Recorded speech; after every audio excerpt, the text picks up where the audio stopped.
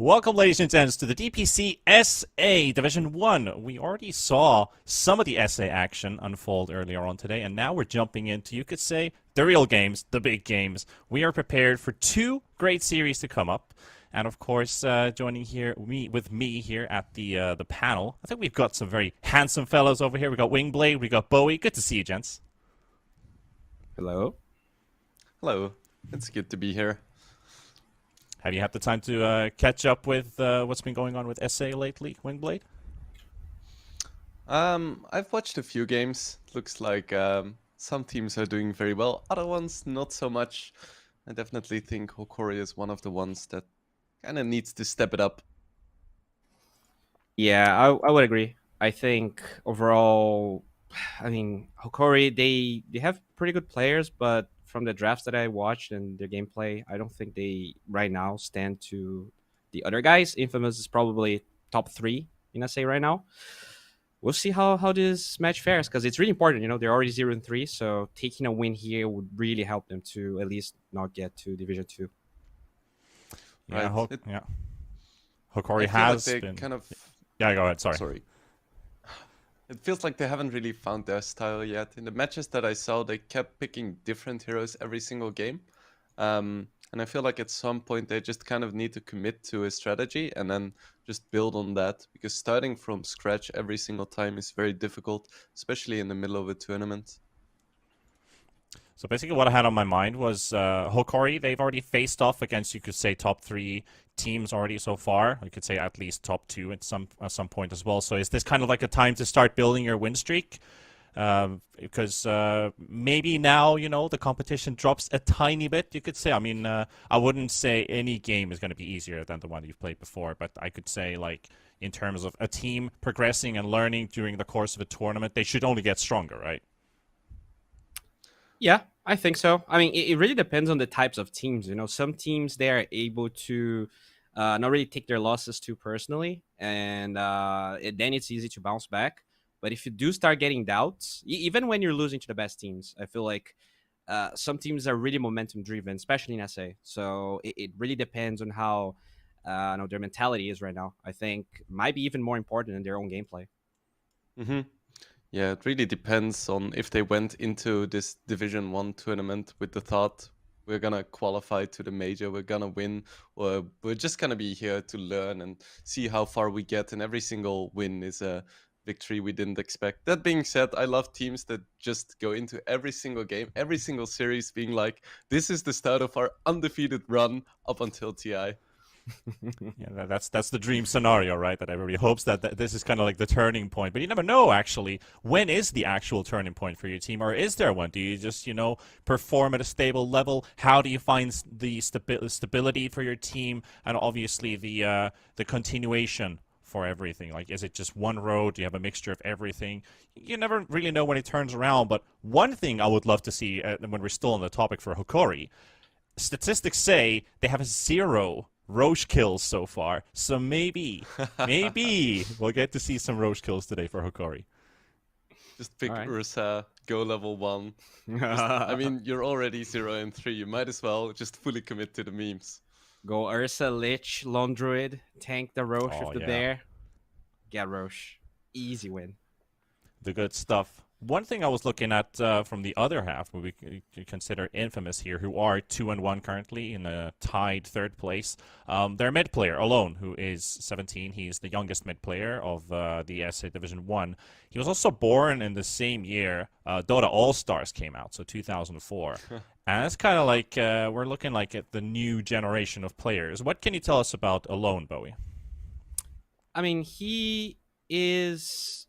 I guess with most of these young mid players, he can be very, very. He can be very, very greedy at times, and I think that's usually when he shined the most. I think with teams where he had to kind of share the burden a little bit, be more tempo controlling, I didn't feel like his impact that much. And I think this season is probably it's going to be a big challenge to him because I do consider Lumiere to be on the greedier spectrum of carry players in SA. So far, they've been doing really good, but we'll see how well he's able to perform. He used to play a lot of mid morphling. Um, like mid. I think he might have played mid Medusa at some point, and yeah, he's really greedy, but he's also really high skilled. Right, right, okay. That's actually kind of a continuation to Wingblade. In the Eastern European Division 2, I got to interview with Melreen, who's also 17, who plays mid. He said he's a very calm and collective, a very quiet guy who brings, I think the word he used was harmony into the team. What were you like when you were 17 and playing Dota, when you were kind of building up into your competitive career as well? Um, I mean, I was always pretty calm too. I don't like shouting too much in games, but I have this problem where everything I say sounds sarcastic. So that's how I get to annoy people. But in general, I feel like just being very confident is very important for mid players. And what you said, Bowie, about being greedy, I think that is a supremely good tactic for improving. Um, because if you're constantly greedy, then you're really pushing the limits of your hero, and eventually you're gonna run into a brick wall. But it's gonna be very apparent when that wall hits. While if you're maybe a bit less greedy, just more of a like space creating mid, it can be harder to run into that barrier. So you might not use your heroes to the full potential. So I feel I like being greedy and being young, being confident is really important for a mid player, and it's always fun to see these players evolve as well. I agree. I think that's really true. I think in SA, maybe not only in SA, but it's one thing that I perceive with the players that I know myself, is that sometimes like I think what you said really works when you're open to criticism and to understanding that like when you Hmm. break that barrier, like the barrier is supposed to be broken so that you can scale back or like change things up. And I think some Right, right. players can get kind of drunk in their own ego. I don't think that's the case for Alone, but I totally agree with what you said. It's that really complicated part of Dota, right? Being like Right. greedy to that perfect degree where you're still being like contributing to the team. I remember speaking to Loda about this a while ago, um, when you still had the Taiga Boxy lineup for Alliance. Um, and Loda said that when Boxy got rank 1 on the leaderboard, he started performing worse in games because he Ha. like got a really inflated ego and he was like, I am top on the leaderboard right now. And two things happened. First of all, he was way too cocky. And second of all, he stopped playing pubs because he was like, I am first on the leaderboards now. So I want to keep that rank. I'm gonna stop grinding. Right, so you could say that he met this kind of plateau. Yeah, yeah, for sure. It's I was actually talking to Noping's coach, and he told me a really fun story about their mid player Analog. He actually reached rank 9 recently in the South American leaderboard, and Hmm. that was right before he joined the team.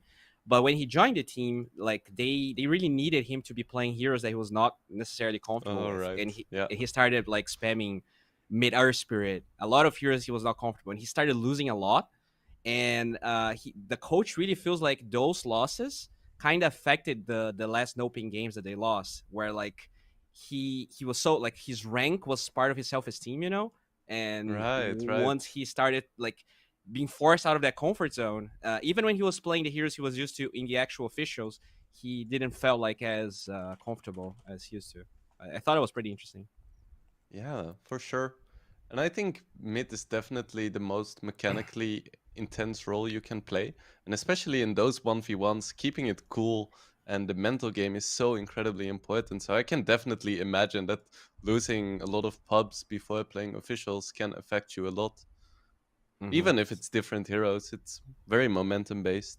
I think especially when you're young, right? It takes I think some time to develop the fortitude to be mentally strong. Hmm. Some people Yep. are born into it. Some people have to develop it. Yeah, it definitely does make a difference when it comes to players, and also hero pools. One of the biggest hero pools, I could say second highest on average right now, is actually Infamous. I believe they were right behind Lava, who's been picking up the most shares in this tournament. But for Infamous and Hokari, they're both in the top 3. And you can actually see from their mid players hero pools like Guts, Mr. Jeans, and Alone, who's also been playing 6 or 7 different mid heroes. So I feel like once we get into the draft, we might either see something unique come up. Maybe we're going to see some of these pairings from both of these two. And still, we don't want to put too much emphasis on just the mid matchup. We've got a lot of interesting players in this team, and I also wanted to kind of highlight, I think this has already been discussed before, but Yuma from Hokari, who is he's German/Nicaraguan, and he has Belgian nationality, so he can also play in IESF, so I feel like that's pretty cool when your entire team has like 4 people from the same region, but you still have a mixture of it to combine with it. So I feel like watching Yuma, the newer player for Hokari, with all the roster shuffles they've had during this year, there's been a lot of analog there for sure, back and forth. I think you've had a lot of talks with that, but I'm excited to see how he performs today. He even has flexibility in his pass for it. Damn, this guy taking it to the next level. Yeah, I mean, when you look at the teams that Yuma came from, there was a lot of diversity because the D2 Hustlers, that was the team that he played, actually had Yuma, had Davai Lama playing from Europe. You have Theban, that is Canadian but playing in SCA. And now they have like 5 different nationalities in the current D2 Hustlers. So it's pretty cool, actually, how we're getting, slowly getting this across regional players. We have Monster that came from NA to SA to play for Noping too. Was great casting NA games. Because I remember dodging the Lama in my pubs, and I was like, why is he here? Yeah, it always comes as a bit of like, are you in the right region? Like, what are you doing games. Here? Yeah, like you live in freaking Europe. You can play the best pubs in the world, but you're playing queuing for NA. It's kind of like the scenario with Undying, for example, coming to TI, and you have like players from Europe. But hey, sometimes it works. But I was just told that we have a draft ready, so let's dive into the more knowledgeable part and the most interesting part as well for this matchup for Infamous and Hokari. Our best of 3 can start from here. Storm Spirit first phase ban. That is a new one. Huh. I think they're really taking the mid matchup seriously here. Yeah, we've spoken a lot about the mid matchup, but I guess they're putting a lot of emphasis on it as well. Already Invoker and Storm Spirit. Usually you don't see Storm banned this early, because while he is one of the top mids right now, he also has some very specific counters. Like, you can pick Storm, but then if the enemy picks Lina, you might as well just run down mid. Yeah, it's really interesting, right? Because usually if you see Storm the first phase, it's probably going to be the team with the 8th pick. So the fact that Infamous banned Storm when Hokari doesn't really have that is kind of weird. I agree. Like, I've seen Storm picked, and then you have like all of those bans, and maybe you can protect the Storm. A lot of good heroes still in the pool right now. There's the Mars, the Bane, the Monkey King. The Snappy. This is gonna be the Snappy boy. I wonder if they're gonna pair this Snapfire with something specifically, like the Legion or the Void, or if it's just a really solid support. I mean, I think that's the strength of the Snapfire 5th pick, right? You kinda have to accept that they're gonna have one of those combos, or Hokari is forced to get the Mars if they feel like that's too strong. Yeah, you can't really ban out every single combo with Snapfire, because any kind of stun is kind of a combo. Yeah, like Infamous has definitely been looking at Mars a lot. They've picked it 4 times in the first phase. And I want to bring out something fun here. When we actually see this Monkey King Shadow Demon pick up from Hokari, that adds to a unique list of heroes. They have not picked a single hero 2 times so far in the course of this tournament in the first phase. So they have all unique heroes. Just 1 game each, and now we got 2 more. Interesting. That is a very unusual opener from Hokari.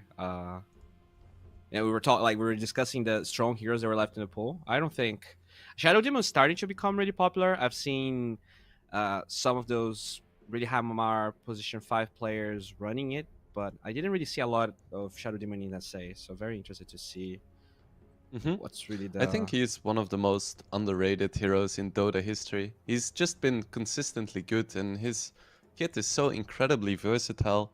He has a BKB piercing slow, he has a lot of laning presence, he has a save. It's pretty insane. He's a Swiss package Army for a knife support. hero, right? You have like save and stun and BKB piercing disable, but none of the things that he does it really well. And there you go, the void. Okay, there we go. Of course, the Shadow Demon is pretty good against the Void in general. But just the combo of the Snapfire Void is apparently too good to pass up on. I don't really blame Infamous.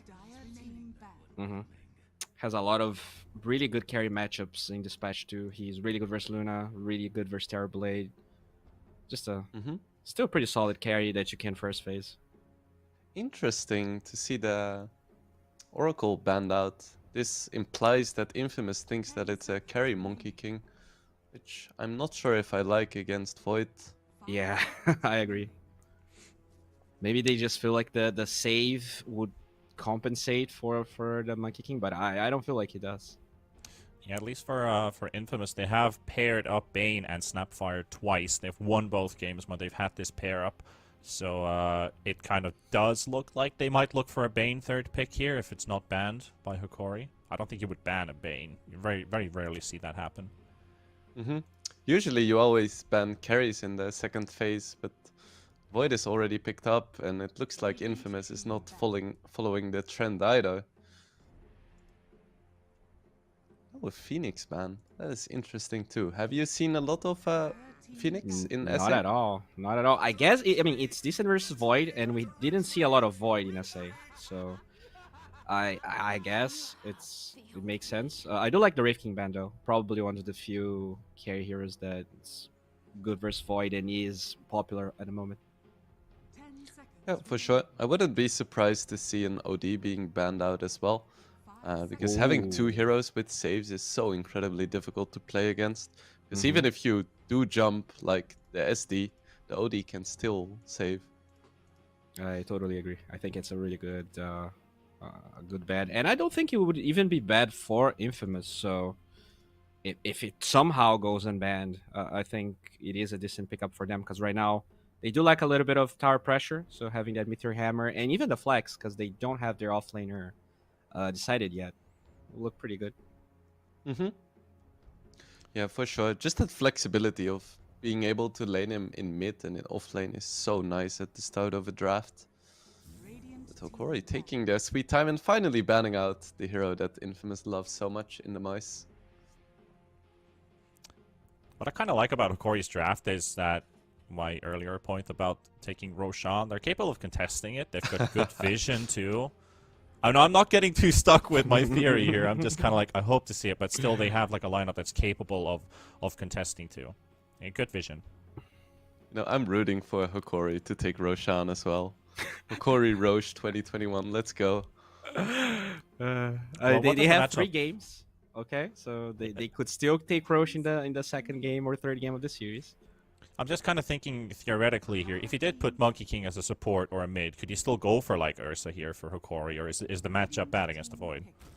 It's not great, honestly. I don't know what you think. Yeah, I'm not a huge fan of it. It's really easy to get kited. You need to kill him in one go, and if you don't, the fight is basically lost, and that is quite risky. Of course, it depends on what your lineup is and the enemy lineup, but in general, it's very hit or miss, leaning towards the miss. Ooh, I really like Infamous lineup right now. You have this Ogre to activate the Void. Overall, really tanky heroes on the Ogre and Snapfire, so it doesn't really feel like they're really easy to kill. And then Void and Quap are super mobile. I don't think they have that much lockdown. Like, as we talked about, Doom, not a hero that offers a lot of it. Shadow Demon has a stun, but it's not really a stun, and against the the mobility of Islas Void and Quap, doesn't really do that much. Yeah, they're always gonna need like 2 or 3 heroes to get kills, which is always a precarious position to be in. Would love to see Hokari pick up like some longer stun or another form of setup, to make sure they can reliably get out these disables. I really want the Right OD, now it- actually. You talked about it, Yeah. I think. Okay, puck works as well. Not quite sure if I like it as much though.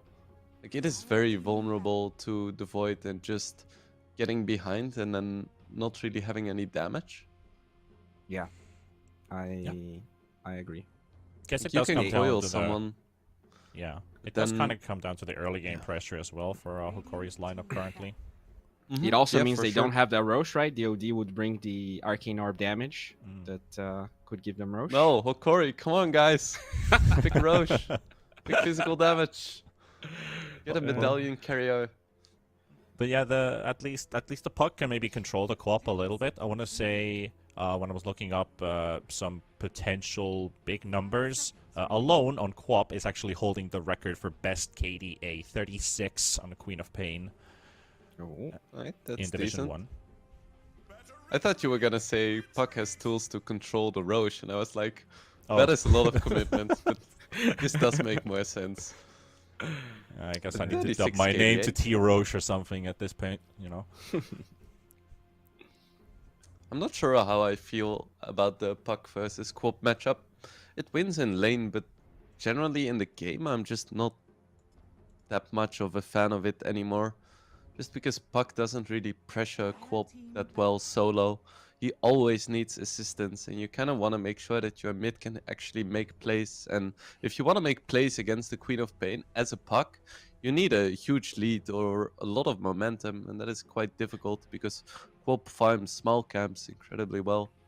Mm-hmm. 10 seconds remaining.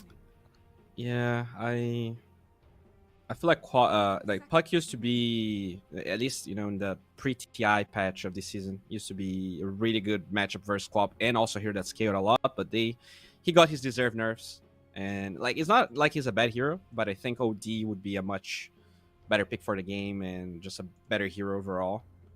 I Mhm. guess since they did pick Doom, the flex doesn't have that much, doesn't really matter that much. And this Abba, like, do you think this Abba ban is just to make sure? Because I don't know, felt weird that they banned the Abba, even though I feel like they're still gonna pick a carry on Hokari. It feels weird. I don't feel like there's a 5 that they can pick that will, or a support that they Right. can pick on Hokari that would change If I things were that infamous, I would have loved Hokori to pick Abaddon because that's a hero without stuns that much. Yeah, like doesn't really do anything after 15 minutes. There isn't even a big disable for him to purge. totally agree. Okay. So is this Offlane Void? Offlane Void? Okay. We've seen it a few times. It's not bad. Interesting. It is very greedy though. Like you have a Void Quop Luna Tricoil now. Lumiere You have has the Ogre played Magi twice. to activate it, but still. Yeah, Lumiere has played twice on Faces Void. Nobody else in the team has. I am very confused right Support now. Luna? Like, go Morphling. Well, we did Hmm. discuss the Morphling earlier on a bit. We do get to see it, but is that a support Luna in the end? Because nope, it's a carry Luna. Yep, you're No. right about the Void. Okay. That's Uh, very interesting. I'm excited to see this though. Like the Void is definitely some innovation. Yeah, I've seen one support Void in SA. It was terrible. It didn't really do anything. But I think before the nerfs to the talents on Void, I think it was really good. Right? You had the HP talent, the strength talent at 10, HP talent at 15. You were this support with no items that had 2500 HP at level 15. I don't think I like it that much. It's like good. There's some other talents, but yeah, I mean, sure, I'm down to some crazy games and a BO3 because I feel like this doesn't scream I want to win this 2-0 really quickly to me. Because like they're experimenting a bit. Yeah, I guess both sides are kind of considering their options here. But who do you lean towards? Where do you see the strengths of either team taking this one? I definitely lean towards Infamous, even with the Void, just judging by prior results and the fact that the draft doesn't completely suck. I would definitely give it to Infamous. I would have preferred to see a different offlaner and just a Void ran as a carry. But overall, it's still fine. a nice thing about the Void is that you have the kill potential with the Snapfire, even if the Void doesn't have farm. So that is very nice, and it's gonna create a lot of space for the Luna in the mid game. All So right, to I'm to leaning create some towards chaos Infamous. here, I am actually going with Hokari. I had you have this Void matchup that's like really good versus Morphling, right? You just go Shadow Blade and you True. Chrono and he dies, and now you go Luna. I don't think that's really that good. I think that Void support is gonna be trash. Let's go. Well, the Right. panel is tied, but I wonder what our casters are going to think about because we have a duo who are not only just handsome, not only just knowledgeable, they are the connoisseurs of humor. It's Gareth and Lacoste. Thank you, boys. And yet again, Bowie going for the underdogs, going for Hokari. Looking at these drafts, 8 picks in, I was heavily leaning towards Infamous. Hokari had some damage issues. Now, Infamous swapped the Void to 3, and I'm pretty sure Lumiere has screamed at his team saying, I don't want to get doomed and puck-coiled and disrupted, so please give me Luna, who cares about none of that. Lacoste, what do you reckon?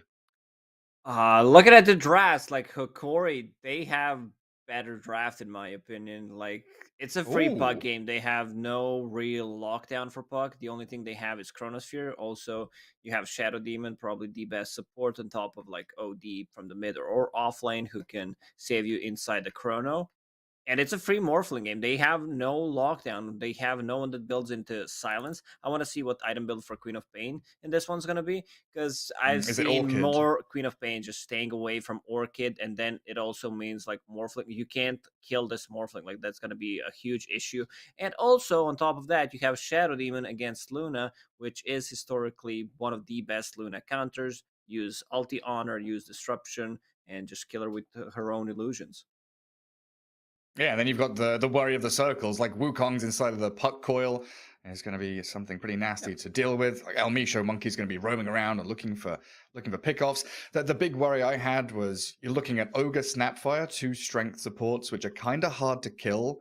But I guess the idea of Hokori's lineup is to focus cores anyway, right? With Doom and Puck and Morphling just aiming for the Luna Quap most of the time. Yeah, they can rename themselves to Hook Cores, considering the amount of like counter picking that they've done so far. They also have Doom, like they have good chase potential with Puck, with the Monkey King.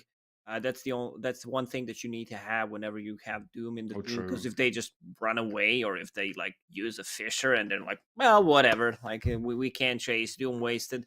Puck ruins both Queen of Pain and Faithless Void. I also want to see what Faithless Void on the offlane is going to do. I remember seeing it a couple of times on the offlane. I believe OG played it one game. Amar did, and the item build was like Hood, and he tried to go for Refresher as his like third item. Don't remember the second one, but you're pretty much want to be annoying. You want to take out a couple of spells, be able to survive, and then reset, go in, and deal damage with time dilation. Like it's gonna be a good setup, of course, for like Eclipse or Mortimer's Kisses. So you need to care for that. But your job, primarily one, is gonna be tanking up and being annoying in the front lines, trying to get multiple time dilations and time walks off in a team fight. Yeah, like time dilate the Puck in particular, maybe tank a Doom, soak up all the damage and all the spells, as it looks like we are ready to get underway. A bit of a pause to kick things off, but it leads into a 5-man smoke on both sides, already running across the map towards each other. It looks like Hokari a little more split. We've got Mr. Jeans orbing in towards mid to get an earlier Observer Ward down, while Infamous all grouped up around that top rune spot, and they don't see the vision get planted. In fact, pinging right on top of Gardick's Shadow Demon. They don't see anybody, though. Just passing by each other. Both smokes lead to safety for both teams. This is our high ground now. Alone. They're still moving forward. It's like, is he here? Done. Do they have an observer Cut board? the They tree? do. Like Snapfire can place observer board behind the tower. You know what? They've been watching Jenkins' videos. He's got the orb off, though. Mr. Jeans is behind his tier 2 already. Not sure what the plan there was. Like, they can get a kill, but Puck is a very difficult one to get, and he's gonna get that illusory orb. But it's not a bad thing that they forced this illusory orb on Puck, because Queen of Pain can go for Shadow Strike immediately, level 1. Something true. that Puck was always good at. Like, you can leave a point, get that phase shift, and dodge the Shadow Strike, take away a lot of Queen of Pain's harassment early on. So what they were doing, they cut a specific tree, and there's a path you can take between the tier 1, tier 2 that doesn't mean you get spotted. Like, if you don't cut that tree, right, you have to go, like, around the tower, and you get spotted by the tier 2. So they were trying to come, I guess, up to the dire triangle, maybe find someone over there, and Puck was just in the way, unfortunately, for Infamous. Nothing really lost, though, for the Radiant side. We'll get that Queen of Pain against Puck matchup, which I'm super interested to watch. And of course, down bottom, Doom Monkey King up against the Ogre Luna.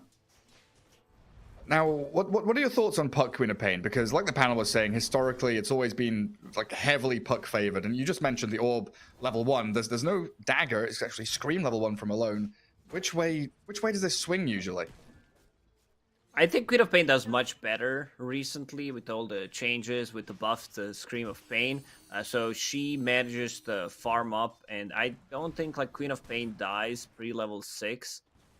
He's getting very close to bottle. Pretty much the same item build on both of them. They both started with 4 branches. They plant 1, use the tango, get more region out of it. That does mean Mr. Jeans takes a dagger, though. Looking down bottom, Lumiere's Luna, his signature hero, I'd say, from Season 2 of the DPC for sure. We saw some fantastic performances out of Lumiere, farming up very heavily until about 20 minutes, then he just comes out and wins the game on his own. Monkey and Doom double melee against pretty much a double melee lane, right? Luna's not particularly well ranged, but you can't really go on this Ogre and commit to him. He's putting himself in front of Luna, tanking up all the damage, making sure Lumiere has a happy time. But that wave is moving towards the dire side. This is going to be plenty of experience for Vitali. And Monkey King there is moving across as not to leech any of it from him. Luna playing That's when you know it's a good really position well. for him. Just outpushing the waves, getting level 2 faster. Then once they get level 2, you can't really match up the aggression and the damage like output that they got, because there is kill threat. Monkey King, he can't just jump in and try to play aggressive, even though he's playing, as you said, into 2 heroes that are kind of melee, but still too much damage, too much control from just both Ogre and Luna. Yeah, it's pretty nasty. And that final lane up top, we've got Michael Snapfire with Sacred Faceless Void, so that 3 Void looks like he's going to go for Meteor Hammer. That's what he's queued up for the moment anyway. And that Morphling Shadow Demon currently putting Morphling in a very good spot, 11 CS out of the first 3 minutes of the laning phase. Keeping them zoned back as well. And usually we see Snapfire paired with some kind of stunner here. But Faceless Void, probably not the best partner, and he's not got any points in Bash either. So curious to see what Michael can actually do. Yeah, I don't know about this item build. Meteor Hammer, pretty much memes. Not like, I don't see synergy between any of their spells. You can use like Chrono into Meteor Hammer. That's it. Like, Then just stand still. it's not good. I've seen like even ISSI's doing Meteor Hammer on Pangolier with roll style points, 10 out of 10. Real value, 2 out of 10. It's not brilliant. Well, we saw the strength of the Monkey King you were mentioning. Lumiere gets pummeled a bit, forced to salve up, while Doom gets to eat some creeps. And make sure that that pull across is successful and completed by the camp. Monkey in a Oh, lot go of on trouble. the Monkey. He might be dead. Yeah, He's dead, Misho, yeah. my god, that damage. Level 2 in the Lunar Blessing. The range creeps go in for him. Ooh, a Lucent Beam is coming off cooldown in a second. El Misho on the treetops and salving up as they turn on the Doom instead. Lumiere, he wants this Monkey King real bad, but Lumiere's the one to die first. Vitali gets the first blood. El Misho's traded out for it. Now the Ogre's in trouble, though. Vitali, with his Infernal Blade and the Mana Burn he's picked up from the creep, can't finish the job, though. Axel under the tower, tanky Ogre and healing up. They kind of misused the beam there. She used it immediately and didn't have it like later when they needed to reset the damage, because Ignite kind of wore off and Monkey was able to jump on the trees. There is Quelling Blade on Luna, something that Luna's buy these days to be able to have more farm potential, and especially good against Monkey King, but there was no tree cut attempt. Now, mid lane, I'm looking at the CS board, and I feel like my eyes are deceiving me, but 25 and 6 against 12 for 2 is something that that we don't expect, right? Queen of Pain is demolishing this puck in lane. Yeah, it shouldn't happen. It's just bad play from Puck. Like Queen of Pain, as I said, does so much better. Before Puck was pretty much, it was one-sided matchup, but with all the changes to water runes with the bottles, whatever, like Scream of Pain got buffed, as I mentioned, and Yeah. it shouldn't be this one-sided. I'm gonna say it's like maybe 50-55 to Queen of Pain. It really depends like how you play. If you get hit by a Shadow Strike or two, then it kind of changes the matchup. And now we're gonna see rotations for the water runes as well. So if Puck doesn't get any of those, it's minute 4:50. Never mind. I have my camera on where the timer is. I thought we were like 3 minutes and 40 seconds in. Yeah, he's definitely gonna need some help on the mid lane because there is kill threat coming out from Queen of Pain. She has a decent amount of mana. Like she can start using Scream of Pain, one bottle, and also she's gonna hit level 6 faster, which means that Sonic Wave is there. So if Puck misuses Phase Shift, there is kill threat. Yeah, and then Queen of Pain can clear small camp and yeah. stuff like that as well. Ideally for Infamous would be if Lumiere gets like the first blood, they get the kill bottom, and they trade Ogre for it, and Ogre TPs to the mid lane, refills Queen of Pain's bottle. Like that's the trade you're looking for. That would be superb. Man, you Ogre mentioned too some tanky, problems doesn't here. die. That's the problem with the hero. Yeah, that really is the issue. He just doesn't die. Another issue here, you mentioned there's no real lockdown for the Puck or the Morphling, and I feel like it kind of goes the other way as well. Pre-level 6 on Puck, without a coil, killing Queen of Pain is almost an impossibility. Like, Shadow Demon comes in, disrupts her, and then she blinks away. Monkey King Boundless Strike, what is that? Stun duration 1 second? She blinks away. You're going to need a Doom or a coil to be able to kill off this Queen of Pain, and if she's ahead and snowballing, Queen looks of Pain, even scarier for the Hokari boys. early levels, you don't have multiple points in Blink Strike, which means you blink. If it's a bad blink, you get caught, you die. So you need to be careful about it. And we see, like, Ogre going back to base, not being ready to TP. Also, Queen of Pain trying to blink away. Let's see if he decides to TP to the mid lane. I don't know if that's a good thing, leaving Luna there alone, because there is kill potential from Monkey King and Doom. So, yeah, Queen of Pain going back. I think it's a much safer choice considering how the lanes went. Yeah, I think you were right. There seemed to be some kind of discussion there because the Queen of Pain blinked back, She then went blinked back back to tower, and then went moved back away. to the mid lane. Yeah, they were definitely talking about it. Nice catch, think you're Gary. spot on That's with why I that. have you here. Oh, tree cut bottom. Yeah, they catch the monkey. Vitali is thinking about it. Do I go on Luna? Do I go on Ogre? Can't go on either of them. Elmisho just being slammed by this big old Ogre. Lumiere picks up the kill, and Vitali's stuck around. He thinks he can do more damage back to them and maybe pick up a kill on the Ogre, but just about slices past the Doom's tree. tanky. You gotta be careful. This is level 5.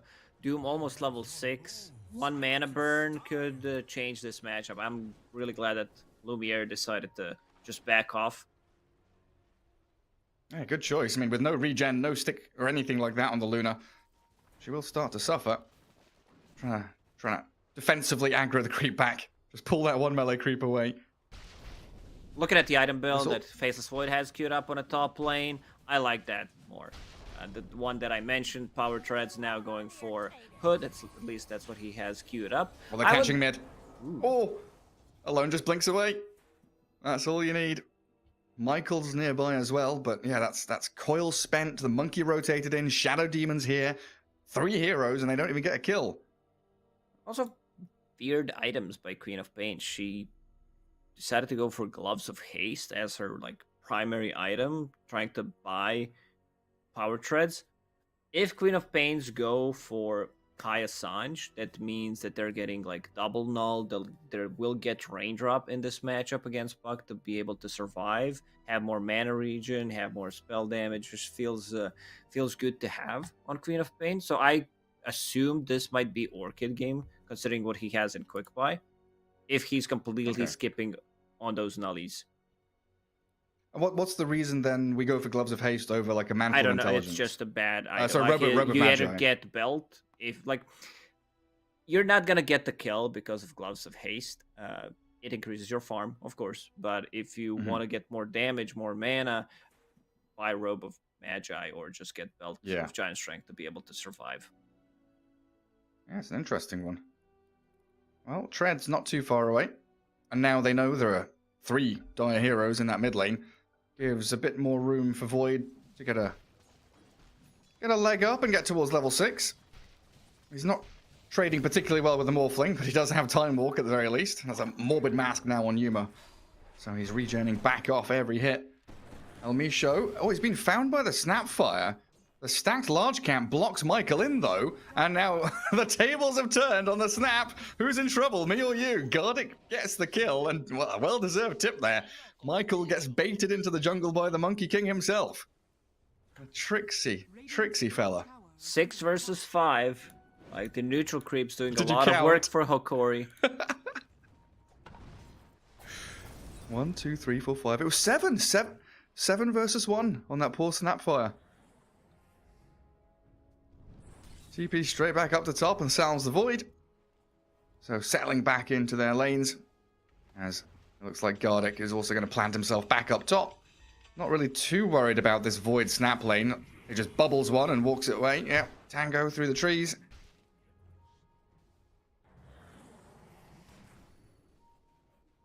It feels like we're waiting for something in this game. What is that moment going to be? Like, is it Hokari TPing the puck to a lane and Queen of Pain reacting, or is there something bigger? Doom wants to get a kill. It's not safe for Luna to just sit in the lane. Let's see if Luna decides to go jungle. This is a new build on Luna, going for more points in Lunar Blessing compared to like before maxing out the Moonglaves. He needs one hero. Doom needs to play with one hero. Like, Puck can be the one if he lands a coil on 2. That's definitely 2 kills. Like, even if Queen of Pain rotates and they get the first jump from Hokari, I don't think they get a return kill. Okay, so it is what I thought about. Queen of Pain is going for Orchid, because as I said, like, they have no silences against Morphling and Puck, so that could be an issue. They have, like, no real lockdown. I'm fine with that. I've been also thinking if, like, there could be a different itemization. Faces Void looks pretty dead. Yeah, I'm not even sure they needed the coil, but Mr. Jeans is there to secure it nonetheless. They had a nice little shift there from Yuma, actually getting time dilation onto the Void, so everything was still on cooldown for a long-ass time. And when he died, his Time Walk was still, like, 20-second cooldown or something. Because if you see time dilation on you can check which level it is by like pinging, checking the damage. So that means if you know that it's level 3 and he used a Time Walk, which is 24-second cooldown, level 1, you might not need to even spend the coil. There's a lot of tricks in Dota. But to go back to itemization, like, Queen of Pain could have got Kaya Sanj, and Void could get, like, Hood into Orchid. Sounds stupid, but in this game, I think it could work. Like, you didn't necessarily need to go for Queen of Pain Orchid if you wanted to go for item build that seems more popular because it's better. Yeah, so then the decision being made is just how fast can we get it, isn't it? Like, Void is going to be a bit slower. We want to play more actively against this Puck and the Morphling, so I guess that's the reason Queen of Pain is the one heading into that item. Ooh, a jump in the jungle. Lumiere's Luna under a dire observer ward, getting doomed up, and it looks like lights out for Lumiere. Alone TPing in, though. Maybe deny coming from Michael, but Vitali. He sticks around to make damn sure the Luna dies, and with Gardic and Guts arriving, Mr. Jeans is here, helped out by the bubble, finding potentially a bonus kill on the Queen of Pain. No, the Blink all alone. There's a coil back onto Snapfire. Vitali being turned around by the 2 supports, but it's a bloodbath in the jungle. The forest turned red. Hokari come in with 4 huge kills, and Sacred might be the 5th one. Yes, they kill Vitali. Okay, Chronosphere to lock down Gardic. A 4 for 2 as things come to a close. But Hokari there really stamping their mark on this, and Mr. Jeans getting involved. Their team fight is too powerful at the moment, especially because Faceless Void was a bit late to the team fight. Even if he was on time, still, there was no Snapfire level 6. She just bought a book for herself. Level 5 Snapfire compared to level 6 Snapfire. It's a huge difference. Guts, they have no reveal. Sentry, out of reach. Down to 50 HP in that time dilation. But he is now back under his tower, bottle refilled, and super happy about life. Yuma top, getting some glaives bounced upon him. Morphling trying to solo defend this tower.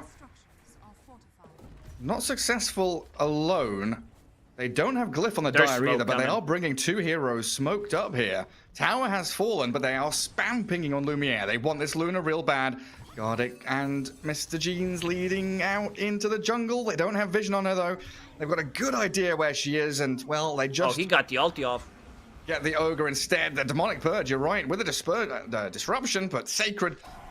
Yes, Cookie back onto that Shadow Demon. Gardic just a step too far forward. The puck had already changed target and went for the Ogre instead. Great play from Lumiere. Understands that he needs to go back immediately. They just placed an observer ward near the tier 1 tower on top, which will scout out any kind of like rotation there. But it was not there on time. Like Luna with Bloodlust and Mask of Madness, a bit too speedy.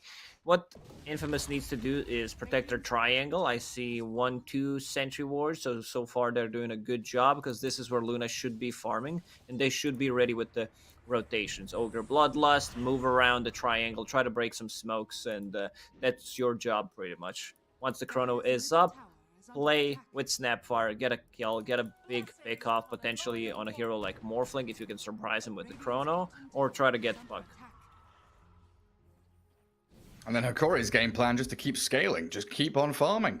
Doom, 6,000 net worth. He's got his Hand of Midas, so his farm acceleration only going to increase. Morphling, of course, went bottom, got the tier 1 tower, and now can fall back into his own triangle, while Shadow Demon just sits mid, plants himself in front of the tower, spams out some poisons, tries to bait people in as a coil. Puck actually being caught out by the Faceless Void, who has Chrono off cooldown in 1 second. The multicast, Fire Blast in onto Mr. Jeans, while the time dilation made it easy work in the end. No escapability from that puck. That As max time cooldowns dilation increased. build from offlane Faceless Void makes a lot of difference. You pop it, Chrono, okay. Oh, and the kisses onto that Shadow Demon. I guess they're getting prepared for their game plan, right? If you think about how they want to cast Chrono later on in the game, 20 minutes in, you want to catch the Shadow Demon so he doesn't disrupt you or your target. You want Signal Quap? of intent from the Void. Oh, Cookied back. Hokari. A lot of mistakes Slipping. there. Like, they have much stronger team fight if they can tank. I guess Faceless Void just wanted to ruin Shadow Demon. If he casts Chronosphere on anyone else, there's going to be a disruption save if he's nearby, Yeah. of course. But time dilation, we saw the potential coming out from Faceless Void on heroes like Puck. Instant slow, you can't use your abilities, which means you're not elusive at all. El Misha gets a taste of his own medicine. So the Monkey King has been sitting mid, like to the left or to the right of this mid tier 1 tower, and he's been sniping couriers left and right. And then he loses his own one as he jumps in onto that Snapfire. Revenge. Well, you weren't wrong about this Luna. She has sat in the triangle, not too far behind the Doom. In fact, she's going to catch up and probably overtake the Doom with this Ancient and Large camp being cleared out. Something So that is very Lumiere- hard to do. Being able to outfarm Doom means you're doing pretty well. And Doom was set up for a success in his lane, currently sitting at the 3-1-3. They managed to kill him only once. Dooms were not as successful, especially the last one, but so far so good. I think Hokari's lineup is going to do very good in mid / late game if it comes down to that. They have great scaling 3 cores and also Shadow Yeah. Demon against Luna. I love this build on Gardic, being able to just use disruption, lower the cooldown on it, and illusion damage is up to 75%. So he's already good to go. He said he wants to play anti-Luna type of a build. Yeah, so they basically have 4 cores. I think that Michael having his smoke popped here by the Shadow Demon feels pretty bad. Puck is also going to be able to get itself away from the rest of Infamous. Man, when we think about mid to late game, right, we've got BKB Shiva's Refresher Orb on Doom. That's going to be huge. Morphling we haven't really seen for the past, 5-6 minutes or so. Just been sat bottom doing a very similar thing to Luna. Farming away up into Manta style, which is nearly completed. So that Manta versus Orchid timing here is going to be spot on for the Morph. Like, One of Queen the Pain reasons has it, but why he's playing off the map. He saw Queen of Pain showing her Orchid. So, like, he also show which item build you're going to go for. You're not going to completely reveal Orchid. It's not like you're buying a blank, so you see components, you see Oblivion Staff, and then you can say, well, I'm getting that Manta Style, I'm playing also against Ignite, I'm playing against Faceless Void, which means offlane one, which means the time dilation is going to be maxed out, so gotta prepare for that. Yeah, very well timed preparation. Sacred working on his halberd after the hood, so incredibly tanky. Oh, Monkey King. Primal springs into the creep wave, but look who was waiting for him. Michael and Lumiere there. Find the sneaky Monkey King. Take control of that top lane, and more importantly, as Radiant, invading this top outpost area means control of the Roche Pit. If they can take the tier 2 and take the actual outpost itself, that would be huge for them. They have catapult still? No, they don't. I'm a liar. But that's a lot of Just damage. kidding. I don't see Hokari rotating. Bottom lane, they still have a tier 1 tower in the mid, which is full HP. Puck doesn't kill tower that easily. There is a rotation from Monkey, but he's alone. Oh, do they know where he is? He's jumping across the trees. They've glyphed up this tier 2. Sacred just goes straight back to work as they bring in even more heroes. They found the Monkey King and the kisses come on in. Down goes El Micho. The boundless strike landing onto Lumiere though, and the Morphling finding the snipe on the bigger kill as the Doombringer hunts for that Snapfire in the back lines. Defense mounted of this tier 2 tower, and Yuma into Luna mode. Gets the mini stun onto Axel's Ogre. Tower with 4 health remaining. Defended. Yeah, you should deny that tower. Someone's gonna come in and kill it instantly. But they didn't even kill the mid tower. Still good trade from Hokari. I gotta give credit to Sacred because he was able to jump in with the time walk, find where Monkey King is standing, use the Quelling Blade, cut down the tree. They get the kill. But Luna, she still doesn't feel. She's never gonna feel safe if there's Shadow Demon. Kind of ruins both Faceless Void's Chronosphere, their team fight, and also ruins Luna. So this is the hero that they need to jump. Catch the Shadow Demon at all costs. There's no reason to leave that top tier 2 undenied, right? That's a mistake by Hokari. Yeah, as I said, like, you get no value from it. You don't have glyphs, so you can't protect it. It's just free gold. And if you deny it, you get some gold from it. Knowing there's no Doom, they will go inside the pit with Lunas and Bloodlust. They have enough damage. Faceless Void can't time walk it off. They know something's cooking. Radiant using a scan. Yeah, they know there's people up on that high ground. Shadow Demon just putting poisons in towards the pin, but Roche is already dead. So Lumiere with a DD rune still going for a good 10 seconds or so, and the Aegis in hand. Looks like they might run in towards that mid-tier 2 tower as they take the outpost in the northern jungle and a massive parcel of land for themselves. Hokari, they're signaling potentially they want to play down bottom lane, keep pressuring into the opposing tier 2 tower. But Morphling doesn't really want to be showing on the map. Dips back into the forest. Doom, the only one really showing himself anywhere in that mid lane, but being incredibly defensive with the way he drags the wave back into the trees. Oh, that sentry mid? No way. Ogre places a sentry mid, finds the sentry that was placed by the Tire team, but the observer ward is just out of range of it. Oh. Very sad times for Axel. So Doom now has a Blink and a BKB, plus a Centaur War Stomp. Doesn't have enough mana. If he pops a Soul Ring, we'll have some extra. But let's see if he's bringing a Clarity. He's not, does not give a damn about his mana pool. But there's going to be another way of initiating, being able to lock them down. It's always going to feel nice. Monkey. Oh, that lane, Michael down, that lane ward top. They saw the puck, and they know Monkey King's nearby as well. Faceless Void. Can't catch up to Mr. Jeans, though. Puck has already orbed and jaunted away, while the Monkey King, he primal springs himself into the wave and then back again. And it doesn't look like, Alone can't keep track of him. So a lot of this timer on the Aegis wasted. 2 minutes down, nothing really gained by Infamous. They're just kind of clearing waves, maintaining the map. So it's been well done by Hokari, playing bottom, playing defensively. They understand Finding little openings.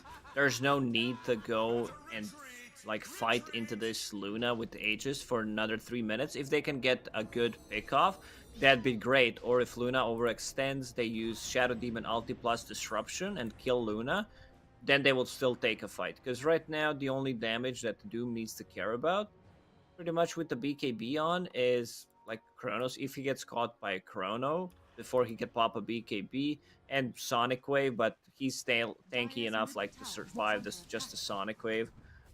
Yeah. Absolutely is. Void and Luna onto that tier 2 mid. And again, like you say, Hokari just dodging, dipping, avoiding away from Infamous. Morphling and Doom still up there in the top 3 of the net worth. Top 2 now, actually. Luna slips behind just a touch. I've got to feel like such a prominent position for Yuma to be in with Skadi nearly completed. Vitaly in an interesting spot, though. Doom cutting waves down bot, blinking himself into the trees. Oh, he found him. Chronoed. Sacred's found him. They knew something was going to happen here. The halberd disarms there as well. Vitaly, he's going to get chased back into the fountain, basically, alone. Also tracking back with a blink in the Orchid. Pick off the Doom, and he's dead for 50 seconds. Sacred has been on point with his like time walks, being able to find Monkey King. His itemization is on point. I want to see if he decides to get a Blink Dagger just for a better setup for Chrono as third item, or if he wants to get something a bit different. Like I've seen shards on offlane Faceless Void to be able to be even more annoying. Oh, nice Yules. Mr. Jeans, Yules away from the Orchid. Silence jaunts away as the Wukong's command is going to claim Michael's life. Axel's there as the Ogre tanks up a bit more. Mr. Jeans dying to the dagger, trying to, again, get away and destroy anything he can, but alone with a great blink forward. Finds the puck, while Yuma takes down Sacred on the other side of the map. Yeah, there was a ward that scouted puck out and allowed Queen of Pain to aggressively blink in and get the kill. I don't think we've seen Eclipse so far, Gary. I don't think so. Been a very quiet game for Luna so far. 2, 3, and 3 on Lumiere. Second in net worth. Aegis is about to expire, and again, we have to point that out. They got this Aegis and did almost nothing with it. They got a tier 2 mid lane, and that's about it objective-wise. Dire took their outpost back in that top jungle. Hokari looking much better here in game 1 of this series than they have in their previous 3 series combined. Yeah, you're just being mean, Gary. They had some they had some moments of brilliance, I'd say, but as a team, like the shot calling and everything, it has not been perfect. I think this is also the best draft that they got so far. Yeah. In terms of like what they're playing against. So I mean, I'm gonna say that Hokari's draft looks much better than Infamous's. Just all round as a game, the shot calling, the draft, everything. You know, the only one small downside would be Puck's laning phase, but I think we can forget about that. The way the rest of the game has gone, it's been a smooth game 1 here from Hokari. All quapped up. Just Yeah, TP so out. TP out from El Micho, and he's back to Fountain. Ogre was too far away to really help out. And this opens up that bottom tier 2 now. Glyphed up. Doom still hiding in the trees, and they're going to disrupt the Morphling. So 4 illusions. They do wander forward. A lot of With damage. 2 minutes left on... 2 minutes left on potential Roche Spawn. It's like, Infamous, what do? We smoke. We go, we look for fights, we try and find a team fight that we can push to our advantage. They see the Monkey King. Oh, good jump away. Nice attempted cookie from Michael. Oh, it's a good scan as well. The Radiant, they've clipped someone. God, it's Shadow Demon in the trees. They still know Hello something's there. up. Oh. Any stuns? Ogre? Oh, just TP home. Apparently, this is what counters Infamous lineup. 100 gold TP scroll. That's all you need. Next big fight is going to happen around the Roche pit, which can be up in a minute. So both teams will be ready for that. What you want to have is like potentially have buyback on either your position 4 and 5 and TP ready. So you can TP to outpost and just try to bait like one of the big spells. Try to bait a BKB potentially and then come back into a fight with the buyback. Because second Roche too valuable. Sorry, not cheese. Shard plus Aegis. Man, I can't believe we had Rip Shard, cheese. cheese and Aegis. On the second Roche. Yeah, it was too much. Yeah, it was pretty much both seasons of DPC plus the majors last year was like whoever gets second Roche is like 90% chance to win the game. Very, very difficult to combat it. The speed at which Hokari are playing at here, though, mirroring the movements of Infamous has been really good, and I think a lot of this comes down to Monkey King. El Micho's positioning, acting as a mobile ward, has been able to scout out the movements, for the most part, of Infamous's squad. And that's allowed Yuma to have a free game completely so far. The puck has been given a bit of room as well. Oh, that's a fast Roche respawn, Lacoste. 15 seconds to go. It's much next easier battle's coming. for like Radiant. I'll hold that thought. Let's see what happens. Some illusions. Yeah, it's much easier for like Radiant to be able to threaten the Roshan kill because they're already playing top part of the map, and then Dire needs to be like very careful. But one thing that Dire can do is what Puck is doing right now: push out the bottom wave, and then deal some damage to towers. But they don't know about it. Like they're not prepared. Scan, Roche already dead. Yeah, I don't know if they expected it to be so fast. I think they knew Roche was happening, but it's incredibly quick with this Lunar Blessing, the Bloodlust, the Solar Crest, all adding up. Well, let's see what Infamous can do with this second Roshan, because last time, yeah, we saw things like this happen. Heroes getting individually picked off. It's a tankly Faceless Void, though. He's being slapped by the Infernal Blade. The Chrono comes out. He's going to catch one. The BKB Doom and a Sonic Wave pushes El Micho back into it as well as the kisses land onto the BKB Shiny Gold and Vitali Doom. Turn around and War stomps back onto the Sacred Void. Alone, running low on mana, has a blink ready. Yuma slowing with that Skadi. A good couple of kills there as Hokari fight into the Aegis team and come out victorious. Faceless Void, like, decided to go in. Doom pops a BKB. So I think the play needed to be, like, try to reset with the Time Walk. You have a Blink Dagger, so you can still go for a big Chrono. I guess he's the only one who kind of wants to go in first and make some mess in the front lines, try to pop a BKB or two.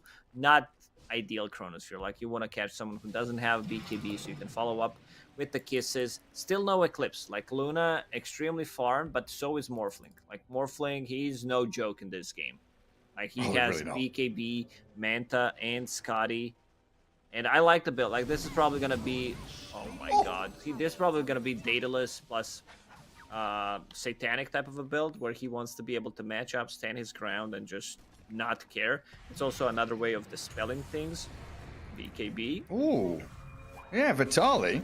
BKBs to try and dodge away from the Luna. Doom, can he slip away from this? Nah, the Faceless Void comes in as backup with a Snapfire and Ogre. It does mean the Morphling's able to TP back to Fountain safely. But again, it's like, it's just distraction plays. It's smoke and mirrors here. Hokari, they win a team fight mid. They move bottom. They lose the Doom, but they're wasting time on this Aegis. And every time Infamous want to group up and do something with it, they're a hero down. Whether it's the Void dead, or the Queen of Pain dead, or no Chrono being available, Hokari are pushing all the right buttons. Yeah, they're clicking those buttons correctly, I'd say. Not the ideal, like not the perfect execution, but definitely the best showing so far in the DPC from this team. Also, one thing that we didn't mention is Morphling being able to turn into any of these elusive heroes. You turn into Faceless Void, be more annoying, have Queen of Pain so you can like even follow up with that, close the gap. They already have limited amount of lockdown, and once you turn into either Faceless Void or Queen of Pain, it gets even more difficult. Yeah, or you turn into Ogre and Bloodlust yourself, right? You've got so many good options. That also works. Now he finds Paladin Sword on top of Morbid Mask. They have one issue with Infamous lineup is you don't have a hero that builds into Spirit Vessel. Faceless Void. Yeah, get some good bashes on the Shadow Demon. Gardic TP'd up here to make some illusions of Luna. Wanted to defend that tower, but it wasn't to be. Little Shredder goes to work, minus armor plus the heavy hits from Lumiere. And 1 minute 30 left on Aegis with 5 heroes alive and smoked up behind the Luna. It looks like Infamous really want to try Infamous and wants the grasp. high ground. Yeah, they want. You need to be careful about this. If you let your tier 3 tower fall, the bouncy from Luna causes too much problems between the barracks. Yeah, so they make a move straight onto it. Lumiere, maybe saved by the Chrono. Well, they catch 2 inside it. The kisses are good. Morphling's down. Buys back immediately. They want to continue this fight. Inside the Wukong's command with a Dream Coil on top. El Misho's on the run, and Lumiere's been doomed. Back to focusing the Luna. As Hokari know, they only have one true target, and that is the Luna. The big kill goes their way. Aegis down, tier 3 still alive, and any more collateral kills are just the cherry on top, as their base defense is held. And Yuma gets a triple kill after his buyback. Buyback expended, that's a big one. Like, they managed to get 2 cores with the Chronosphere. Sacred, once again, being very patient with that Blink Dagger pickup, was able to set things up properly. And we see the power of just Snapfire plus Faceless Void combination. It's super strong, but they also bought back on Doom, so they need to be very careful, like, what happens next. Luna has buyback, so does Snapfire, so does Ogre. I don't think any of them want to buyback. They might need to use on one of the supports, unless they have a Glyph. Let me just check. Glyph, Radiant Beam, ready. Okay, so It is all ready. good. Yeah, they don't have to use any buybacks. It's just a waiting game for that Void. A minute for that Chrono to come back up. They do pop the Glyph. Illusions of Morphling being created, though, and they're committing for this tier 3 tower. They crack the base open. That's all they wanted. No reason to stick around. Luna's alive in a couple of seconds. Come in, claim the prize, back up, and wait for those buybacks to come off cooldown. We still have not seen Eclipse. I saw Aghanim Scepter on Luna queued up at one point. I'm like, this is the old school, one of the like oldest Dota 1 memes. Buys Aghanim Scepter, doesn't get ulti, like doesn't skill ulti. Like, we had simple times, simple memes, because Aghanim Scepter was also always tied to your ultimate. It didn't do anything else. It didn't do any of the new skills. But yeah, she was just not in position. Like, I want to see some more. Sorry, Gary. I want to see some more Lincoln Spheres, possibly a Lotus Orb on side of Infamous to be able to deal. Like, Queen of Pain has one, so that's great. I see Faceless Void building one. I also like that. Up. Oh, she does BKB Sonic Wave, but inside that coil still dies. Puck with the Aghanim Scepter showing that shiny new item off with great success as the time walk back from Faceless Void just opens himself up to more damage. Morphling with that time dilation stolen, make sure he can't make any more jumps. And Queen of Pain dead for a minute with no buyback. 100 gold off it. Any bounty runes? There's a bounty rune in that Radiant Triangle. It looks like Hokari is going to be coming towards your base. Go get the bounty rune, boys. Get the Queen of Pain back in the game. 75 gold needed. Pause. Ooh, spicy one. Tactical. What does FPS stand for? First person shooter. Ah, that's the one. I've seen a lot of players discussing that there has been some issues with FPS also in the North America. Like, we had everyone talking about it and they just like decided to go. It seems like something with the new Aghanim's Labyrinth that has been added. Not optimized, but it is what it is. Yeah, I think I've seen it a couple of times as well. It's like that kind of freeze, drop frames kind of thing. Just have to pause, hope for the best, let it tire itself out. Well, Michael needs a little more time alone, telling them to wait. Because Hokari, they're ready to go back up onto high ground. Don't forget, mid lane is open. There's no tier 3 there, so they could try and clear out bottom and move into mid. I see what Infamous is trying to do. They're waiting. They want Queen of Pain and Faceless Void to be alive, but it's not how it works. The timers are also paused. Like, wait 45 seconds, FPS. lag, door, house on fire, any kind of generic excuse. But My for cat's God- hungry. Cat's hungry? Never heard that one before. My brother's downloading something. Got any more? No, that's about it. Plane crash. I think my plane crashed into Plane- my plane house. crash. Yeah, that's the classic one. It's always the best when people combine them all up, though. I can't remember where I saw it. It was like some joint Dota League Division 2 game or something. Someone needed a pause. They said, "My cat's on fire delivering pizza at the door with my brother." That's the ultimate, the ultimate pause reason. And you Is guys it safe believed to him. go You high ground paused- into? You paused the game Oh, for yeah. him? Of course. I mean, you can't. If something's that ridiculous, you've got to believe it, right? Just for the hope that Yeah, it's real. you can't make stuff like that up. It's impossible. Well, they walk up the staircase in towards the potential buyback from the Faceless Void. And it's just going to be another tier 3 for Hokari, though. It's gonna be a full No set co-op. of barracks. Yeah, no buybacks. So into mid we go. Infamous waiting for 2 heroes to respawn. 20 seconds left on their timers. And they desperately need one of them. The Chrono in particular. When you pause the game so much, players do kind of tilt, and they also lose track of time. So let's say you killed Morphling. If you didn't write it down by having like in your head timer, you're playing the game, it has been like 6 minutes, but if you check his buyback, it's still on cooldown for 4.5 minutes. So that could be a bit true. tricky.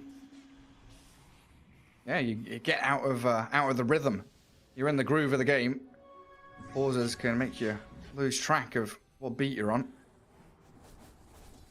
Everybody alive for Infamous, and they have dewarded that observer in their base on the high ground. Smoking out.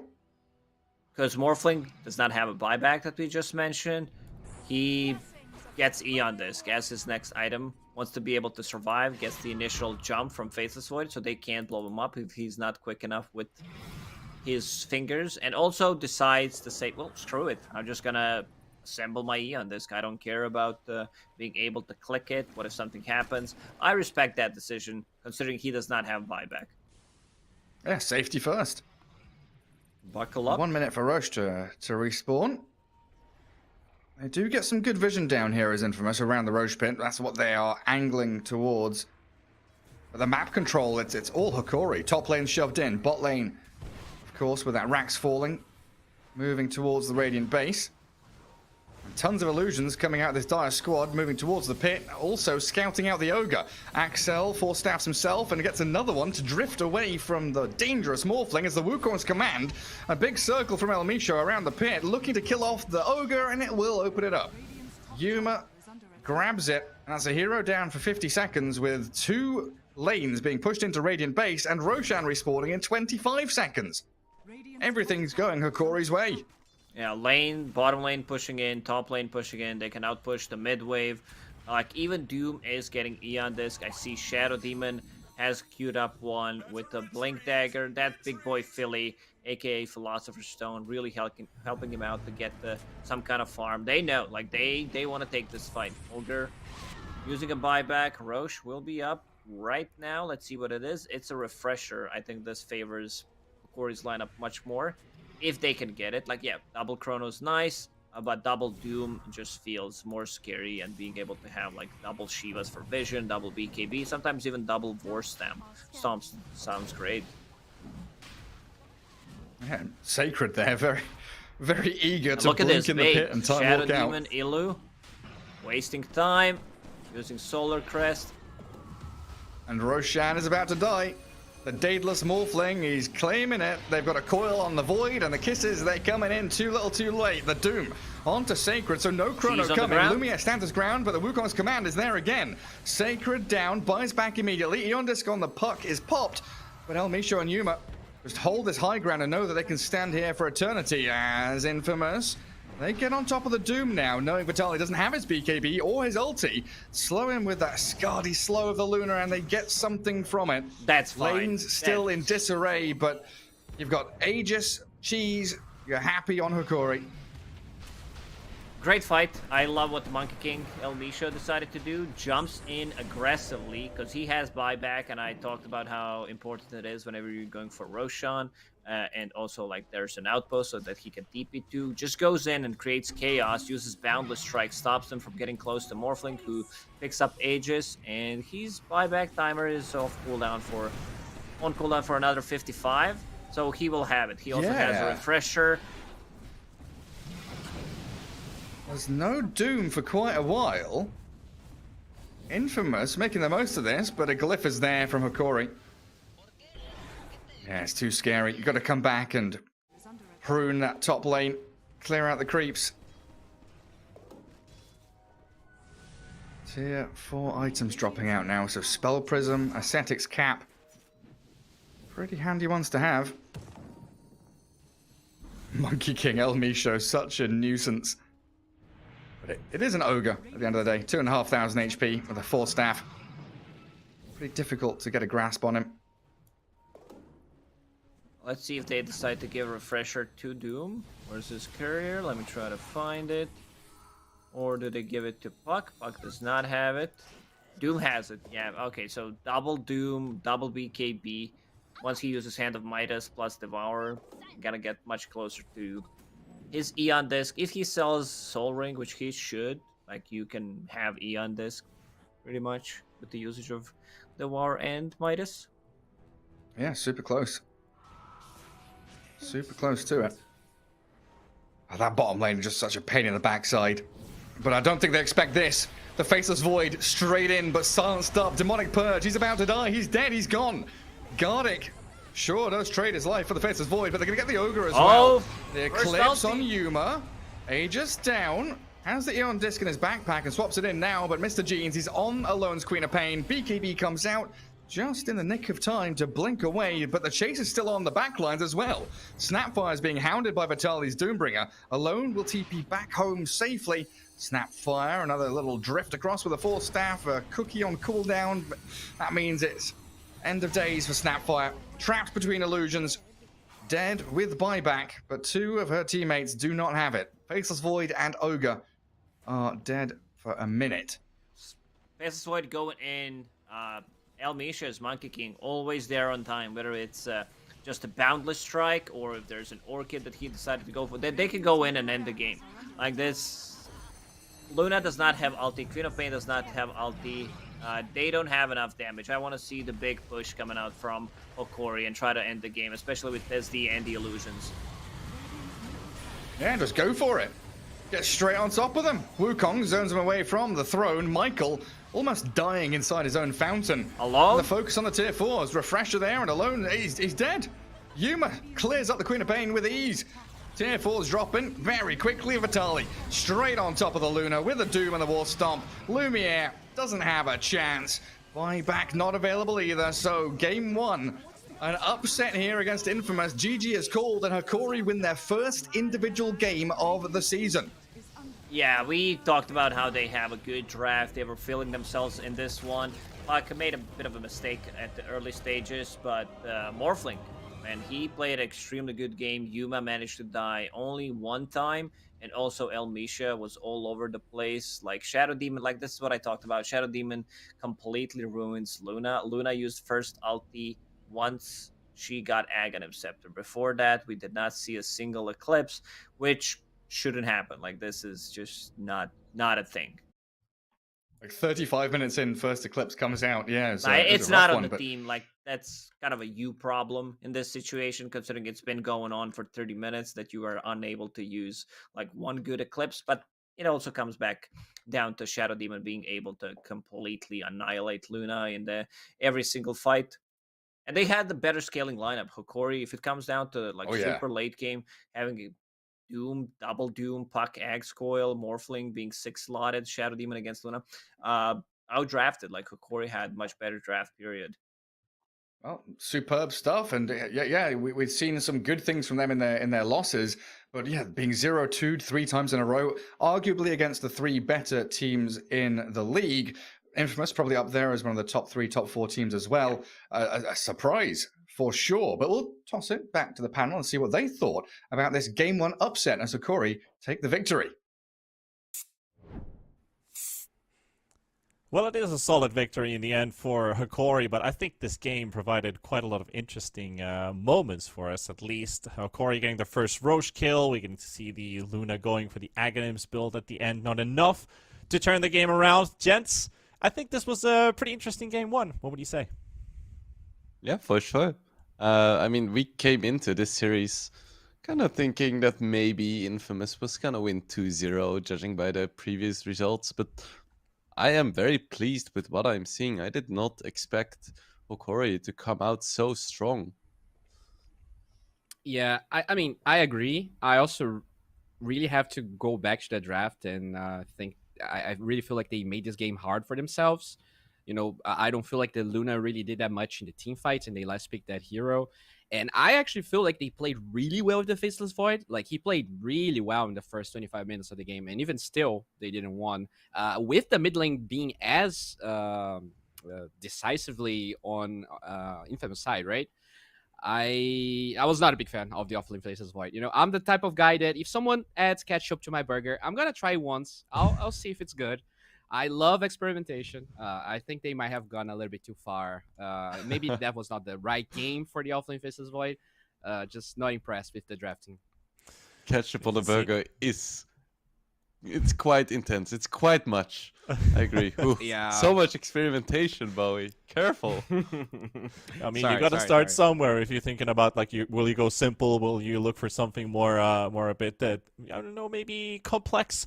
But we did talk about in the draft that we might be seeing some experimentation from both sides, and maybe the whole series is going to be like that before we even jump into game 2 of the draft, which is going to be starting at some point. But still, we did get some flavor to it. You say it's too much. Wingblade, would you agree with Bowie? Was it a bit too much? In hindsight, probably yes. I didn't really hate the Void offlane. I just kind of hated the fact that they had Luna picked into Shadow Demon and Morphling. There could have been a timing where they would have had a really strong Luna and they could have like gone for some kind of push, but even that is kind of difficult against the Shadow Demon, especially when you put so much of your farm on a single hero against the Doom. That tends to be really scary. If you want to go for some kind of timing push, you cannot do that against Doom.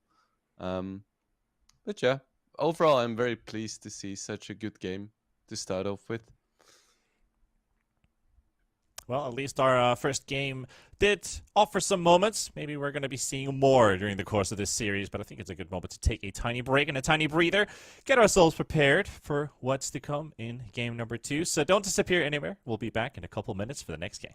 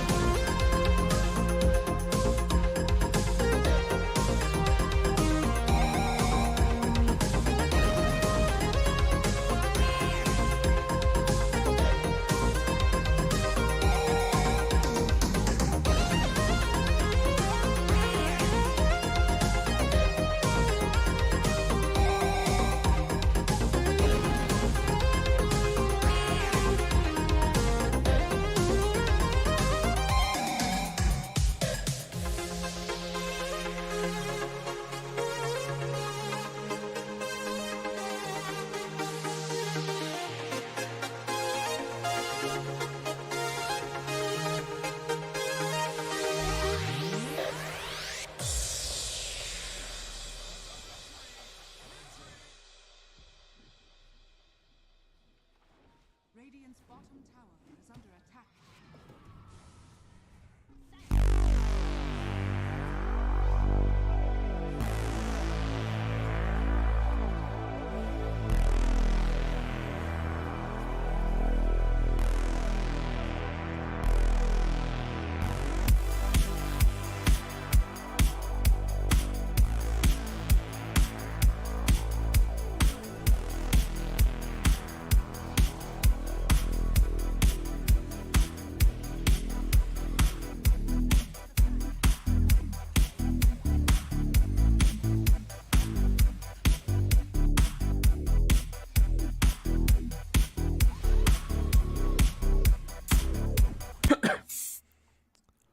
Well, it is time to start setting our sights towards the second game here with Infamous versus Hokari taking the first game of the series. Now it's starting to look like, are we potentially going to be going all the way through the full distance here with T-Panda, Wingblade, and Bowie?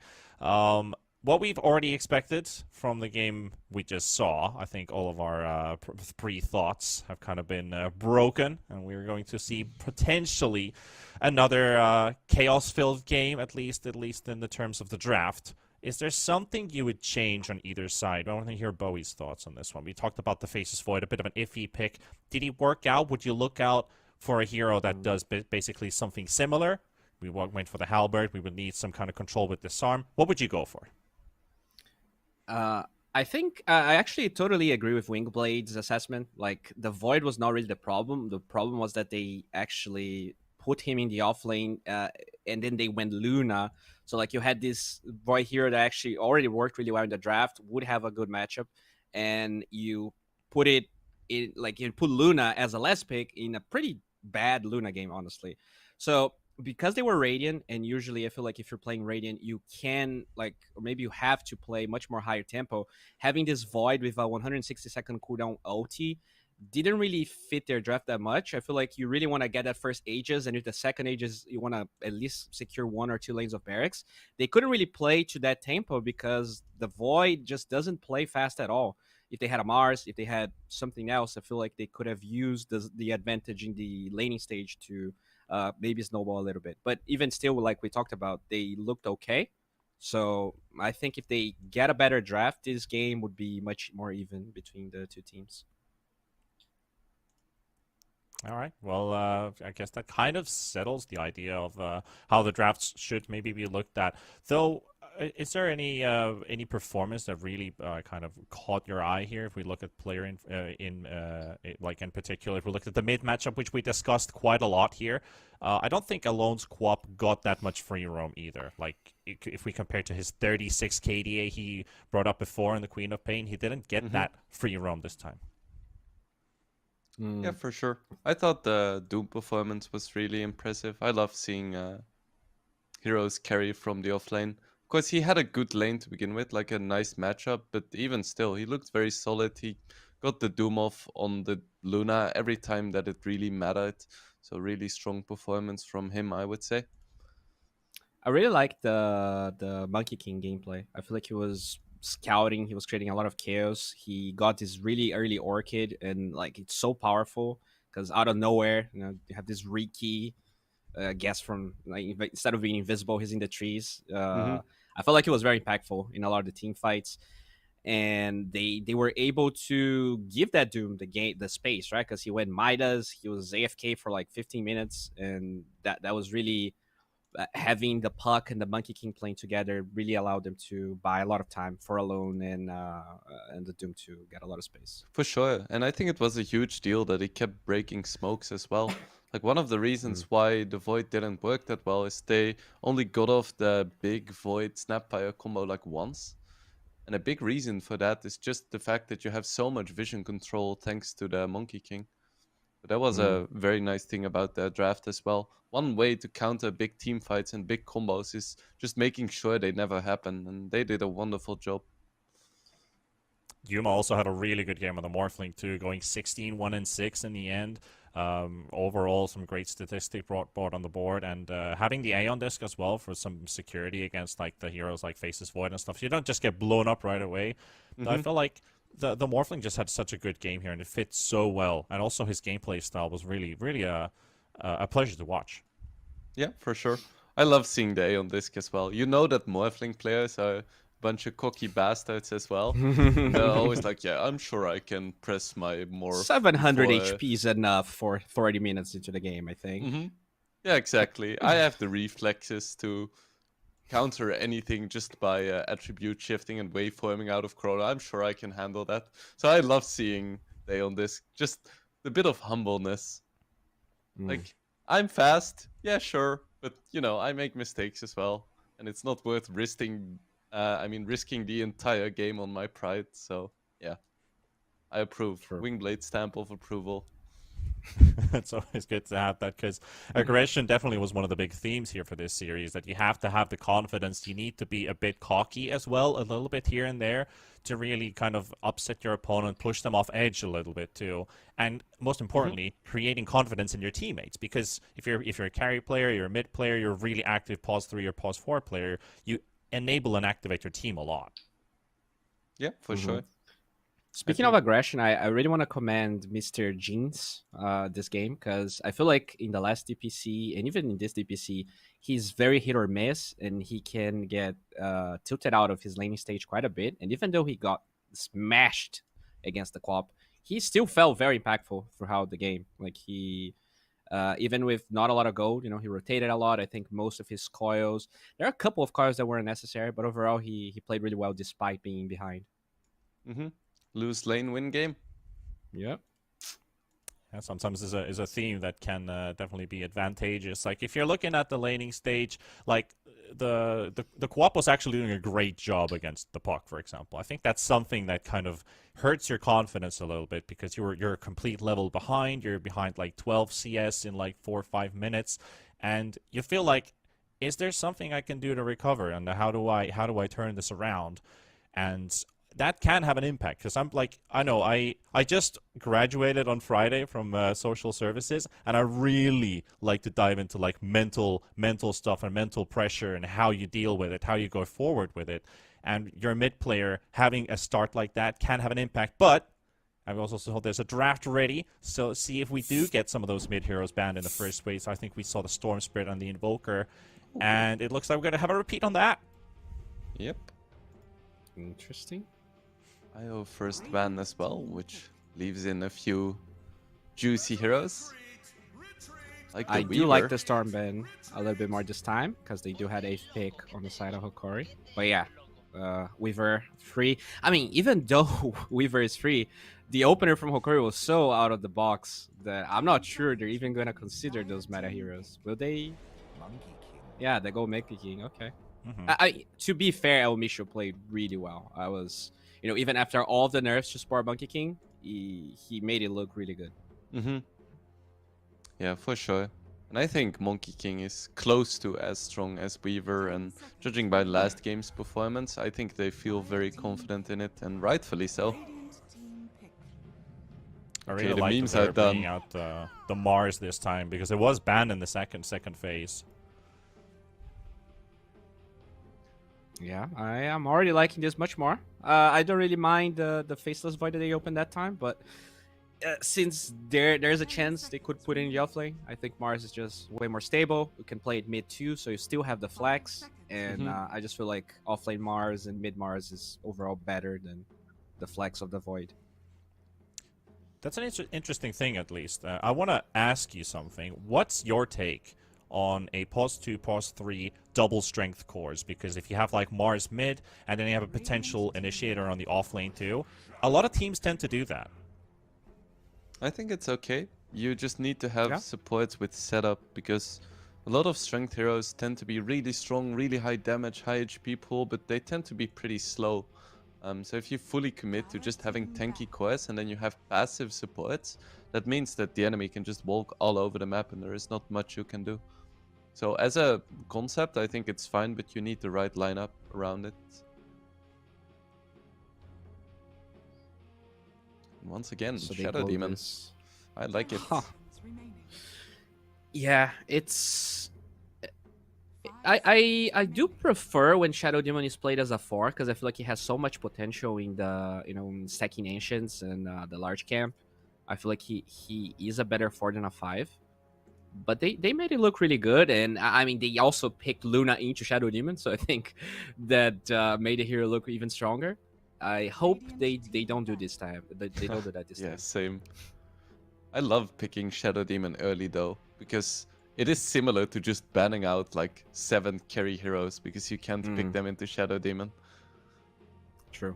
It's like when you pick a Nyx and the enemy can no longer pick any intelligence mids, and like half of the mids are intelligence. Yeah, and that's kind of interesting because Nyx is a hero that you usually see against Snapfire, considering the Shadow Demon was picked after it. But you do destroy Svens and Lunas and lots of other popular carries. If you just pick Shadow Demon Nyx in the first phase, the enemy team just cannot pick any heroes and you instantly win. Out to lose. Yeah, something I you see always have to be a bit careful Beastmaster for. Ban as well by Hokari, which is interesting because Infamous already has their quote-unquote offlaner. Yeah. There's been a lot of mid Beastmaster, at least in Europe. Like it's becoming more and more of a thing. You go for that 12-13 minute Aghanims rush to get your Wild Access no cooldown, which is still dispellable, by the way. Is it? Oh. It is. You can doppelganger it off. You can use heart dispels off of it. It's dispellable. You can remove it even with a Lotus Orb. All the stacks are gone. Interesting. Yeah, I mean, Mid Mars is relatively popular too, so that's probably why they felt like it was decent. I guess the Vision, the Hawk Vision versus Monkey King is pretty good. You also have the tree cutting against the Monkey King. Yeah, it was a Hokari ban in the third phase with the Brewmaster, so I wonder if they leave the brew open. Do they want to follow up with their last bans from the first game? 5 seconds remaining. Let's see, the Just gyro kinda- ban is interesting to me as well. Because in most of the games that I've seen a gyro, it hasn't been super successful, both as a support and as a carry. And you would think that having Shadow Demon would be pretty decent against gyro as well. Yeah, what is the, because usually you would see the gyro banned if you're picking the Beastmaster, right? It's a really good response to the boars and to the hero in general.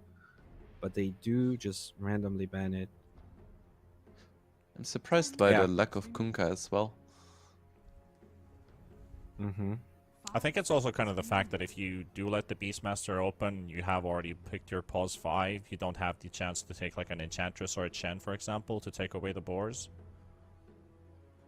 Yeah, that is a good point as well. Both Monkey King and Shadow Demon don't really enjoy playing against Beast, because they have no good ways to deal with the boy. And now we see the Alright. Revoy. Really like this.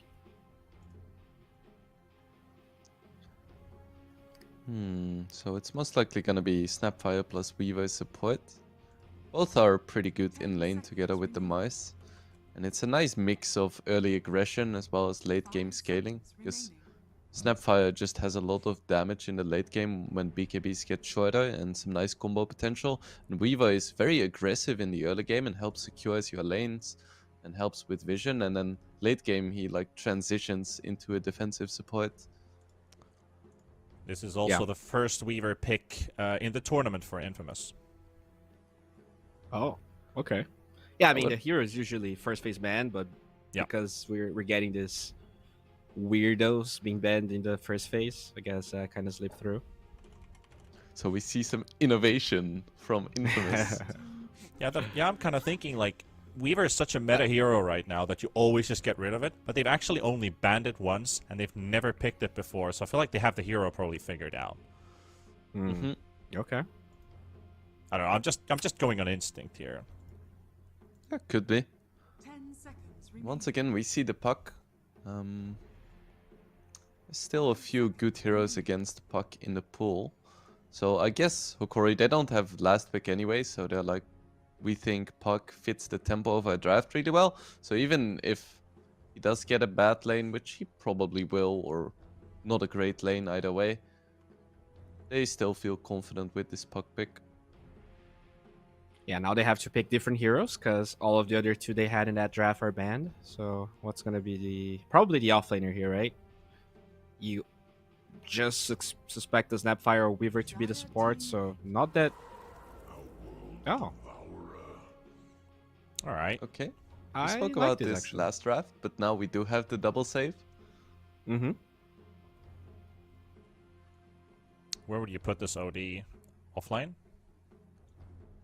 Yep. I feel like you don't have to choose it right now, but probably offlane because I don't feel like Puck offlane is as good as it used to be. It's playable, but Oh yeah, this was what I was expecting. After seeing was the Puck, I banned. was like, alright, there is a TA coming up. And both OD and Puck don't really enjoy playing against OD, so right now Hokari is just discussing who they're gonna throw under the bus. Yeah, Also, I feel like they need a pick also to break the refraction charges. None of these heroes have a great job destroying those shield charges unless Monkey King's core and goes stuff like Maelstrom. I have a feeling this TA is carry, by the way. That could be. Could be. Like, I don't think I've seen one mid TA in the entire DPC in SA. Carry players just love TA so much right now in this region. It just seems like such a wasted opportunity to not have that great matchup on mid. Like, I think it's very strong to have carry TA, but what else can you pick that destroys Puck this hard? I agree. I definitely agree. I think. I just have 95. Okay, maybe not 85. 85% certainty that he's gonna be a carry, and they might just lane Mars middle and try to last pick an offlaner that has a good matchup against whatever Hokari goes for. They I do can like also the just nade last spam, pick though. Luna. Oh God, no. Because I so much I love my numbers, I'm gonna ride with Bowie on the TA safe lane. Out of all regions, 21 games of Templar Assassin picked, 15 of them are in safe lane and 6 in mid. So it does look to be a carry TA most likely. So yeah, you were right. Numbers are on your side. Never tell me the odds, Tipanda. I'm going with mid TA. Okay, okay. I mean, it's possible. Drafts still have variations. It's never locked in. I mean, he did get the Eggs Luna right, so I do feel like he's on And a then they roll lost. today. So maybe people just shouldn't listen to me. 2-0 Hokari. Okay, Interesting so bounce I mean, as do you well. just jug here, just so you have a decent lane versus possibly the Mars, and you're like spinning? No, they go TB. Okay, The that's downside is that you have a jug then. Yeah, I know. This TB... Still a little scary though, right? Sure, there's a little bit of minus armor here, so TB is good, but there's also a lot of burst damage. Mm-hmm. Yeah, and Miles by design is very good against TB. He has the lockdown, the high magical damage, and even the... whatever it's called, I think Bulwark is passive. Yeah. It's really good against TB as well. And the arena. Yeah.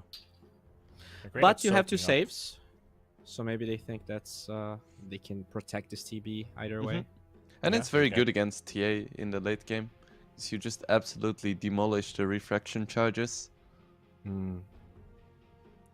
Yeah, you have like I think the saves are really important here with the TB because there's so much time you can take off of Infamous's BKB timers and save them inside the arena spear, which is most likely going to be the combo where they want to get on the Terrorblade. Because the later the game goes, I feel like TB is just going to be so bulky that he only takes sustained damage, and TB is fine with that because then he always has Sunder. And you just buy Aghanim's refresher on OD so you can Yeah. imprison your own TB for 20 seconds. I do feel like they have to pick a mid hero here. Like there's, I don't feel like there is a less big carry that is gonna do really well. Like, sure, there's a couple of good matchups with Terrorblade, but most of the good matchups with Terrorblade are terrible versus Shadow Demon. So. I think PA is good here. Oh, It's a good I don't matchup mind the against PA, TB. although it's greedy, right? there we go. There you go. Jeez. Okay. All right. I feel like it's a little greedy because, you know, two ancient farming cores, two kind of passive cores, but it is good. You have this squishy support. The PA is really good at finding the Monkey King, and it does give them a lot of late game with this PA. Yeah, there's no R button to press. And one of the Yeah. best ways of dealing with saves is unpredictable damage. And that is what PA does. And TA. So True, That's true. Yeah, there's definitely some tools, but yeah, no ulti button to press for the PA, so at least we don't have to worry about that factor for Lumiere. Though, are you still going to be joining the infamous train on this one, or is Hokari going to go 2-0? I feel like a part of them losing that game was the inability to really force objectives. So in this game, if this PA goes for a Maelstrom build and they play kind of fast, I'm down for Infamous winning this one. I feel like if this game's just passive like the last one, Hokari played pretty good. So I'm kind of torn. I think I'm gonna go Infamous, but I'm not sure. Wingblade? Yeah, I think the draft is difficult to call. A lot of it's gonna come down to how like the first 5 minutes of the lanes go. But I'm gonna go Infamous as well, just because I called the pick and it makes me feel validated.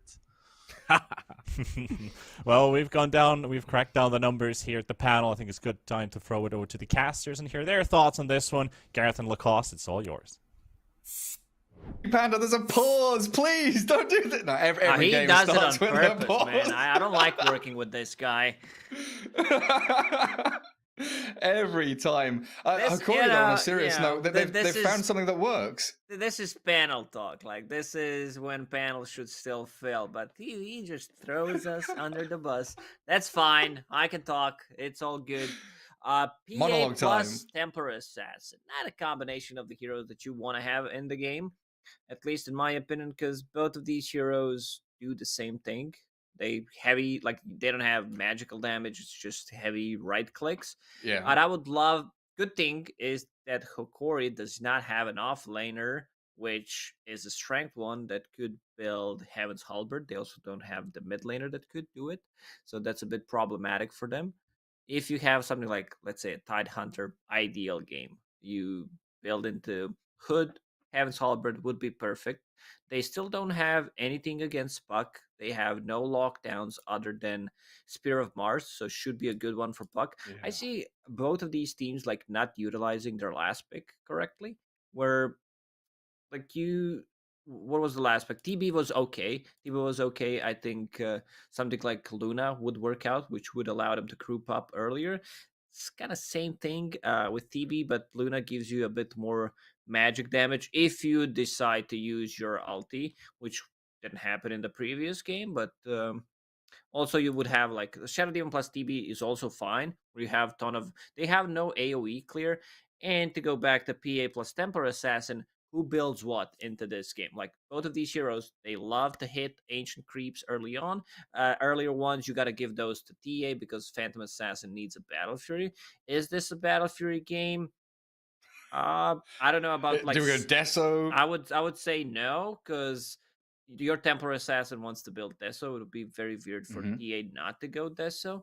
I don't know if it's like popular in South America, but Tundra, they played 2 games, I believe. Their Phantom Assassin decided to go. I think that it was actually PA plus TA combination, and PA decided to go for Maelstrom, which I think in this one would be a great item choice. Power Treads into Maelstrom into BKB, be able to hit the timing, very important to hit timings in Dota, and also being able to shred through DB, because he has probably the highest armor in the game except Morphling. So you need magic damage. Yeah, you need magic damage, and they have very limited magic damage. DB doesn't care about bugs. I like Maelstrom, like being able to deal with the illusions as well, and also like Shadow Demon illusions. I think it's the correct choice here. Probably not gonna happen. Like maybe some of the players don't feel comfortable trying new stuff out, but I would definitely try it in this game. Yeah, and it helps you with this kind of relay race you have. Like you're saying, both want to farm ancients, both kind of want to do a similar thing. So you're kind of allowing the TA to scale a little bit earlier on with the ancient farming, then pass the baton over to the PA. So you have that synchronization of, okay, 25 minutes in, we've both got our first item and maybe a second item, and we're working on BKB, and then we're really ready to go and play our game. I do want to come back, though, to Hokari. The first 3 picks, same from game 1. And it was a topic the panel brought up where they've tried a lot of different things in their previous 3 series, playing a lot of different heroes, not really nailing down a style or a way of proceeding through the draft. But now you see Monkey King, Shadow Demon, Puck, first 3 heroes, 2 supports, and the mid. It's got to give you some real confidence and comfort going from a game 1 victory to now going into game 2 with a very similar draft. Yeah, for sure. Like they opened up with both supports, Monkey and Shadow Demon. Same thing they did in the previous one, I believe.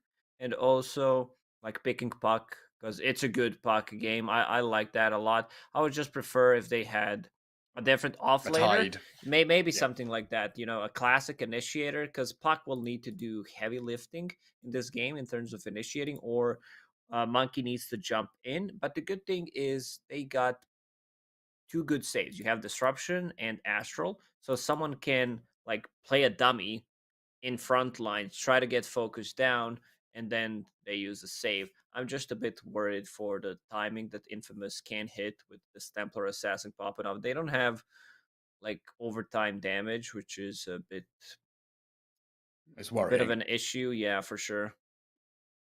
And the minus armor, they've got Little Shredder, the Swarm, TA, PA, physical damage, tons of it. But just quickly, you don't.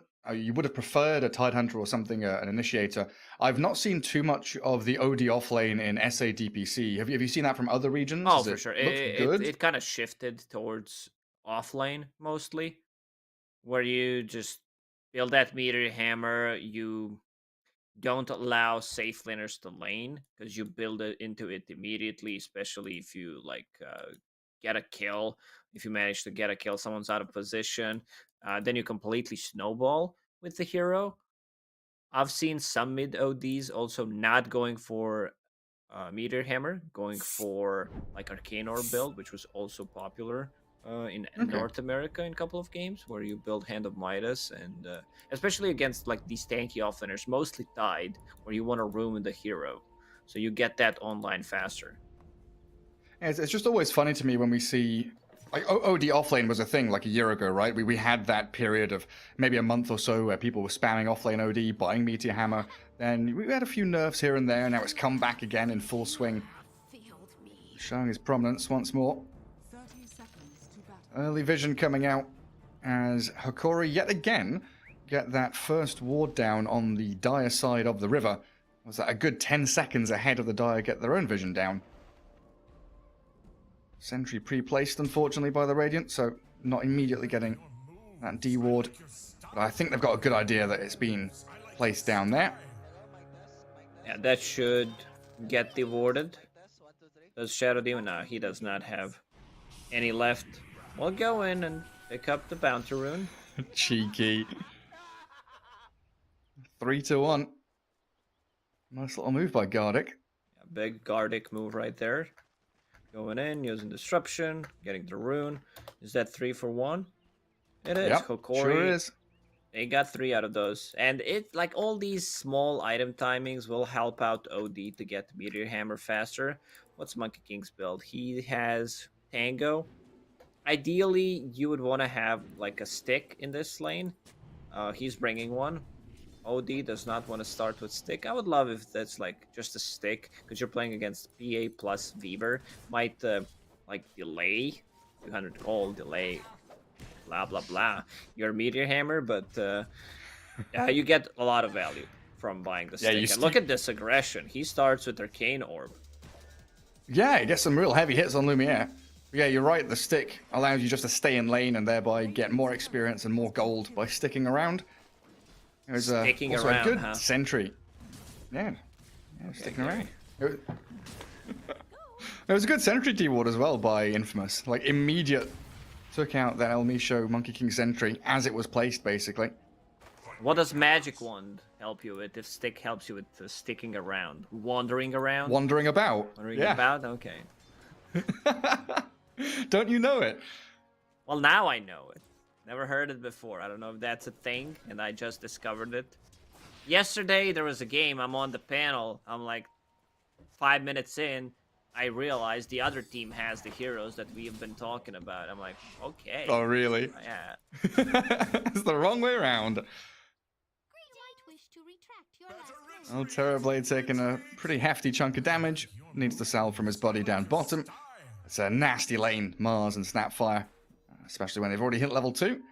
Cookie, Spear, and that God's Rebuke. Heavy magical damage onto TB, who has, what, 580 HP. Yeah, this lane So is very thankful for his... one of the strongest ones for sure. You use a cookie, get in front of him, stun, spear back, then rebuke back while sitting in a creep wave, and usually you get Little Shredder with the combo, because Bulwark, God's Rebuke is physical damage. You lower it in dual lane. Lilith Shredder is just too Well, powerful. Michaud? I don't think they're gonna go for it in this lane because they're playing against TB. So 10 armor on TB might a bit too high for them to try to lower it with Lilith Shredder. Yeah, I think so. I think it's the right choice. Man, I'm surprised the Centaur in that camp up top didn't stun the Monkey King. Monkey just TP'd out, 3 heroes around. Centaur was like, nah, this is the one time I'm not going to use my War Stomp. I didn't. I was Infamous watching the bottom lane, so I have no idea what happened, Gary. I'll be honest. I can make Monkey just stuff up. TP'd Yeah, out. Centaur. They made a pact before the game. He's holding his stomp for next game. All the animal looking like heroes, or the name. Oh, ones. bye-bye, Shadow Yeah. Demon. Cookie into Spear. And there it is, under the tower. Or behind the tower. Sacred and Michael pairing up very nicely. It's only going to get even harder for Hokari in that bottom lane. Terrorblade, what, level 4? Might even consider just ditching and going jungle. Ferry a bit more regen out for the Dire. Need to replenish their mana pools. They've got a couple of 1 charges between them. And Gardic might be stepping too far forward here. Good disruption after the cookie. Slow from the Scatter Blast and the God's Rebuke in. 8 1 charges. A Sacred looking to line up a spear potentially. He goes for the TB instead. Not wanting to lose out in the trade. Yeah, this is Sending not a Yuma killer back. lane for Hokari. They need to try to get the most out of it. Bring an extra healing salve on Shadow Demon. And that's exactly what... Oh, he's bringing stick. Never mind. Because Terrorblade has a stick, and you want to give as much possible XP to TB so he can just go away and be in the jungle. Not gonna feel safe staying in the lane. How's mid lane doing? I think this is the lane to look at, because historically Templar Assassin was always beating Puck and was always considered as the counter. Guts doing a very good job so far. Ooh. Yeah, he's been doing some interesting stuff, like dragging half a creep wave across so that the double wave comes in when the runes are spawning. So that allowed him to do what he did just there, walking to the rune and orbing back into the wave, Farming and then small clearing out camp. the small camp. Monkey King Super efficient. also doing a good job controlling the rune, which allows Puck to get both water runes and allows him to spam Let- out the wave. And once you get to that level That is 6, a TA with bottle. yeah, exactly. There's no bounty rune in the triangle for Templar Assassin, so she's gonna need to just wait until the 6-minute rune and the bounty rune. Yeah, it does have a small camp stack, so at least something there going for a lone. 33 CS up against the 29 and 4 of Puck. Very, very even lane. And like you said, historically, we saw in the previous game, Quap against Puck, which was always Puck favored. TA has slaughtered this lane in the past, but Mr. Jeans, he's turning things around. Top lane has a big juicy wave coming in towards Vitaly's OD. He's got his Ring of Health crown. Did finish off the wand. So very quickly moving in towards that Meteor Hammer. Is he going to have enough money for the Void Stone after this wave, potentially? Glyph is there.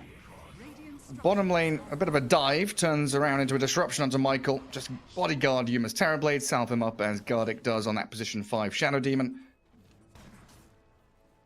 Sacred has plenty of creeps. So absorb up closer to his tower. Even plays forward and aggressively on the Terrorblade. Things calm down now. The regen trade battle has been fought. People very low on mana in all of these lanes. Some of them even returning back to Fountain to regen, as the Weaver and the TA both do that. Yeah, I don't think TA needed to do it.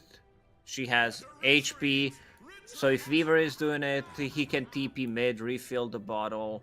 Like, you lose some time, you lose value from the hero, especially a hero like TA who tends to farm quicker than other heroes. A little bit of lag, I could Oh. feel it, yeah. Yeah.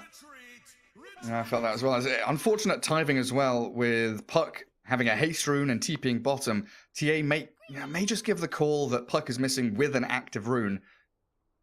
Might expect the Puck to go top to maybe try and pop out Lumiere's Phantom Assassin. But this rotation bot is going to alleviate It's a so big much one. of the pressure that's been put on the TB. It's huge one. TB he still does have meta, so that's like, if they can land a coil on 2, possibly try to bait things, it's a game winning move there. Like, you set your TB for a good game and you lower the aggression that they can do in the next couple of minutes on that lane, which allows TB to stay in the lane for the next like 30 seconds, get some extra levels. And also, where's Monkey King at? Monkey King, hey, he's also at the bottom. Like they should definitely get 2 kills out of this one.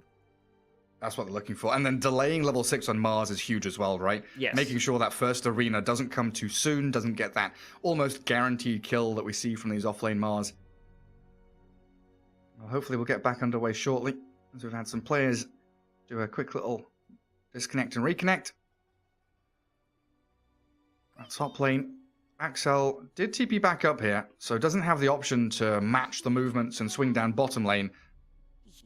Do you think they can kill the OD just with these two, PA Weaver? It doesn't feel like a kill lane either, does it? If he feels threatened and he knows Monkey King is not going to be in his lane, Astral 1, TP back to... You don't even have to TP base, TP back to tower.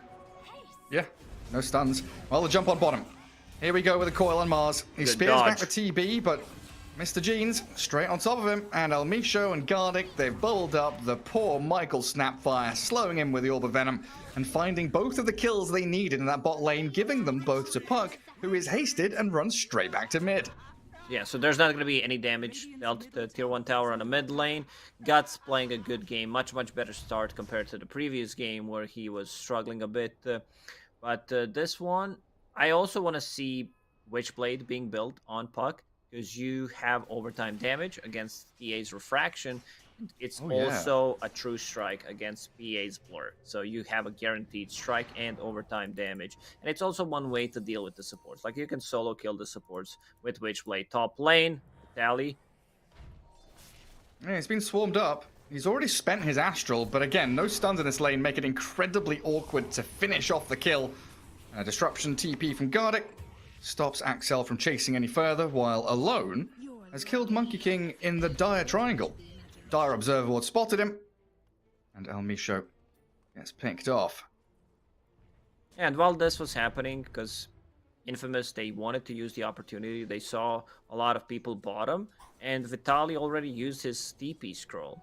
Like, we didn't notice that, but simultaneously, while we're getting kills on the bottom lane, they try to make aggressive move, and he TP'd out, has another TP ready, but because they left him alone and he invested the money into Magic Wand plus boots of speed, that means this OD hammer is gonna get delayed by quite some time. That's like 2 minutes late. Yeah, it is much slower. And Gardic also TPing up here means that Shadow Demon is out of the lanes. Cookie dodged out by the phase shift. Mr. Guts, Mr. Jeans. Oh, the Sideblade follows all the way back up to the Puck. Not a kill we expect there. Slipping a little bit around that bottom rune spot. He did grab the illusion and pop it as well. Toying a bit too much with Puck. I guess he feels super secure. They have like no stuns. I'll be able to get out, but if your orb is already used, then you need to be careful. Yuma forced to get out of the lane, now farming mid, sitting at 2/3 of HP. Has that Falcon Blade, kind of needed on TB to be able to have mana sustain, spam those conjure images out. Yeah, I like this. I talked about the itemization on Phantom Assassin, going for the Maelstrom build, and I like what I see. He has that one Makes queued sense. up. Hit the timing that I mentioned, where you want to sync up with your TA and come online a bit earlier. Ooh, blurred under tower. Orb misses. Mr. Jeans, what are you up to? Diving with a bug on you. Swarmed and scouted by Infamous. He's going to try and bottle Let's and see maybe if he can jaunt kill away him. to another orb. Is he going to go for the kill on PA? Lumiere, safe and sound. Well, the tier 3, while El Misho dies again. Trying to defend bottom lane, but all the trees cut by the arena. Sacred and Michael putting it to work once more. And the vision here from Infamous is bang on as well. Radiant Triangle warded. They've got a deep ward in that Radiant jungle bottom so they can see anyone coming in to defend bot. Hokari need to find a lot more room for themselves. As that top tier 1 is taken, OD unlocks the top jungle now for the Terrorblade as well.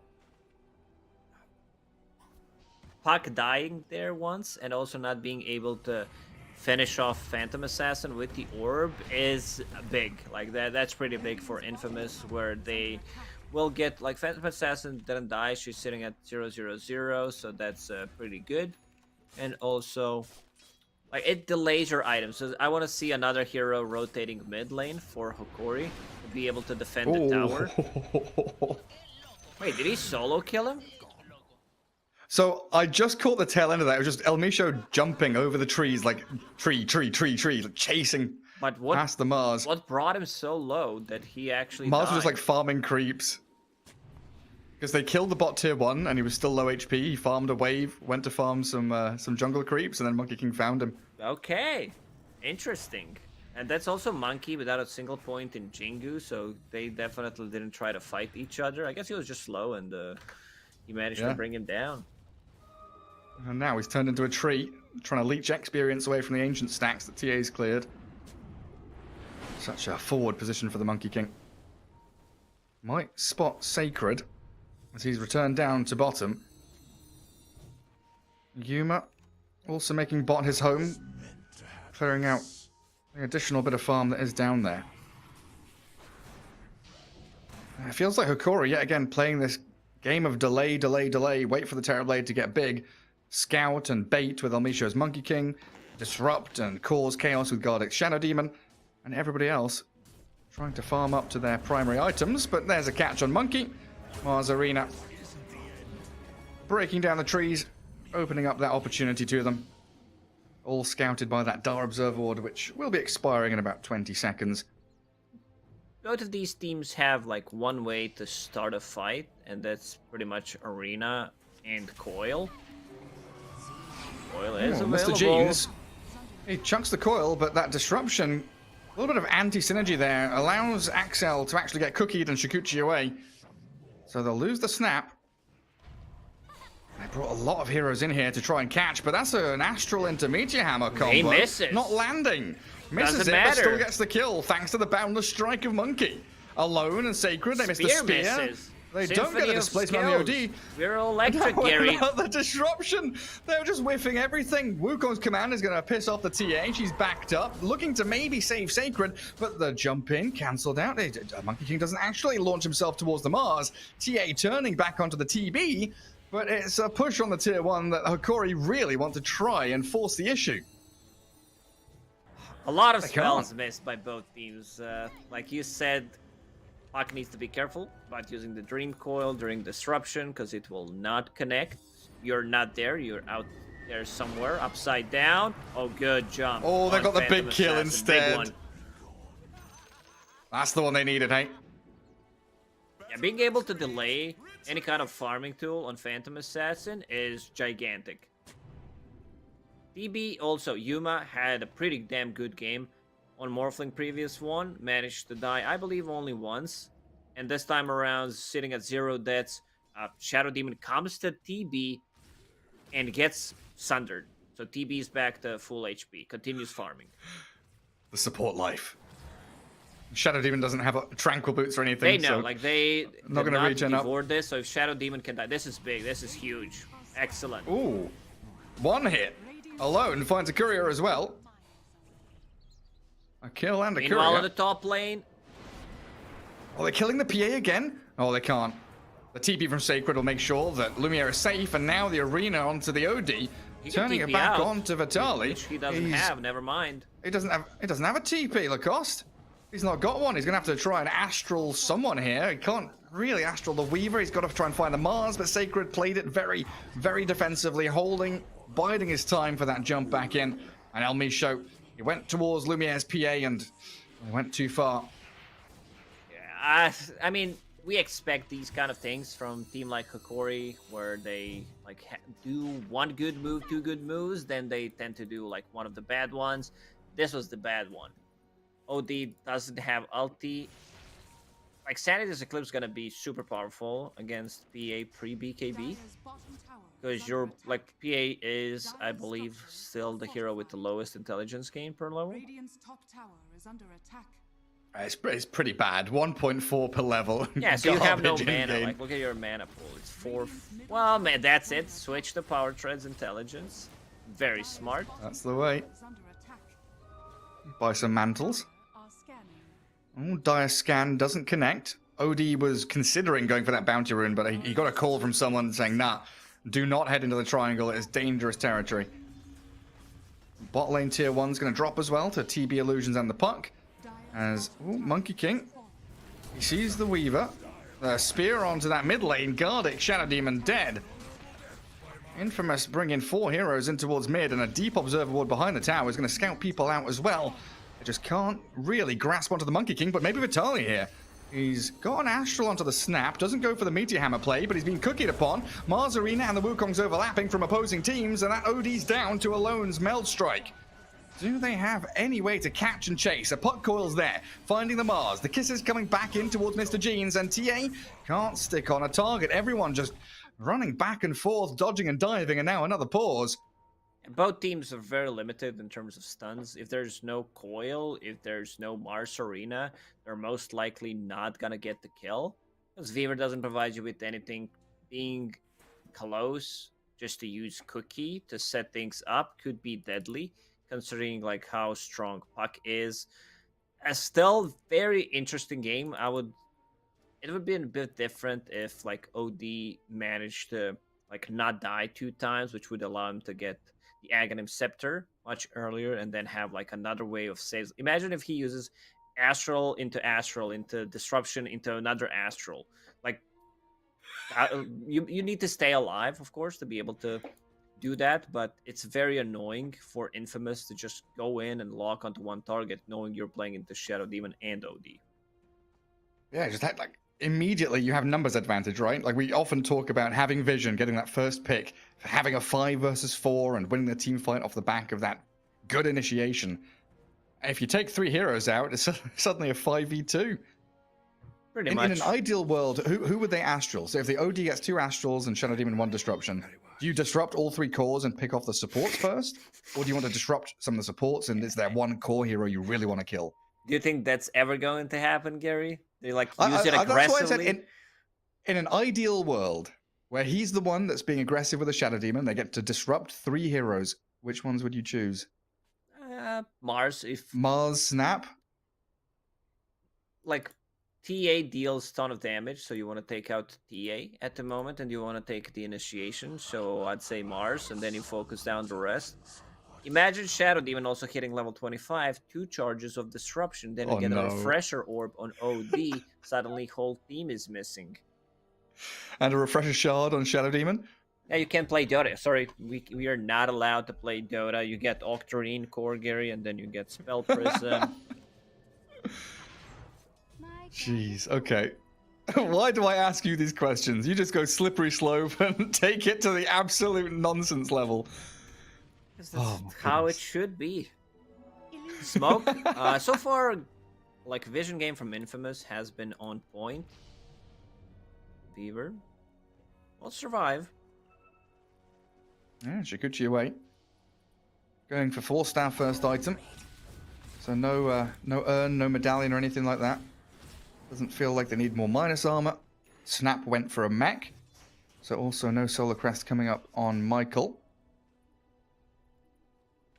Shadow Demon, the only one still smoked, sat in that mid lane. Trying to hold back the creeps coming in.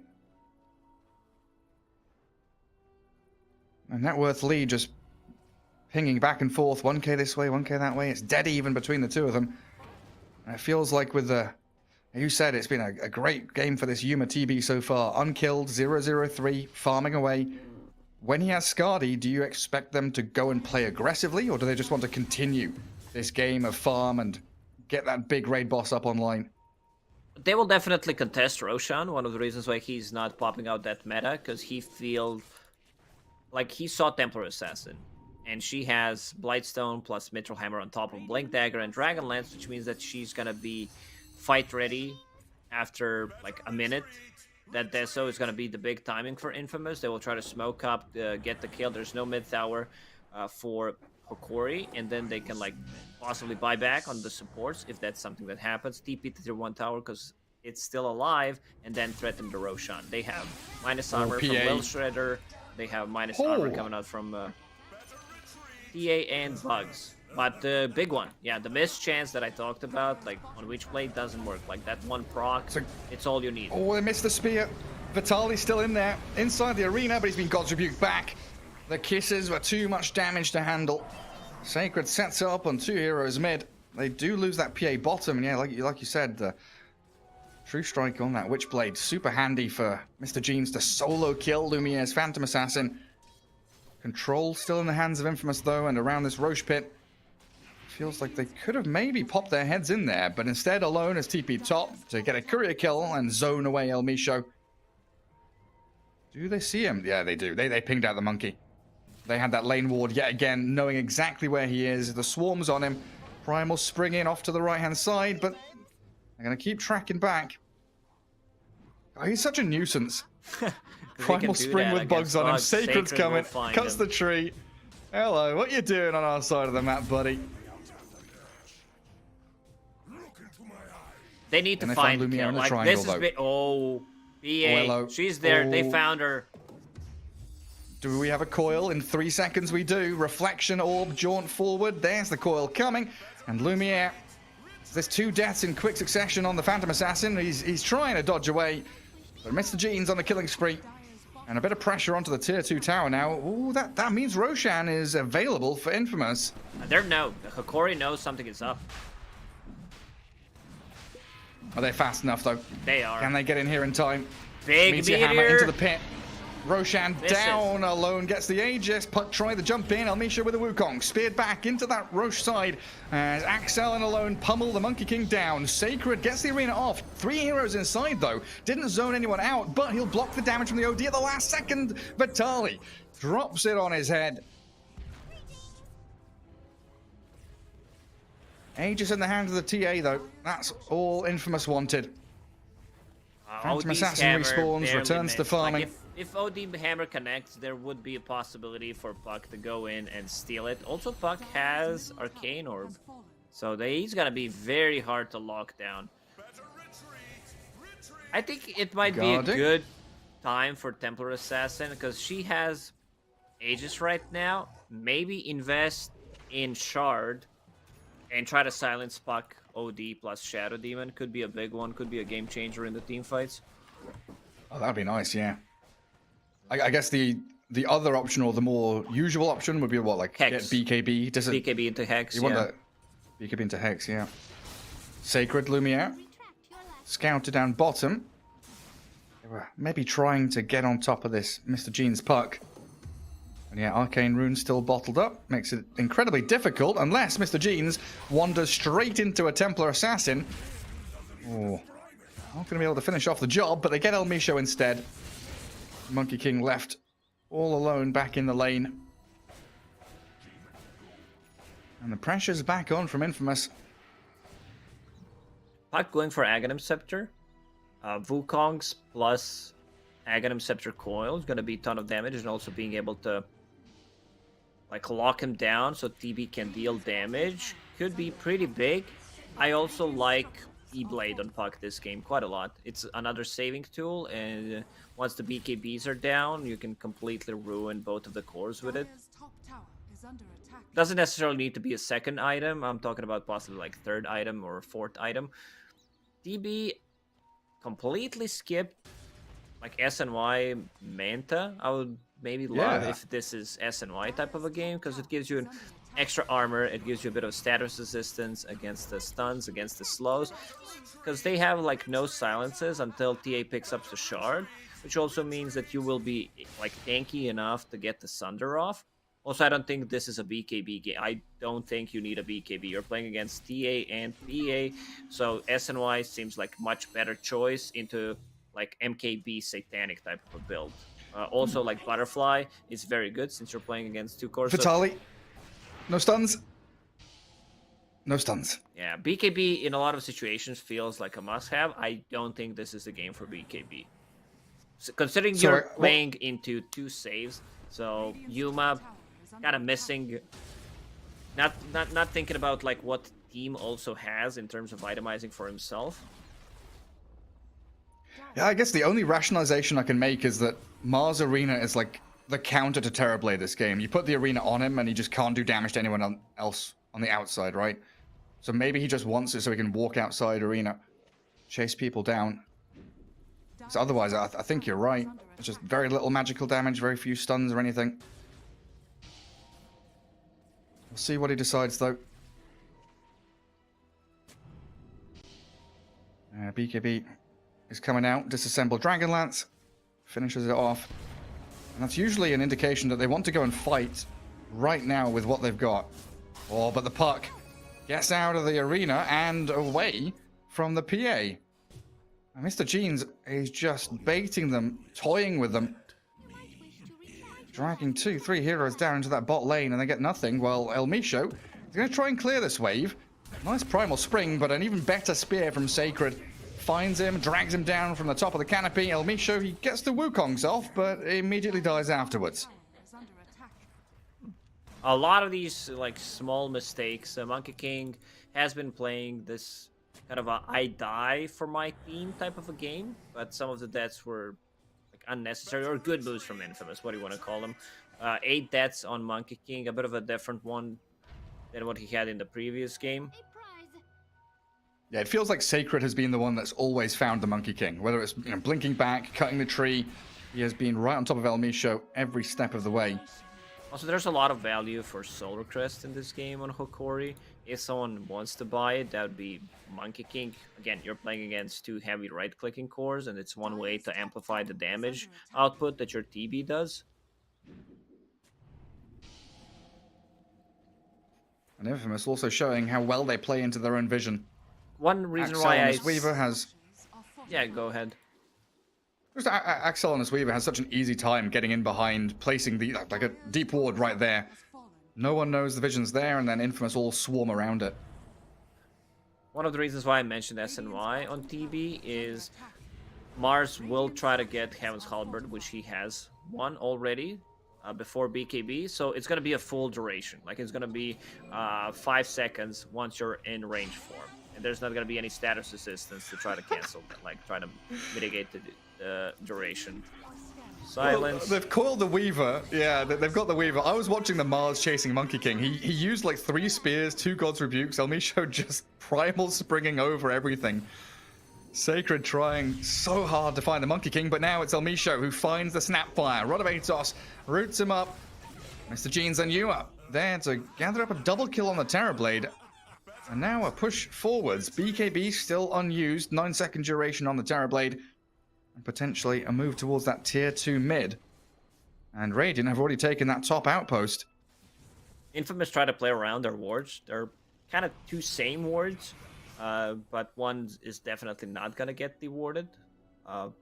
They will need to play around that part of the map because they don't have any other vision right now. So it's going to be very difficult to play into like. I guess they've got traps. Map. They do have traps, but it's not like, ideal to rely on traps, not right? High ground vision or anything. Let's see, this one is going to get dewarded if someone moves to the bottom. Tally, not going to go that route. Nobody goes. It's behind a tree. Behind a tree. This Christmas tree is blocking the view. Invisibility cloak on the Observer ward. Well, it's allowed Infamous to all regroup again and smoke in towards Radiant Triangle. They want Yuma. Oh, they won't find him though. Gardic has planted himself right in front of the triangle. Considering the amount of save that Hokori's got, I have not seen saving disruptions nor astrals. Like, it didn't happen in this one. Yeah, they've never been next to each other. And now the vision is there on the OD. They saw the puck moving across. They saw someone, but they don't get a catch. OD just blinks away. Mr. Jean's still in the trees. Actually, jumps forward, clears out the way, even coils the TA. Yuma's come across, and they've got a reflection in, and Yuma's BKB is going to allow him to walk out of the arena. Chase and Scardy slow, the double Astrals there. OD doesn't have the Meteor Hammer, he doesn't want to use it, but in comes Mr. Jeans and a big old hammer. Drops down on the TA and the Mars. Out goes a lone streak, and the PA with a BKB TP trying to escape successfully back into Fountain, but the rest of the squad is all dead. Yeah, the TB, double damage puck.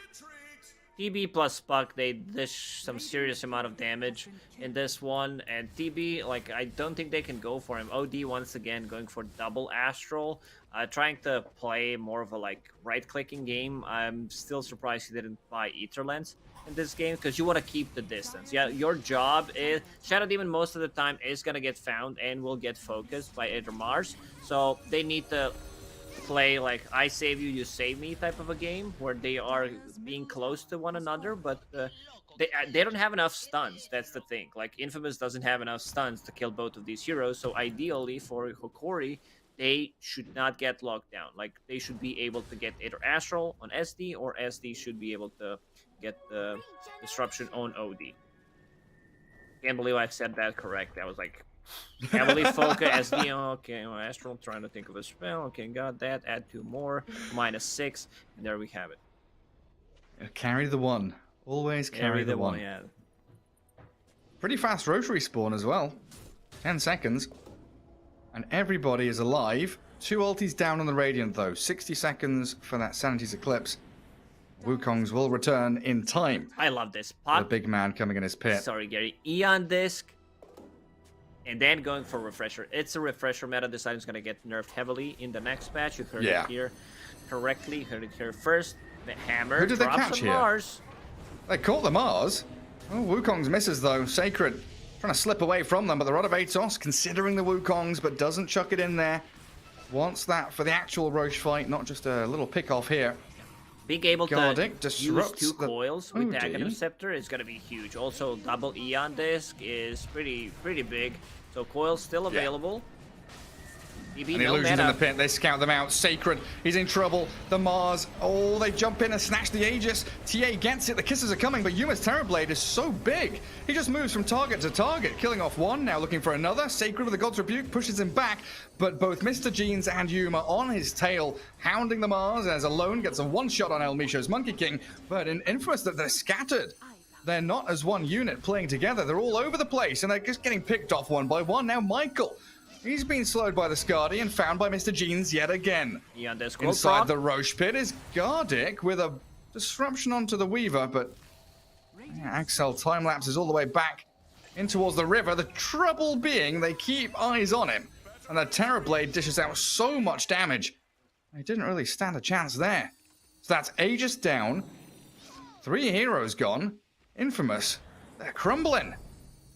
Oh man, Hokari, they have this TB, which is super farmed right now, 20,000 net worth. Also Puck, not enough lockdown for Puck, which means that they can't focus him, especially with the Eon Disc. Now that TA managed to pick up Shard from Roche, and she picked the Shard for herself. Let's see who gets the second Shard. Also Mars picked it up. I guess, well, why does Phantom Assassin also have Shard?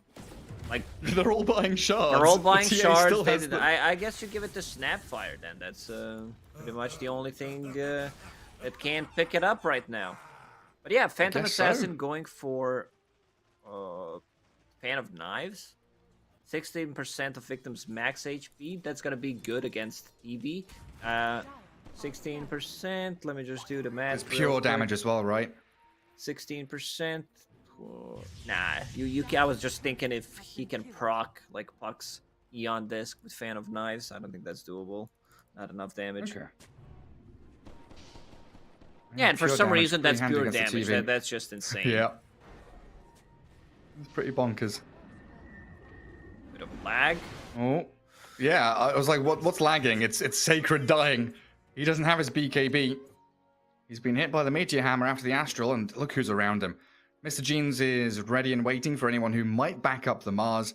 And you've got TB and Shadow Demon that can just run straight in towards him.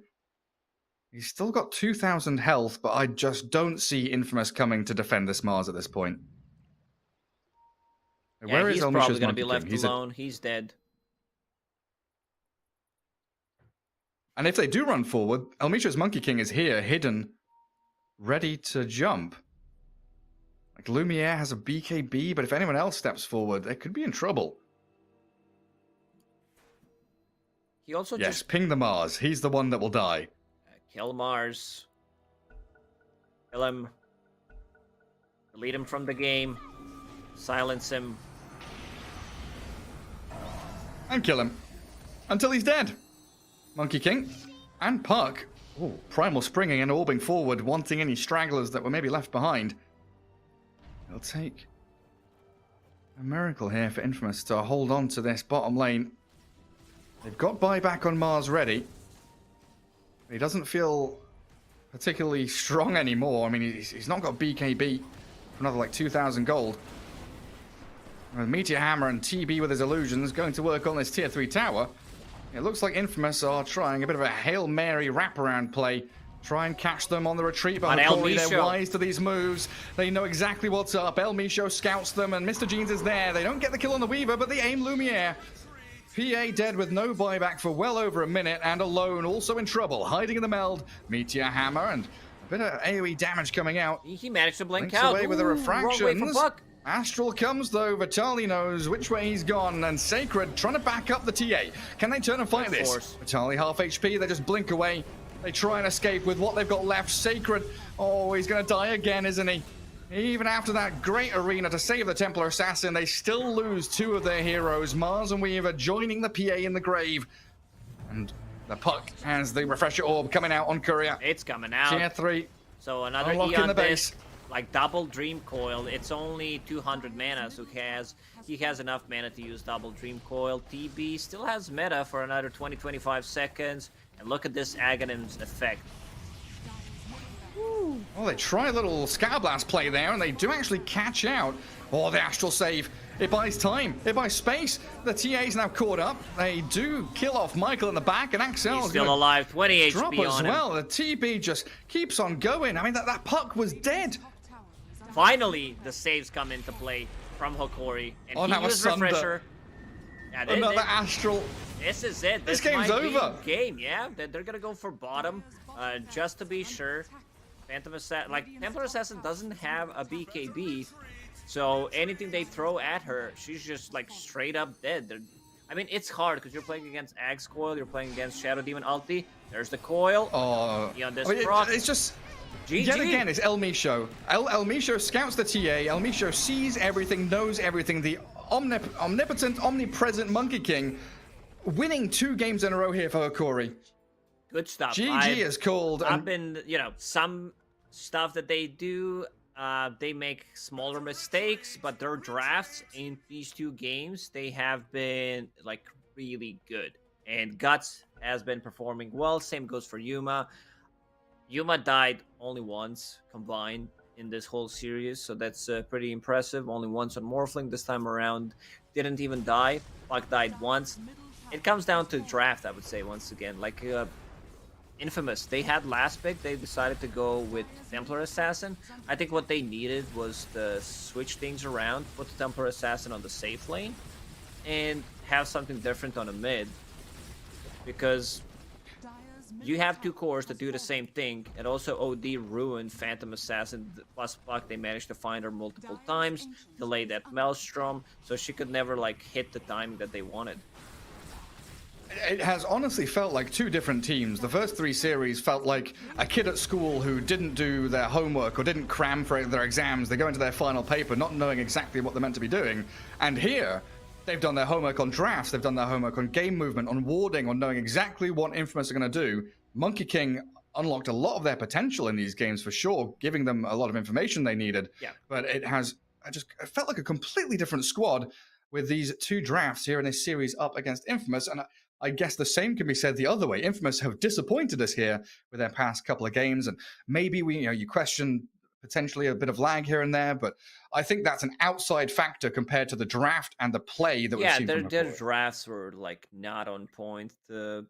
Was pleasantly surprised the way Hokari managed to pull things off, and Infamous, they were stubborn. Game 2, they managed to give them 3 same heroes that were played in the first game, which also, like, you just played a hero, so you know some stuff that you didn't do well, and then you play the same hero. It's a good feeling for like coming into the second game playing the same hero, because you're warmed up, you already played a hero. I'm surprised they didn't adjust the way they've been drafting in second game. Yeah, I mean, with many people kind of signing the death warrant of Hokari and expecting them to go Division 2 next season, this has been one of the biggest upsets since, I don't know, we saw like No Ping defeating Beast Coast. I think it was Season 2 of the DPC, where we were just like completely shocked and surprised. But we'll chuck it over to the panel and see what their thoughts are on this 2-0 upset as Hokari defeat Infamous. Well, I think we can all agree that this was a huge upset think you're caused muted, here in the T-Panda. SA. Oh, wait. Okay, I'm not sure if my microphone is going through. Apparently, I might be muted. Panda, unmute. Oh no. Free me, let me go. Oh man. All right, there we go. So Discord was muted. Okay, so never mind about that. We're all good. So, you heard what my point was, that this was a huge upset, and I think when we're looking at the likes of this for Hokari, first, if we look at the series they had before, 2-0'd by NoPing, 2-0'd by Thunder Predator, and 2-0'd by Beast Coast, and now they get a 2-0 of their own. That's pretty wild. Yeah, thanks for joining me and being wrong, Bowie, with the prediction. Yeah, I don't know. I felt like it was a really overall clean game from Hokari. They drafted, they had this tricord, not tricord, these three heroes that they really liked, the Shadow Demon, the Monkey King, and whenever they could get those heroes, they would just draft it, and they seemed very comfortable. It really felt like they had a plan, and they just kept giving Yuma free farm, and that's awesome. Like when you have TAPA, it's so much harder to do the same thing. The PA was being hunted in the triangle at the same time that the team was trying to make plays. And I don't know, it just felt a little bad for Lumiere there. Yeah, and this is a sign to pub players worldwide. Having one carry is better than having two carries. Yep. Yeah, I mean, at least past a certain MMR. Yeah, there's always a limit to it for sure. Not the best game for Infamous. What happened with them? Like, where did it really crack down to it? Was Hokari just performing better? Because it felt like they were very active. They were hungry for this victory here today. And from Infamous, it felt like they fell a bit short than what was maybe expected from them today. Yeah, they never really managed to make space for the PA. Usually when you have a Templar Assassin as a mid plus a kind of greedy carry like PA, you want to make sure that the TA has such a good start that she can start farming on the opposite side of the map. But Hokari did really well with just putting pressure on the map, making sure that PA and TA had to farm in the same spot. And obviously there is not enough farm on the map to sustain two heroes if you only have your own jungle, for instance. So PA never really took off, and it was really obvious that TA couldn't fight TB with farm, especially with the support that TB had. He was never even really in danger of dying because of all of the saves.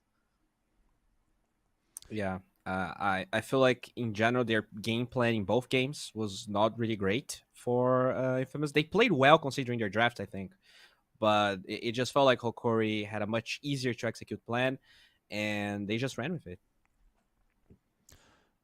Well, now that we're kind of at the point where Hokari is still fighting for some very important points to keep them still inside the groups and maybe even keep their position here in Division 1, because we're at the end of the third week. We're halfway. For some of these teams, have already played half of their games, or maybe even more, or just a tiny bit less below that. Where does this kind of take us now? If we're looking at Infamous, they're 2-2. Hokari goes to 1-3. It's now pretty much a struggle or a fight towards the middle spots, or maybe keeping them inside the groups and not getting relegated to Division 2. The next 3 weeks are going to be pretty hectic for both of these teams, because now Hokari, they've opened up a win streak. Can they keep it up? I mean, I joked about it, but this could very well be the start of the undefeated run. It could. Before TI. This could be the start of a legacy, guys. I really feel like the next series really can solidify that or not, because if SG also wins their first series of this tournament, we're gonna have three teams tied with 1 point. I guess NoPing has one less series than the other ones, but that makes it kind of convoluted and weird. But if SG loses, they're pretty much kind of guaranteed to go to Division 2, I think, and then it's gonna be a battle of everyone else to see who's gonna be the second worst one. Mm-hmm. Everything's still possible and on the table right now. It's just down to winning the right games, I guess, because Hokari already got beat by pretty much the top two teams, and then one addition into it, and they also took a big victory here. Also for Infamous, I think, is back to the drawing board and keep themselves in the game. But yeah, like you said, we have another series coming up with SG Esports and Apu King of Kings, which is also a third against the 7th place team, and potentially, is today going to be the day of the upsets? Is this some kind of a magical date on the calendar? I don't think the 20th or the 19th of December really is some magical number. It's not a Friday the 13th, but what do you think? Could this be the magical day? I mean, Could be. I'm a sucker for SG, but King of Kings is looking really good. Like I legit felt like No Ping was in the top 4 teams in the whole SADPC, but then King of Kings beat them. They actually played really well versus Beast Coast, and I don't know. I think SG is gonna have to bring their A game. They probably scream King of Kings a lot because they are a Brazilian team, but honestly, SG, although I love them, they have not been doing really well. Yeah, All fair. right. Well, that pretty much leaves us at the notion of what's going to be happening in the next series. That's going to be starting in about 20-ish minutes or so. So obviously we will take a break because we don't have a winner interview to give right now. But hopefully we will be hearing from either of those teams later on in the course of the SADPC.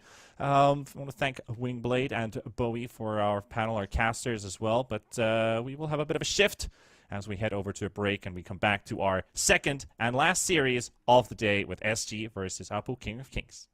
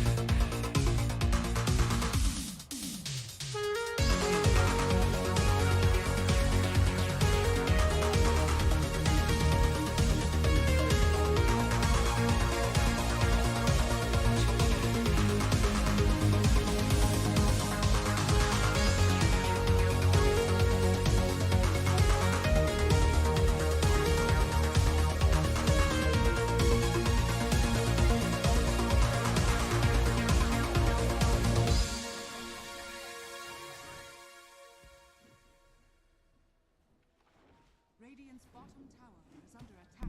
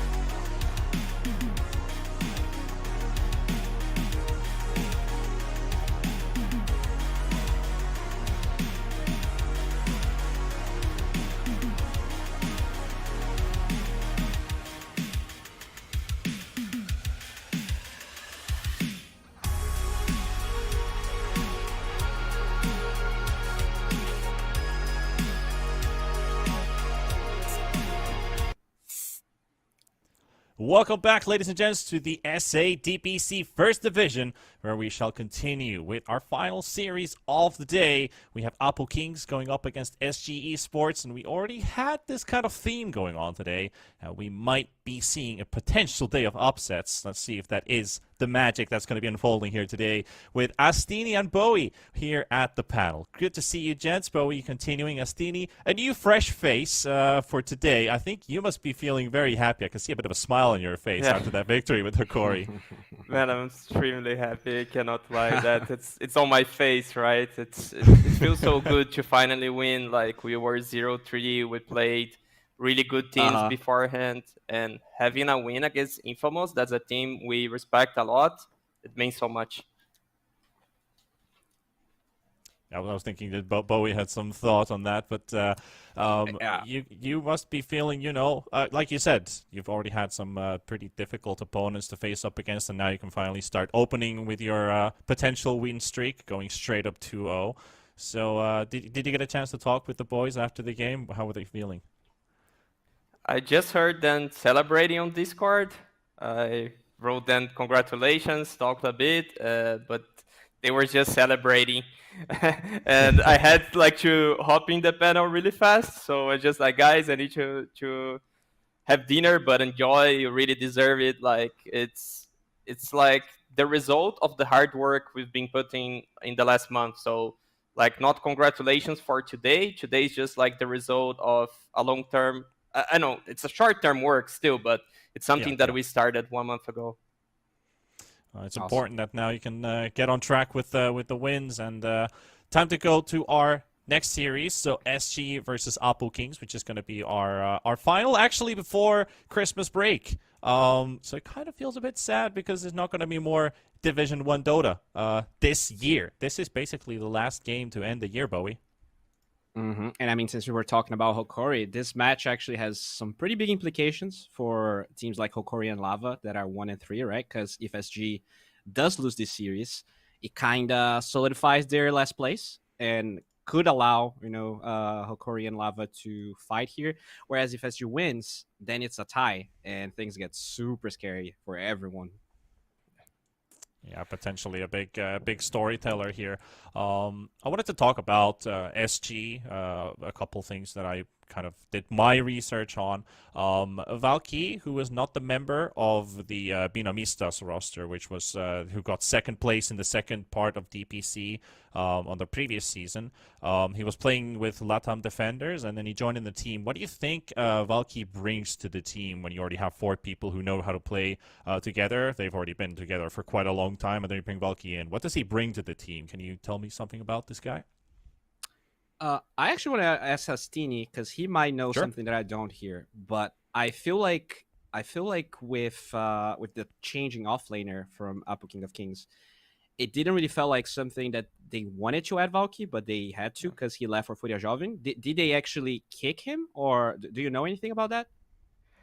As far as I know, he left because he wanted to take some time off of the team, and they wanted to keep practicing. So I believe it was his decision to leave. And yeah, Yeah, I think that He- answers he- the question at the end of the day. he had like Mandy on the other side, and he's good friends with him, and he was excited maybe to try something new. So Yeah. they went for Valky. Yeah, it seems like he was the piece that was missing for Apu. I don't know why I mentioned SG, but yeah, Apu was the team I was going for here. Their guys, Benny and Mini, have been going up with some pretty crazy statistics so far. Like Benny, highest GPM at 801, highest in the entire Division 1, and also Mini with the highest kill average of 11.29. How does this kind of adapt? Like if we start to talk about the upcoming draft and this series especially, do we look for like high kill tempo control heroes, or are we just aiming towards late game like Hokari did with their last 2 games in the previous series? I personally really see King of Kings like a crazy team. If they can, they will play higher tempo. Sometimes they play high tempo even with drafts that shouldn't be that high tempo, and sometimes that's a problem to them, honestly. So I do expect, like you see Mini just diving towers and Valky just playing some Legion Commander for his Monkey King, and that's usually how I see them. But that's kind of how SG plays too. I feel like overall none of these teams seem very prone to just like farming a lot, which is kind of how most of the like best teams are playing. Right. Yeah, I agree with Bowie. I believe it's gonna be a bloodbath. Those games that you see like 20 minutes on and you have 30 kills or even more. Just crazy though. Some overextends that you might doubt if it really worked or no. But very aggressive dotes. And meanwhile, Benny's gonna be farming. That's what I feel most likely because Benny, as you mentioned, has I guess the biggest GPM, so he's definitely farming and getting kills that are around the areas he's farming. But arms, he can play more actively. So you might have like 5 heroes from SG trying to fight into 4 from King of Kings, which will mean SG is expected to try to play a faster game than King of Kings to put pressure on them. Yeah, I agree.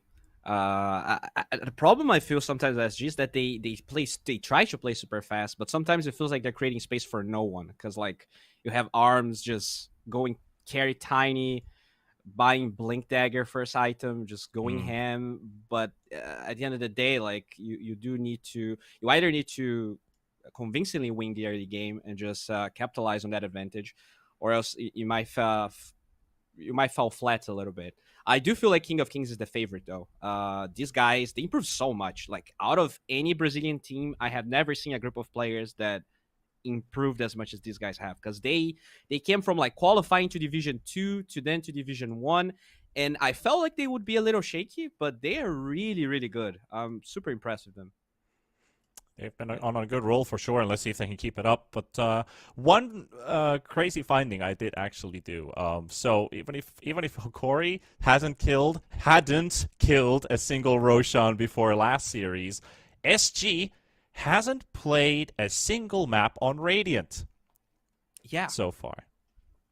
So that's something that kind of struck my mind. Is it something that they plan out? They're not willing to play? Is it that they're always picking Dire? We're not like I'm not sure if that's the case for them in the coin toss. Are they not even willing to pick Radiant? Is there something to it? Yeah, that's super weird to look at because they have first and second pick on Dire, which definitely means they're choosing Dire over Radiant.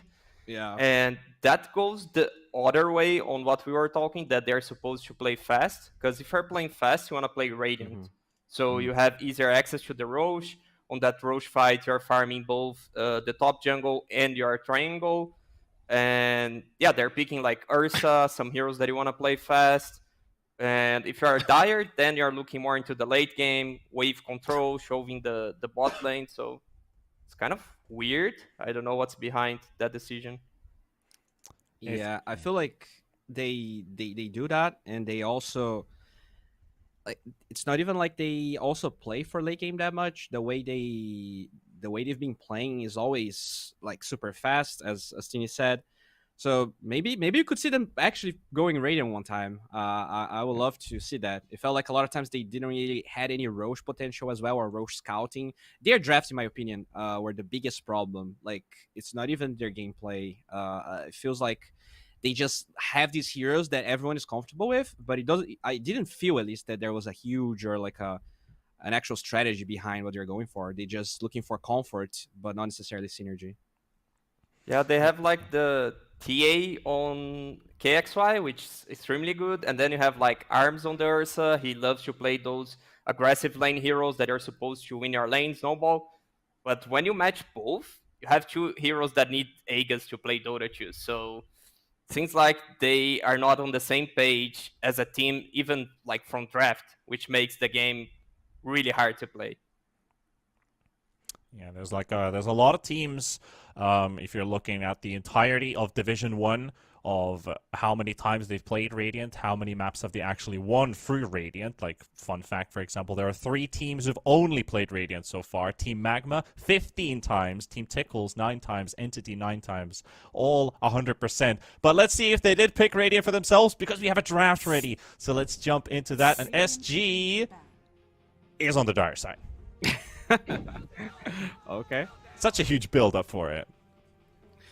I mean, I'm okay. I do like this Monkey King band though. I really feel like King of Kings, they have this very these very specific picks on the, because Monkey King is kind of popular, but they do play mid a lot of times. Mini is a god, and I also feel like they play Invoker really well. So usually when I see teams doing well versus King of Kings, those are 2 heroes that are very often banned. We'll see if they go for the Weaver. Yeah, King of Kings, they have so many comforts. Like you have the Trent also from Nuages or Elder Titan. They play like 2 or 3 different heroes that they can achieve the same thing. Like ET, Trent, both of them are lane winners. If you have Monkey or Invoker, the way that Mini plays, he plays very aggressive. He does a lot of rotations in the map.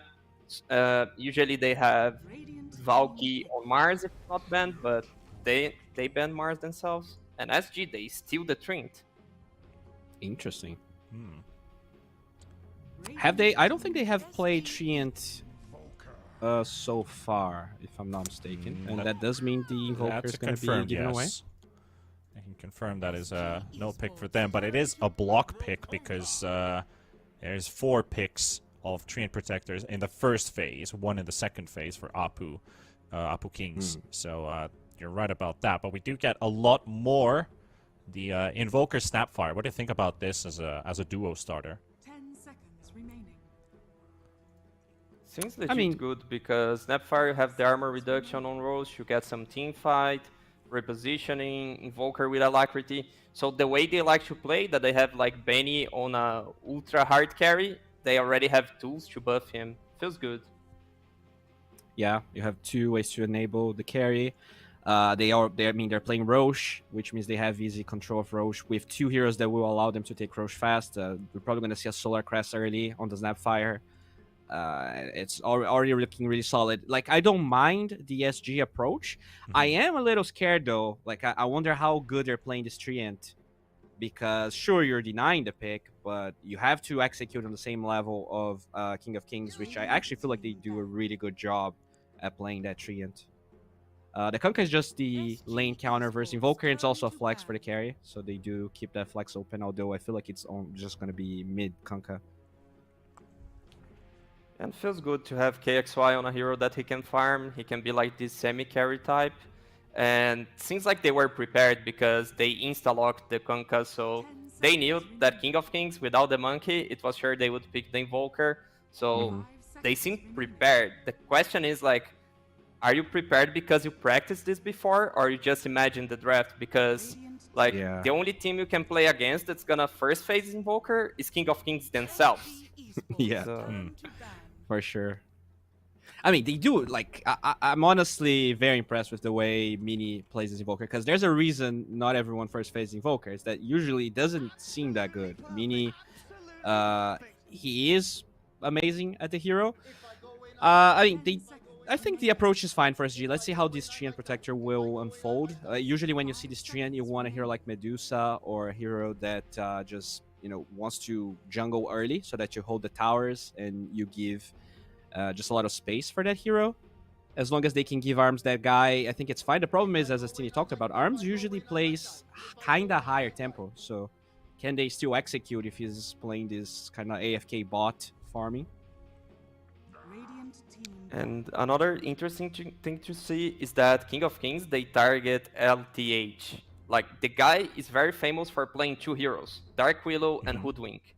He played just Dark Willow, Hoodwink, and Snapfire on the DPC, so for sure, they will need to pick a hero that he didn't play yet on the DPC, and he's like the youngest player in the team, like the new one to competitive, so it might be interesting, that choice, to target him and see them playing out of their comfort zone.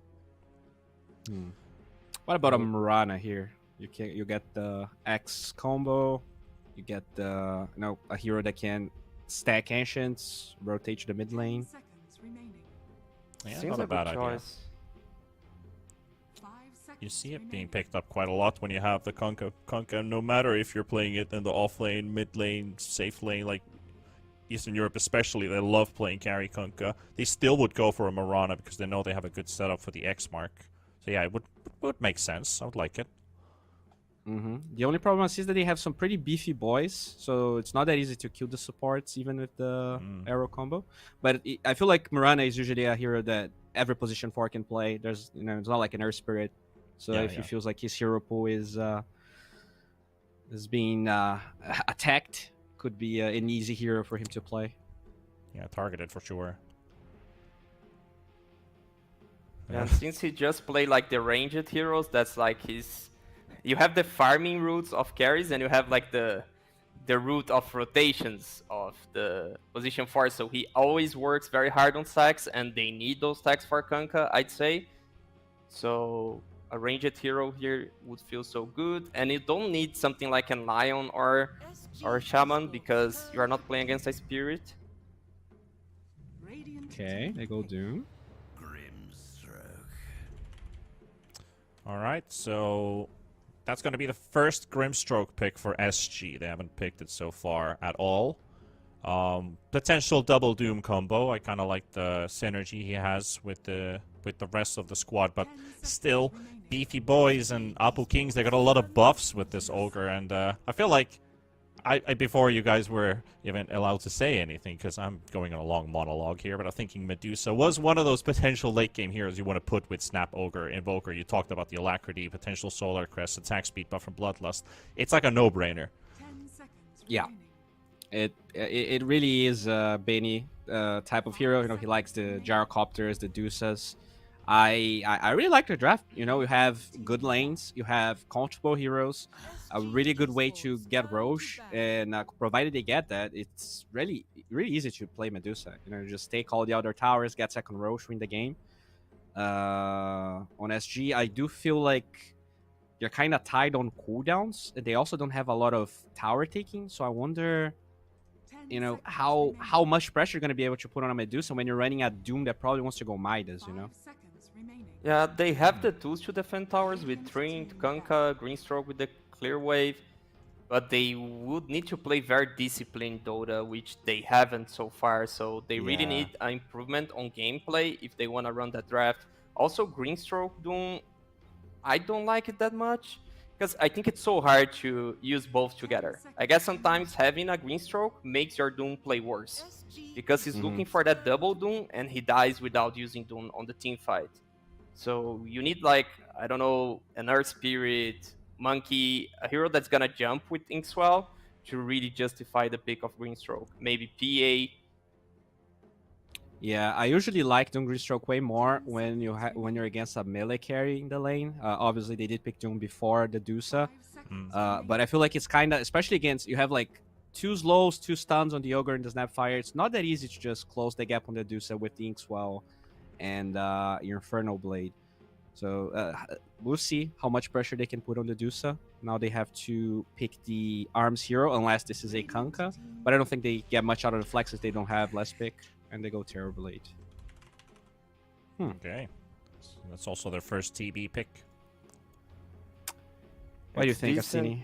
It's decent against the Dusa. I was thinking on like Illusion heroes and how they could pull that off. And yeah, makes sense, but King of Kings, they didn't show their position 3 yet, so they can just go with heroes that clear those illusions. They can go with Darkseer, which is open and very strong against the TB.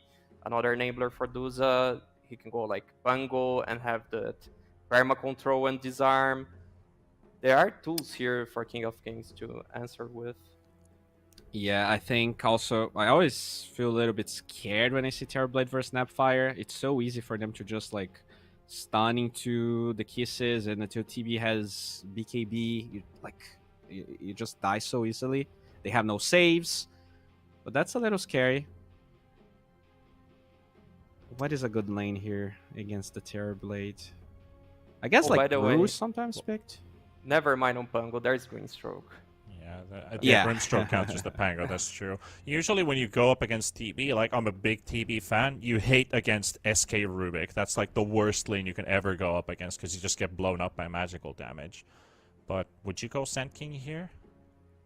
Sand King and Snapfire is kind of it's a very weird off-lane duo because you don't really see them play together. I mean, it's not bad, honestly. It's okay. I do feel like there might be a better option, though. I'm trying to... Centaur? Oh, wait, he's banned. It's banned. It is There's banned. a hero that's bad against TB, but just works with the lineup of King of Kings. That's like Beastmaster, Lycan, a hero like this. I know it's not good against TB, but you're just gonna do Roche and run at them at the towers, and having that fast siege that the hero offers. Yeah, that's actually a good point, because when you think about Apu Kings, if they need to make space for Medusa, if they need to get Dusa online faster, the best way to do it is shut down TB's game. So Beastmaster would be nice in that way. I actually want to see an Underlord. I feel like you have these big cooldowns on the Metamorphosis and the Doom, and if you just have a hero that can reset the fight and abuse the meta and the Doom cooldowns, and it's actually pretty decent, like having the Firestorm versus TB. But they go Beast. Okay. All right. I mean, their 5-man is insane on Apu King of Kings. They also have Roche. Considering their the way they've been playing in their draft, it just feels like they have an amazing draft. And There you, is- you can. Oh, sorry. Yeah, no, go ahead. You can play the Beastmaster with access on that lane actually, because you can break the trees of Trent and you just remove 80% of the impact of the hero. So you don't need to rely on your summons for the laning phase. And of course, then you level up the summons to clear jungle, control their jungle, and help with Roche. So seems like a very solid draft and very easy to execute from King of Kings. And the draft of SG can work, but they would need like 9 out of 10 Dota skills, and they've shown so far not that much. All right. What I'm kind of looking at is there's so much attack speed on the other side for Apu Kings. They can get this Medusa up and running pretty fast and pretty soon, because if she goes for like an early damage item, she's already got like the backup with the stuns and the buffs that the team provides. Does that leave much of a chance here for SG? Because like you said, you would need to play like a 9 out of 10 Dota here to actually have a chance and maybe even win this game. We've seen some good TBs, but is it enough in this game? I mean, can always win, right? But I think they're just allowed less mistakes as SG. If you give away Roches, if you don't really play disciplined, like it's just gonna be really easy for them to use a couple of spells on the side of SG, and then they just go into Roche because they know there's not gonna be any answer. Are you guys both leaning into the direction of Apu Kings here with this draft? Like, are we looking at a 1-0? Like, you feel like we're a unanimous panel here at some point. It feels like it. I mean, their draft is so good. Like, it plays itself. Yeah, Yeah. and both me and Bowie being Brazilians, and like it's kind of Brazilian duo, we kind of know the players and how they can play the heroes, so it feels really like King of Kings. That mini invoker, you're gonna see some things. He's really good at it. Yeah, they're definitely looking pretty hot here, but somebody else is also looking pretty hot. We have a pretty crazy good-looking casting duo as well, prepared and ready and waiting to take this one over. Two heart-melting personalities. You could almost think that they're the Chandler and Joey of Dota. It's Lyrical and Trent. Wow, thank you so much, T-Panda, and the wonderful panel we got there. Trent, which one are you? Are you Joey or are you Chandler? We didn't figure that one out yet. Not Okay. sure.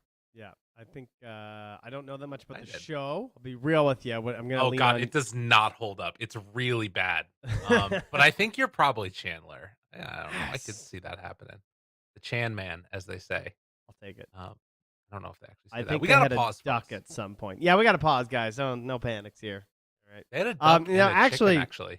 This is good. I can read you guys my train of thought that I was spewing during the draft. Okay. It said, "Woo woo." This is my messages to Lyrical. Give Sniper. It's coming. Centaur, Legion, Night Stalker banned. Go go go. Pew pew. Expletive you, Apu. Because then they banned Sniper, and I was upset. And then I said Beastmaster wins this game, and then they picked Beastmaster. So Apu are going to win this game because I think the Beastmaster.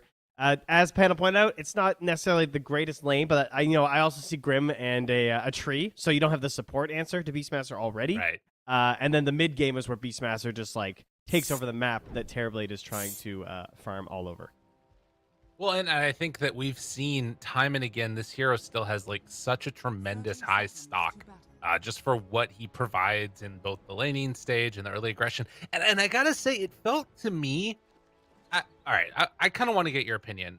When I see Grim Doom, I often think, damn, that's hella strong. They're going to be able to rock everybody sucks. And then it's scary, right?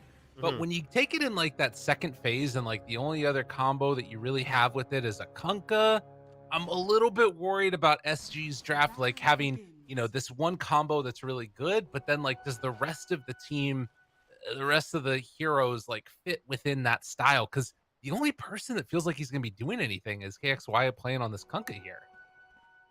Yeah, they don't have the secondary Inkswell helper, as Right. you're kind of saying. That's definitely what I like. I love it when you have a second support that can really abuse it. Like we used to see the Liquid. Weaver. Yeah, Liquid Weaver was the classic, where it just felt like so strong to utilize. Whereas, yeah, he basically is just going to Inkswell the Doom all the time. And if you hit that cool combo where he like goes in, Inkswell Explosion, double Doom on people, you're probably going to win some fights. That would be pretty good. But it's not free. Absolutely. And also they're trying to doom a Medusa here, which, it's not necessarily the greatest thing in the world. Man, taking a lot of damage there to start. The punches coming from Benny. We have seen also, the mid matchup getting a lot of hype from a couple of our panelists about this mini Invoker. Obviously, an incredibly tough matchup that we've seen on some of the biggest stages in the world of Kunkka versus Quaswex Invoker. So we'll see how Mini is able to adjust to that lane that sometimes can be a bit of a tough matchup. Yeah, Mini was one of the most exciting players that I had the pleasure of essentially meeting and learning about by doing all of the SA coverage last year. And Mini Puck, Mini Invoker, this is definitely his most famous one and was often banned versus them. He's just straight up. That's why they're taking it first phase, because otherwise they're not going to get it. Right. And yeah, it's very fun. He wins games solo. He throws games solo. He's a great player to watch. Big fan. All right. Well, Trent, I don't want to burst your bubble, but Oakley is kind of struggling here on the old Beastmaster at the moment. 2 and 3 has always been able to get. Granted, we also saw one round of CS also coming from Snapfire here, who did actually, I was looking at the names and changed up. I think that this was Jupiter previously. But yeah, I think he Haynes. still even has the Twitter. So yeah, maybe just looking for a new look for himself. But regardless, Haynes 666. I mean, I think he's still Jupiter everywhere else. So you can go nuts. I think he's also just Jupiter. All right, I'm taking it. Yeah, I mean, it's early levels. It was a meta. They meta really early. Got some pretty good punish with Valky in the tree line. So the initial assets were a little bit rough, but I'm sure they'll be able to stabilize up here. Snap, starting with a little Shredder as well, kind of limits your aggression. Your harass is a little bit better, but that means at level 2 you don't have Cookie and Scatterblast. So Widge is getting way more done in this lane than I would have expected. His first Nature's Grasp did so much damage to Valky, and now he's bullying back Jupiter as well. So props to Widge. Yeah, and he's like, all right, guys, listen, this tree's hitting too hard. I need to pause, take a moment, reflect on some choices, because that was a quick blow up there. Jupiter definitely taking the hands of the tree man. And I'm kind of interested. You can see already the 19 and 3 for the Kunkka versus Mini, who's only at 12 and 1. But as often happens with Invoker, it's much more about that mid-game timing when these stuff start to look better. And they've already blocked out his small camp, which hasn't been scouted or dealt with or anything. So KXY not going to have that nice little injection of gold that we often see for Kunkkas in the mid lane. Yeah, it's kind of surprising he's got... Oh, and he's got the deny, too. Nice. That hurts. So that puts him 2 XP shy of level 4 as well. What a gamer. Dude, he's getting mad denies. Yeah, that's a tough one. I mean, still got some decent right click coming from Mini, but it's not easy. Cold Snap. This is the EMP as well. Pretty frustrating to deal with. Oh, but I know this one because Tiebringer doesn't take mana. Ah, yes. That's a good one. It's quality. DH throws out a little bit of an ink swell to force back the pressure that was coming their direction. Taking the heal creep in the mana order. Mana aura for Aiko. That's pretty cool. Yeah, I've seen this one used a little bit recently. I mean, it's comical as hell. I mean, look at him. Is he right clicking or is he casting a spell? And Hard to tell. LTH is like, yes, dude. I'm just gonna spam non-stop. 2 mana regen. Hey, That's kinda just crazy. courier. Ooh. Okay. Oh, how frustrating. And not what you want to see. But so far, so good. SG looking better out of the lanes, that's for sure. And, as much as we were talking great things about that draft, if you come out super far behind in lanes, it might be a bit of an issue. Obviously, nothing to completely say that they've all lost at this point, but definitely leading. The main exception being Medusa. Benny's having a good game. Yeah, if I could choose to win the draft or win the lanes, I'd choose win the lanes every single time because sometimes it just invalidates everything else about the draft. Right. As back towards mid again. Actually, they're keeping some pretty good pressure on, but it'll be a creep wave underneath the tower here for Mini. And meanwhile, Kunkka goes on over, picks up the bottle runes, and he's like, hey, you block my camp, I'm going to take yours. What do you think about that, Invoker? Gonna do a little investigating while he's here, too. All right, cool. No bounty rune. I'll go right back. Ink swell down bottom, though. They don't like it. they didn't like the look of that play. No, that's Danger Town. Just back For to sure. healing. Got some Good dance moves. I like that. But yeah, they are going to keep this next creep most likely. Head on back into the lane. But Wid in the force back and big jump in there. Stun hits and able to get the first blood. Easy peasy with the boat. Yo, the commitment with the TP coming into, he's just like, I don't care. I just like, Ogre's not getting here in time. Very good stuff there. Man, mini rough start here is KXY, aka Faker. He's level 7 already. Not even 6 on the Invoker. Yeah, that is not what you want to see. Now Widge up top though. Oh, turnaround. Nice. Finds the kill. Very well done. 2 points in the little shredder as well. Yeah, it's a ton of minus armor. And actually might be able to find a kill on KXY back towards mid. Right clicks come through, and he lives on 27 Whoa. HP. How greedy? How greedy? Jupiter's coming in. Oh, Minnie, get out of there. Run away. No. Gotta get out. Jupiter's behind him, though. Yeah, but he's got the bot. He should be okay there. Surely, Trent. Oh. Eat your own. Done. Damn, dude. If only it had spawned top. All right. Mid is lost. I can say with confidence, the middle lane has not gone well. That's a problem right there. Oh, hey, check it out, guys. They got a stack in their triangle. Which gives it a ping. Says, yo, KXY, what do you think, huh? I got 2 points in Nature's Grasp. We could kill the Snapfire while we're at it. You know, actually, I feel like giving this Invoker, like, he's fine with this, right? This is just a double stack. He's getting a full wave. Whatever. Oh, and actually, Arms goes down up top. All right, yeah, he's fine with it now. That's for sure. Which is just like, my dude, I was busy. We're farming a double stack. Oh, all right, Mini. well, Mini. Back towards mid again. He does have Invoke, trying to ghost walk out, but they already have the sentry down. Not going to happen. Poor Mini Invoker. Everybody hyped them up. All I'm saying, caster panel curse. It's a real thing. Is Betty goes down bottom. Full movement in. Who hasn't died this game? All right, we got cores dropping. A lot of it's only SG. 6 deaths. My math is very fast, saying that there's about approximately 4 people. Yeah, That's not true. It's a lot of the same people, though. We got half and half here. A lot of them are poor old Mini. Penny still trying to keep up with the farm right now, but pretty far behind at this point. Dude, Trent, I don't know. This is really going off the rails. If they don't solve this quick, misses the tornado back towards mid and has the haste road. LTH just walks away. Oh, don't Or turn and burn. afterwards. Oh my God, Inkswell wants to run him down. They're in trouble. And they still have the X after all of this if they want to go for anything else. X is going to connect. They have Torrent back up in a moment. Going to land. Have the boat He's free-handed afterwards. Jupiter, right on into it. Get together. The kill is out. Or Jupiter. Yeah. Oh, they're feeling it, man. They're spamming the voice lines, taking their kills. He free-handed a ghost ship. How often do you see that anymore? Everyone's always waiting for their spells, going for the guaranteed stuff. He's like, nah, I'm going to hit it.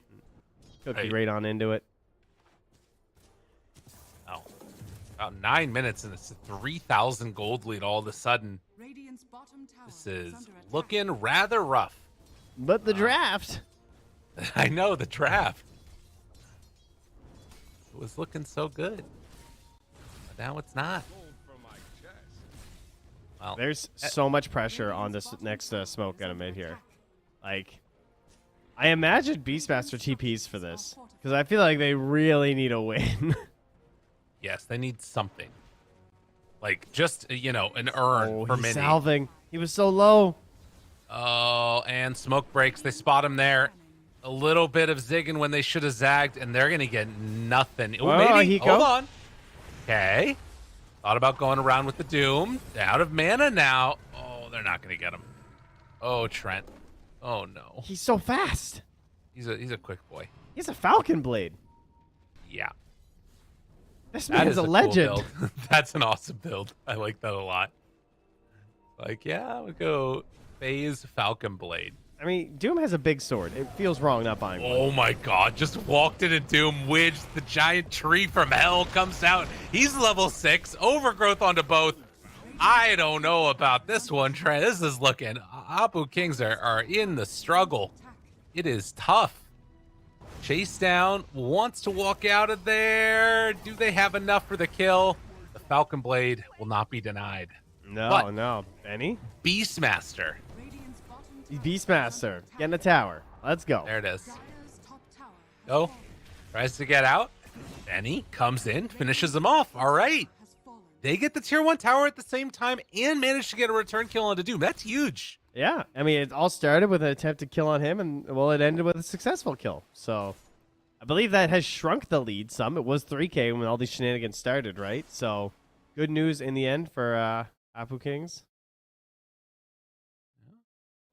This Kunkka is humongous, though. Like, 30% net worth higher or something than the next closest rating hero. Yeah, this armlet build is very scary. Going into the BKB afterwards, like the timing on this, what are they even gonna have? I mean, it's like all the damage is gonna come from like Beastmaster and I guess Medusa, kinda. I don't know.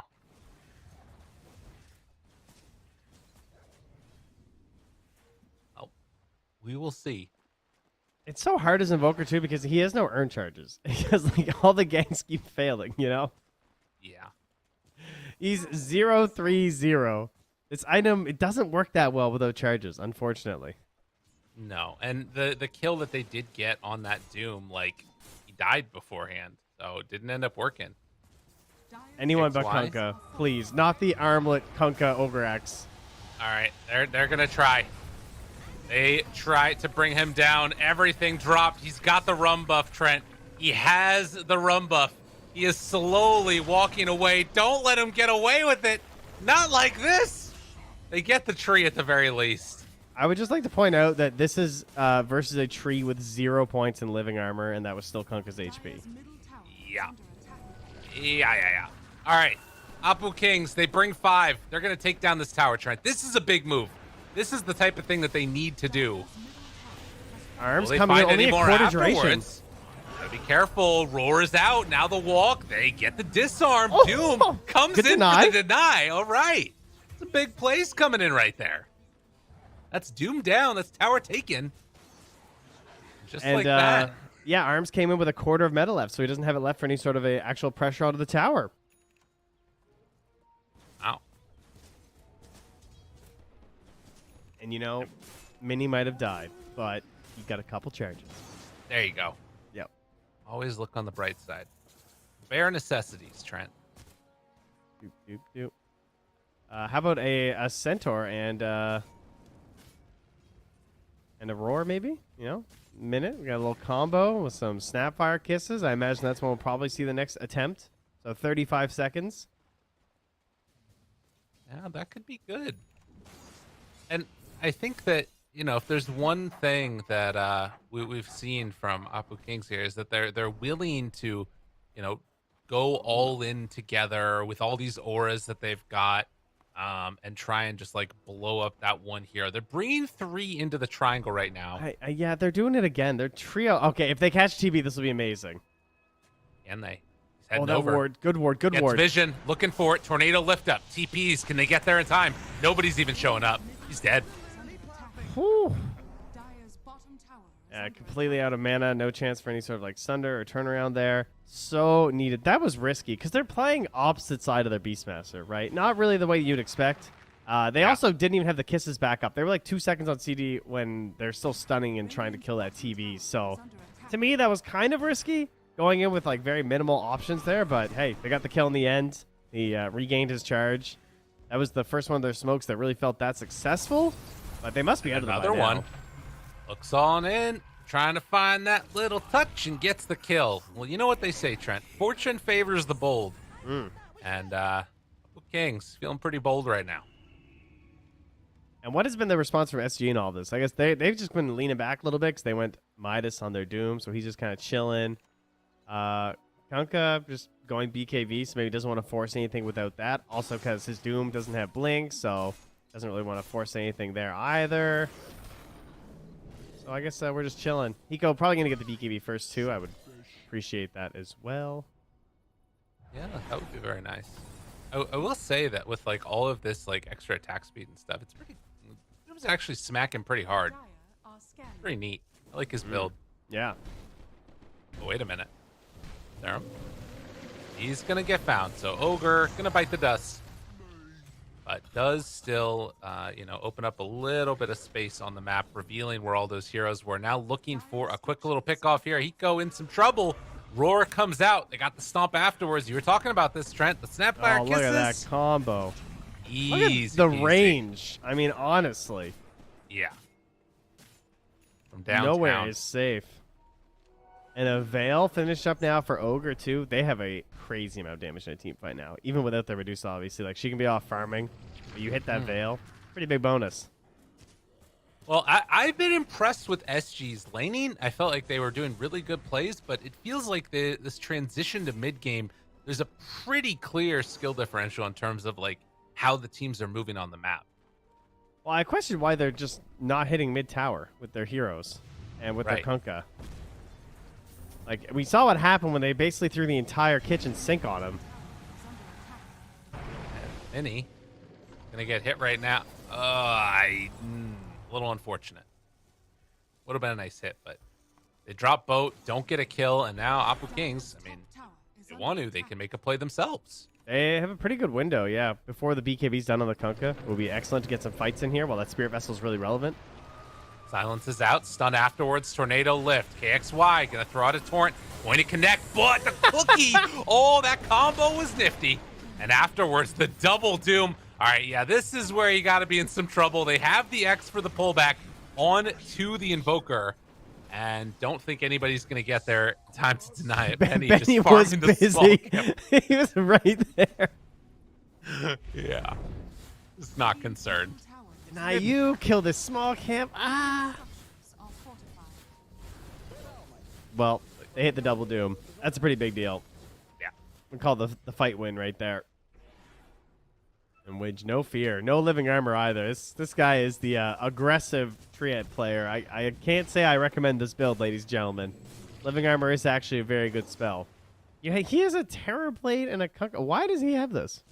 How many last hits? You have 19 last hits. Why do you have max Nature's Grasp and max Leech Seed? He's taking stats next. Widge knows it's up. This is the build. He's just missing his Midas. Exactly. I mean, he's got 1,000 gold in the bank. I'm saying. No Come out replay soon. here. Oh, hey, I remember this. This is when they tried to kill Kunkka. That was not easy. Ha ha ha. Although, to his credit, Widge was the savior here. Right. You know, he's just like, all right, we'll just make sure this doesn't happen. This is why you don't go living armor. Bad spell. And this is why you pick Beastmaster in this lineup. Exactly this. Yeah. I think also a good punish of the cooldowns. You know, Soulbind down, Doom down, Boat still up, but it's not enough to go and contest this, even if they knew it was happening. So Benny picks up the Aegis. He's feeling confident. Look where he went. He just whole team went everywhere else. Benny just walked down that hill. I mean, Benny don't care. That could have been kind of bad. I don't know. SG not wanting to go and get into the mess there, but they do have a couple of BKBs online. Terrorblade trying to finish off his as well. Only about 300 gold away. So in spite of being down an Aegis, there's still a ton of aggressive potential that can come out from SG. They don't have that blink on Doom, which can oftentimes be that like key thing that sets up with the ink swell and everything else. But I would imagine that comes out next. Yeah, they can just like passively farm it up. Yeah. Speaking of passive farming, LTH got the Philly. You know what's coming this game. Ooh, Where we're getting I like a Dark that. Portrait. Yeah, versus a Medusa. Yeah. Sounds very nice. Little pew pew Medusa action. Maybe even take the Beastmaster. Why not? See, we've got. Oh, go. Just outside Aurora range. He's got axes though. Ready to break out at a moment's notice. and they're coming to fight. XY moves in, smoked up. Hawk is going to die. They're in position to break this with the Ogre. Medusa up front and center. Thinking about popping ulti, gonna drop it right there in front of all of them. Stunned up, the boat comes out, taking a ton of damage as Benny, but Roar they got it. afterwards. And that's They've got the Doom. Aegis down, and doesn't have Stone Gaze on the other end of this. Oh, Apu Kings, where you all going? They're in some trouble. The Overgrowth afterwards connects onto everybody. They've also caught Mini on the Invoker, who's going to get ran down and dead. And for Serve next, XY not going to catch him off the side. So All right, he in the goes end- crazy. How did he just hold Doom that entire time? I mean, didn't need it, right? That's actually so painful for Apu, though, because, like, now they can just go out again with Doom. Well, it's, you know, what we talked about. You have these BKBs, and, like, what's the answer to deal with that? I don't think that they've got it off Apu Kings. Radiant's top tower is I also least at think the that moment.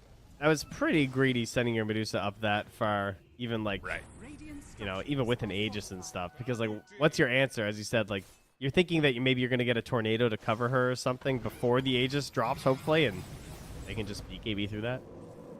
If the moment looks good. Right. Gotta be careful. The net's down. They got Roar and 8. Trying to move in. Done. Silence. Chasing. But won't be able to find him yet. They made a get call. the LTH instead. Yeah, he said, I saw like some of his allies coming, and then they all just immediately turned back. I think they got told, don't come. Like, do not come for me. Right. I'm going to run the other way. I do not want to be saved. Please don't waste Doom right now. He wants the soul bind Doom. He wants to hit the plays again in 20 seconds. Well, to be fair, it's going to be really good. They've got Blink Dagger done now. So, time is nigh. That Grove Bow for Benny. Also has a Okay. DD. So, if Doom just, like, gets Inkswelled, blinks, and stomps, let's just say he popped BKB. What is their answer? They have Roar. Yep. Yep. That's it. Manta, I guess. Maybe Benny hits a sick Manta, and he doesn't want to Doom or something. I think Cookies can kind of mess up some of that initiation as well. Like, I've seen a couple of maybe. nice plays with, like, Cookie and Manta illusions, so that they think that's the real one. Cookie. Got it. Oh, hello. How's it going? They got their eyes on you. Chase down comes. Dead. SG, 7K gold lead. They actually pinged the high ground like, oh, they must have had a ward. It's the only way. 600 gold away from Scotty right now on Benny. That'll make a big difference. I mean, Benny is just, I don't know. He's just the one thing they've got right now. But Yeah. I feel like it's still, he needs like 2 more items been killed. and a courier. Radiant's top Right. tower is under attack. Because that ain't alive. Bitch. Radiant's top They're on top of him. Sunstrike afterwards. Eco trying to jump in, but breaking the Blink Dagger. Nicely played. Gets the Stone Form afterwards. Arms is moving in, though. They're in some trouble. Has the Manta afterwards, but it's not going to be enough. Gonna get caught. Gonna get killed. Oh, that hurts. Couldn't even finish the Scotty. It reminds me of like Razors and Death Prophets that are sent to the forefront and they just die to like Lasso or X because they don't have a BKB. Like, is under attack. Right. if Medusa's offered up and you X her, what do her options become when she Oh gets my X by God. Koka? She has no options. They found Jupiter in the trees. Oh, that feels terrible. He's just trying to hide and make a life for himself. Not gonna happen. Heads up play by Eco finds him there in the trees. Radiant's top tower is under attack. So yeah, that's a tough one now. Wee Tuffy. Yep. Oh man, Hiko even has the Grove Bow. This guy's sick. This build. I mean, Dire's bottom tower reducing the magic resistance too, just infernal blading.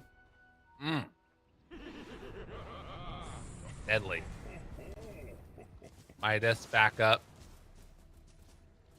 XY afterwards going for the AC. Yeah, I don't know. I just feel like this Invoker is too far behind. trying to go for the Lincolns afterwards, like Spirit Vessel, Midas, and that's it. Level 15 right now. It's not going well. Yeah, unfortunately, someone has to buy it this game, so I get it. Yeah. Yeah, it's just not going to feel very good. But all for my Medusa. That's their chance. They're going to get their Scotty. They need the next Aegis. They should have vision on it because they have the Beastmaster, obviously. So they should at least know when it spawns at the very least. They should know if SG are contesting. Right. But it's a 10k lead. There's an AC just finished up on that Kunkka too, so that's going to cancel out some of the stuff that Benny's been grinding towards here. I mean, I guess on the plus side, you can still kill off those illusions at the moment, and likely will be able to continuously, as Arms has not gone for any evasion as of yet. But one thing that is a little bit alarming is going to be that reflection. Like, I think Benny has to save the Manta for reflection, because otherwise he's just going to kill his teammates. Radiant's bottom tower Yep. is under attack. But they're going for a Lotus at least on Beast. That'll be helpful. Radiant's bottom tower has Bottom. fallen. Take down the tower. And if they want now, secure that outpost as well. And Doom is going to do just that. Dire's Going for the middle tower Aghanim is under Scepter attack. next. Radiant's Yikes. bottom Yeah, that's pretty good. That's some serious value when it comes to the Grimstroke Soulbind. All right. Let me think how to win this game tower is under as attack. African Kings. I mean, the Alacrity. pickoff potential's there. I mean, the Medusa can get absolutely massive. There's no doubt about that. That is always going to be a concern. Thinking about the Ags there with the stone. That's always pretty good. Yeah. Yeah, they need to, like, get a little bit more team fight out of their heroes. I feel like this tree has just been absolutely wrecking them. You know, those big overgrowths to keep people in place, the Kunkka stuff. So, yeah, that Ags does feel like it's going to be fairly necessary. But they retake their own outpost. I think they only missed out on about a minute of experience there. Okay, Tornado lift up, but X pulls back. Perfectly fine. Trade off farm whenever possible. Get those spider legs too. Here they go. Getting ready to head in. Oh, he got Spot caught. him. Roar. Right clicks. Everything dropped. He's dead.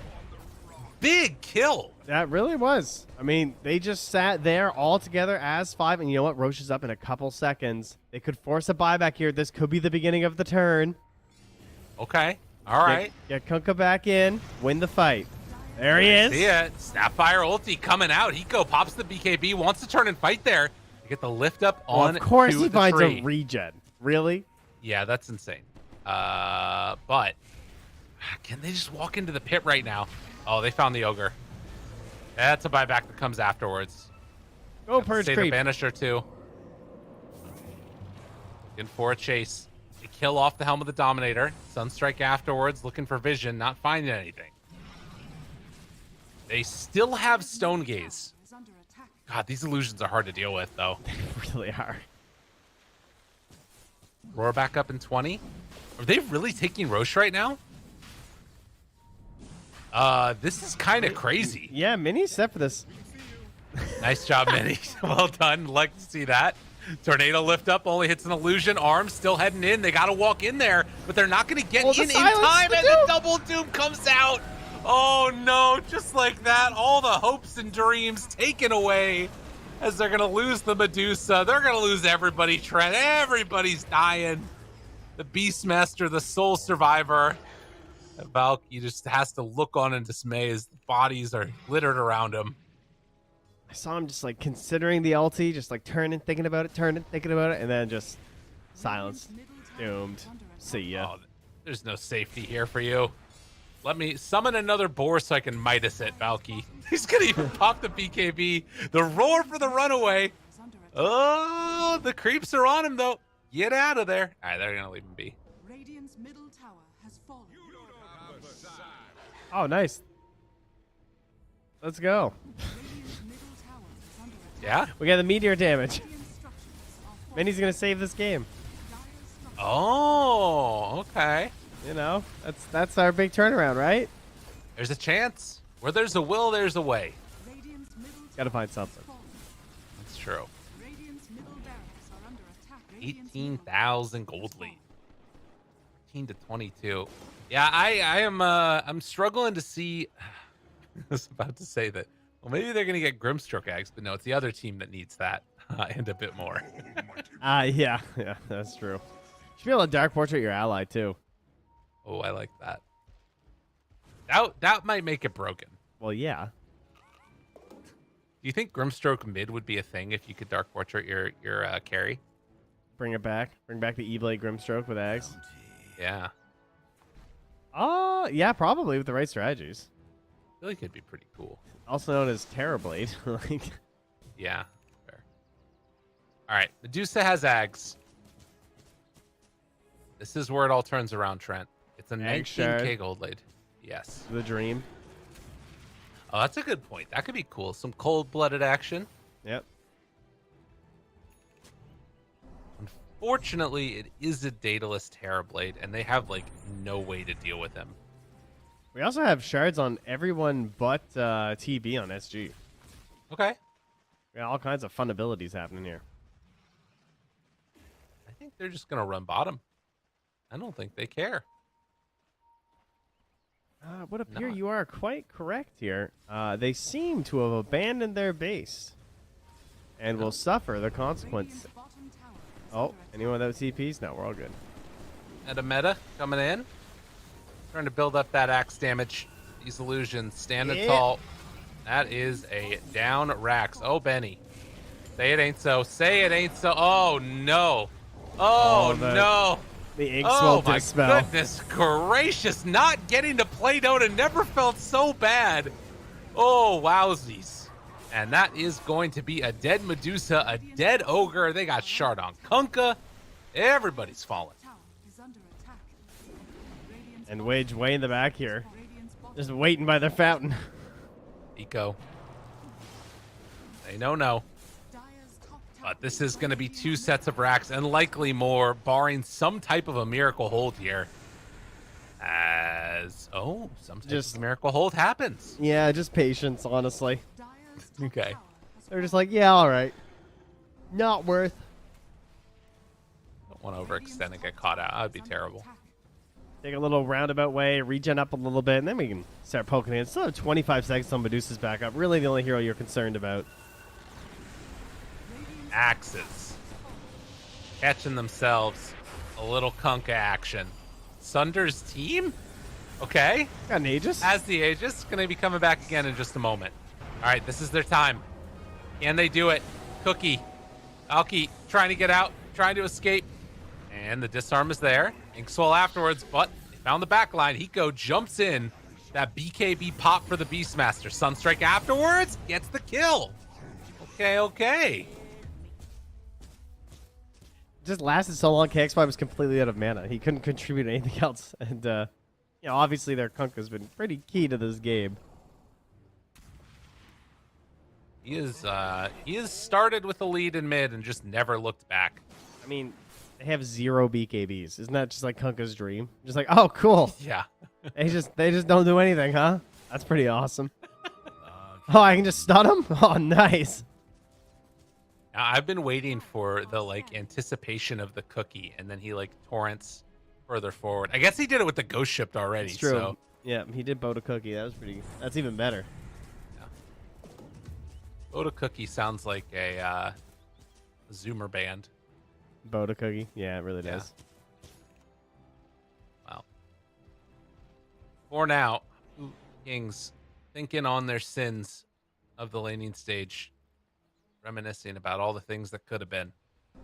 What were their sins? Mini sinned mid, that's for sure. He's in the confession booth. Forgive me, I mean- Father, for I have fed. I feel like I can't even blame him, in a way, it's a hard matchup. Yeah, no doubt. But I mean, if you're gonna first phase Invoker, surely Yeah. Kunkka's on the list of heroes you need to be Yeah. ready for. He's like It's the true. one that comes up. Yeah, I I wasn't think ready you're for right. this Kunkka though. No. XY definitely put it on a show here. This game number 1. And I mean, this would be huge if they could manage to swing an upset here. That would absolutely shake up the standings completely because SG is still one of those teams that has not won a game. Apu King of Kings, 2-1 so far in the league. Go. It would. Oh, Gonna get roared. Oh, here comes the Sunder. Nope. okay. Soulbind not used. to. They actually got their big kill. That's pretty crazy. Have we counted them out too early? No. Okay, got it. Sick. Once the rapier's out, then I'll declare we count them out too early. Oh, where's Benny the makes it rapier? to rapier. Okay. Yeah, he's still thinking about a Lincoln's at the moment. Not I sure mean, if that's going to get it done. He probably still wants like a satanic, maybe a BKB, but you know, this guy gets a rapier, I'll believe.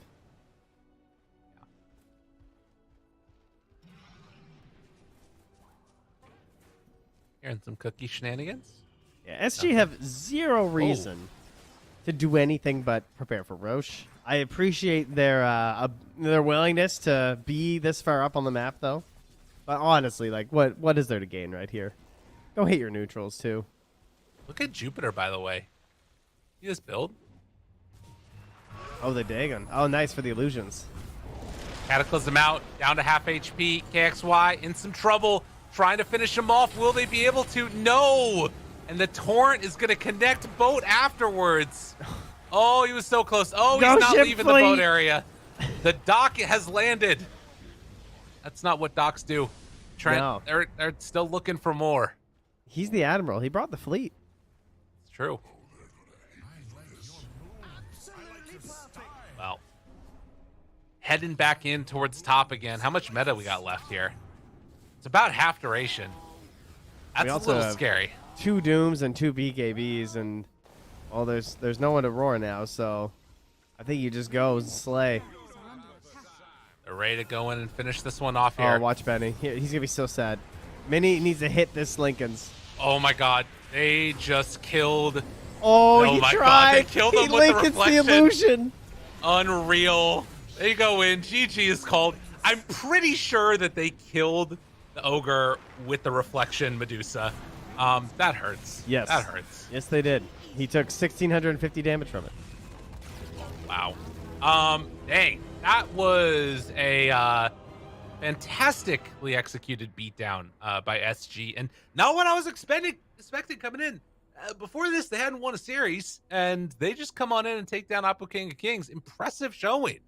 Yeah. Trent, quick thoughts about They- what we saw. They obviously lost the lanes, but I think even with the lost lanes, you saw how they took that first Roche of the Beastmaster, and you're just like, oh, okay, never mind. They, this is the plan. This is what they need. Sure, it didn't start out that great, but then it just, they totally blew that fight. The top tier 2 tower. Medusa lost the Aegis without them spending really anything, and then Yeah. of course the secondary engagement just can't go their way, and from there, SG controlled the rest of the game. Well, an impressive showing from SG. We'll see if they can continue that streak going into game number 2. For now, we're going to have to head on back to that wonderful panel we got. Hear what they have to say about it. Thank you, Lyrical. Thank you, Trent. And Astini Bowie. Is today really the day of upsets? Because I feel like there's some magic in the air. I mean, I think most of the things we were kind of scared about were really nicely played by SG. The Doom that I said could be too greedy. He only had 1 point in Devour, had a super aggressive build. They really pressured Medusa, and I think that helped a lot. Invoker just got destroyed mid. They rotated, didn't really get the Kunkka kill. Then they killed the Invoker, so things snowballed. And SG just played really well. I think we have to give it to them. As Tina said, they needed a 9 out of 10, and I think they did just that. Yeah, that was kind of my follow-up question for Astini. Was that a 9 out of 10? I'd say, yeah, they did a 9 out of 10, but also Apu Kings feels like they did a 3 out of 10, which is not what we were expecting because we hyped so much Minis Invoker and then he just got solo killed. It's not something that you're expecting even on a bad matchup because that's the reason they pick Invoker first phase because he knows how to play all the matchups near to perfection. So he's supposed maybe to draw a matchup that he should lose because he's just like a god at the hero. But at this match, you couldn't see the mini we've seen before on the Invoker. Yeah, you can see like the Konka was really enjoying his game. 6-1 and 17 in the end, becoming a bit of a nuisance as well for Apu Kings to deal with. TB getting the game he was looking for, but when we were discussing the draft, we were pretty confident about Apu Kings. I think all of us were saying Apu Kings is going to win this one. What do you think was the turning point of this game one when things started to come apart? I think the laning stage, honestly. Like, there was this really tiny window from 9 minutes to 14, where SG was a little bit AFK and was scared for them, but they were actually going back for the Midas on the Doom. But once they got that, they pretty much just did what they had to do. They contested Roche really well. They defended the tier 2 with the BKB timing of the Terrorblade. I think that was probably the biggest turnaround, because there was Aegis for King of Kings, and even still they were not able to start getting those tier 2s. Instead, they lose the Aegis very quickly. And that kind of just snowballed against them, I think. Yeah, I would go also for the laning stage because it really changed their plans on the game, but they should have adapted with having a bad lane, and they played the same way having a bad lane. So they did Roche, well, it's amazing, but you are like 6k behind and you're trying to take a tier 2 tower, Yeah, you should be farming with that Aegis, not looking for a team fight. No matter if you have Aegis, you so behind, you can't kill a Kunkka. No matter if you have 5 lives at the Duza, you don't have the damage. So they should have played on a slower pace since they lost the laning stage. But no, they kept with the same game plan. They didn't adapt. Yeah, I agree. I think they didn't read the game really well. They just, I mean, we're King of Kings. We're destroying every game, so we should be strong enough. But yeah, that really killed the Albania's game, I think, being killed twice there. Yeah, I also think like the moments of the top lane when they gave away the Aegis in front of the tier 2 tower maybe communicated that they were feeling maybe a bit ahead of themselves, because when I mentioned in the draft about all the attack speed and getting Medusa online, I think that's exactly what they thought at that moment, that we're stronger than the opponent is, and then completely underestimated the capability of SG. Yeah, they were too cocky. They didn't really perceive the game as it was. So that was really costly. So and they didn't even they didn't even use the Dune on that team fight, which makes it so weird. And you're like, okay, they would never win the team fight if they didn't even use Dune. So it was like on their faces that they were playing too aggressive and they should calm down and farm. But it was too late to learn that. Outside of the draft, I think I'm going to go back to player performance and the story that I was kind of going on with Valky at the start of game one or before game one. How do you think he performed on the Beastmaster? And do you feel like his hero pool is going to be a potential asset in game two when we go to the draft? Go. Yeah, I mean, I don't know. I think he played okay. Like, that lane is not easy for the Beastmaster. Like, usually when there's a Beastmaster on the enemy team, the opponents, they really need to pick how to say, like, an answer for the Beastmaster in a way, and usually you see the gyros or the Terrorblades. So that's not necessarily an easy lane for the Beastmaster. I think overall he did a good job. I think that the team decisions on the side of King of Kings were probably the biggest reason why they lost, besides obviously the lane that was kind of a disastrous. But you do expect the Invoker to lose that lane, not as hard as he did, and you do expect the Beastmaster to not go as poor as he went. Well, with that being said and done, oh yeah, Astine, sorry, actually you had some thoughts on your mind, right? No, I was just gonna answer, but to add on that, I think there's like a concept at Dota that you cannot win 3 lanes, or maybe you can, but you should not try to win 3 lanes, because you see one lane is losing and you try to help that lane. But then you had 2 lanes that were going well and you lose the 3 lanes because you tried to save the lane that was going bad. So what happened at the mid lane really destroyed also Valky's game, because the Snapfire had to help Mini, also the Ogre had to help Mini. So you leave Aduza alone, Beastmaster alone when he wants to take the tower, and they couldn't play the silence because they focused on trying to recover the mid lane and they failed also on that. So we're kind of looking at is a possible domino effect that actually happened. So one thing leading to another. was the downfall of the laning stage. But we are going to be taking a tiny break, and with these thoughts, I think we have some magic looming in the air potentially as SG. They took the first map off of Apu Kings. Can they do what Hokari did earlier on today? We'll find out after the break.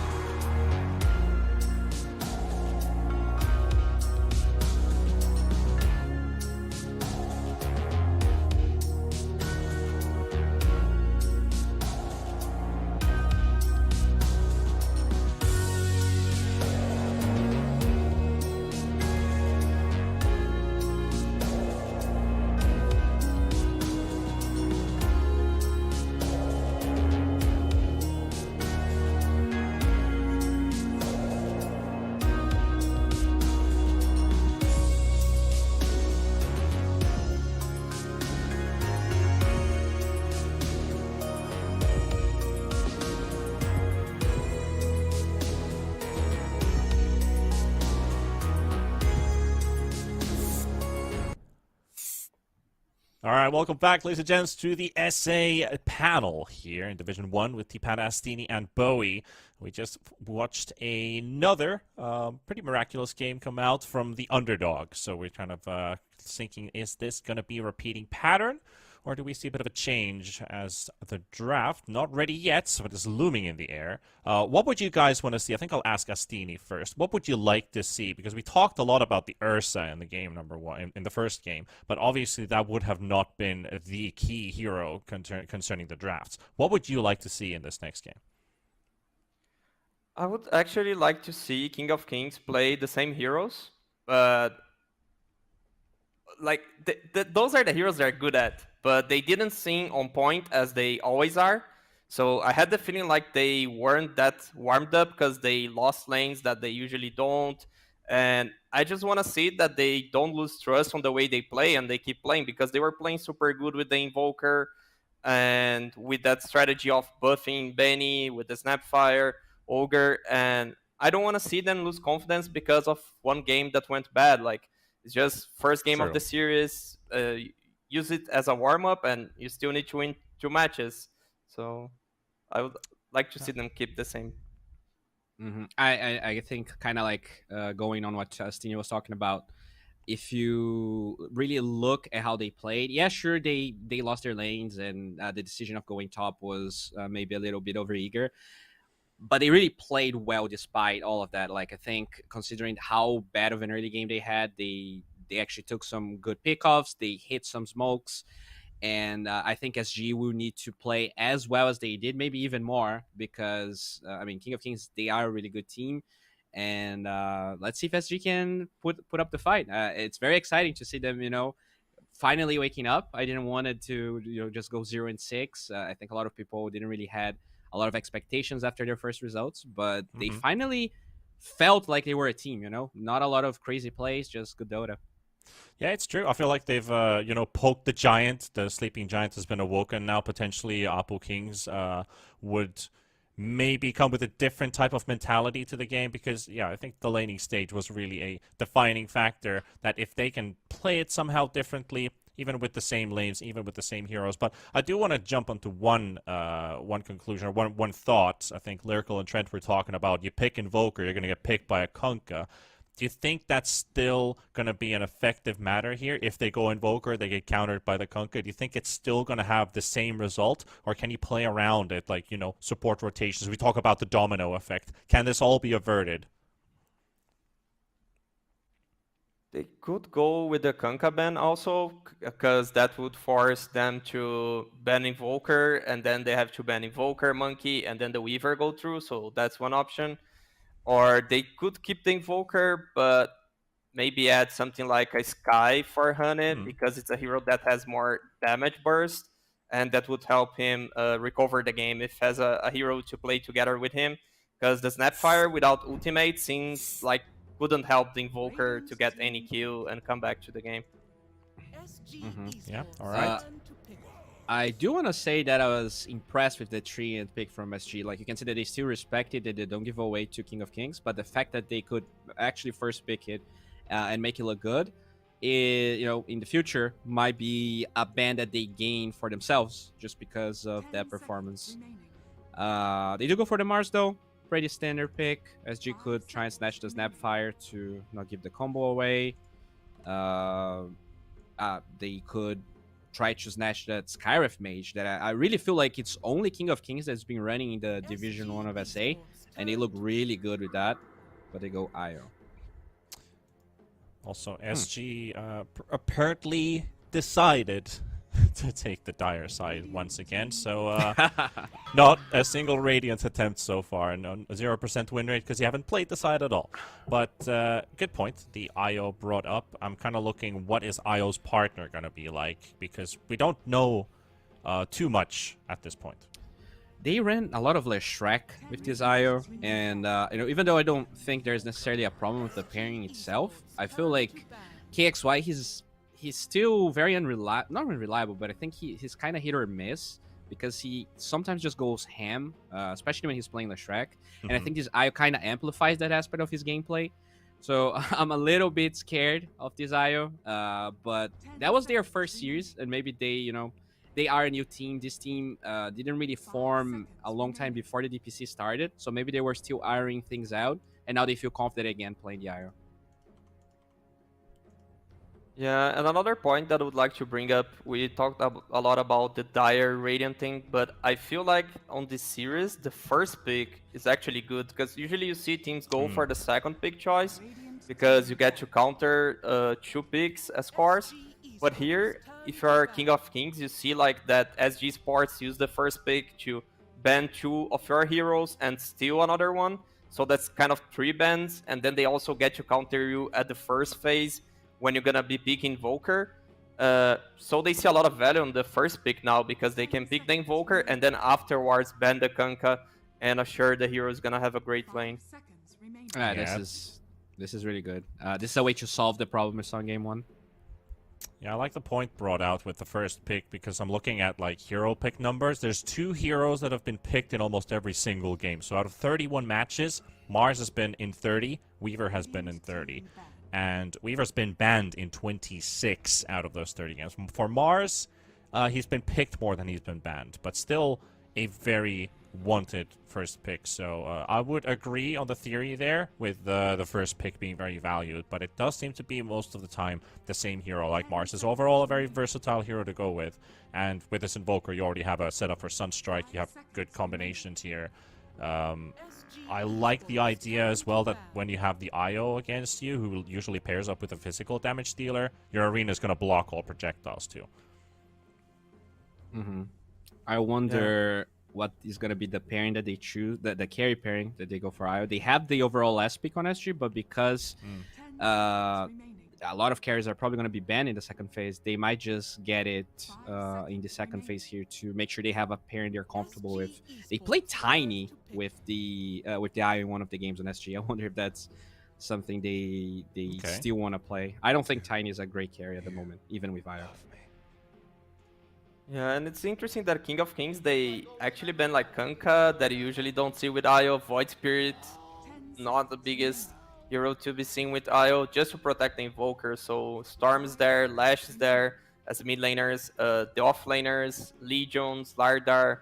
The heroes, all heroes you see together with IO, they're still open. Luna as a carry. Mm-hmm. Yeah, they have a lot of options. They're gonna go Quap. Not also a hero you see paired up with Quap that much. Usually, Io is not a good hero at actually helping with runes, but Quap has a really good rune control, so that's not gonna be a problem for them. 10 seconds remaining. Yes, the option that they went for as the Kunkka was banned. That was the discussion we kind of had with the Invoker Kunkka thing. So I have to go for a different type of a matchup here. Though, I don't see too much synergy with SG's heroes yet. So, what's like the missing piece of the puzzle here? Is it just the IO pair, or is it something else? I believe now it's totally something else because they need some team fight, and I would expect something like a Tide to bring some team fight, but it's not an IO pair because if you bring something like a Legion, I don't feel have enough team fight. And King of Kings, they can pick, for example, the Elder Titan, which is a hero that Noages plays a lot. Oh, Disruptor. Yeah, they go Disruptor, so Tide doesn't look that good anymore because of the Static Storm. Yeah, I mean, I agree. It's a wonky sort of lineup. You don't have a lot of stuns for the Snapfire. If you go Legion, I mean, Legion's not bad necessarily. Yeah, and also in the Disruptor, the Legion makes more sense because at least you are a lane counter and decent in the game. Yeah. But they're gonna get the carry first. Yeah, I don't mind this. I feel like they would probably take either the Gyro or the Luna. But King of Kings will have the overall advantage in the carry matchup here. I like Luna a bit better than Gyro when you're playing against Mars. 5 seconds remaining. Not sure, because like Gyro, of lane? course, you have that AoE damage on the arena, but you're like the single damage dealer as attacks, and the Mars arena would just stop all of them. Mm-hmm. Yeah, I think I think they are very similar. I would say Luna is probably a slightly better hero overall because of the night vision.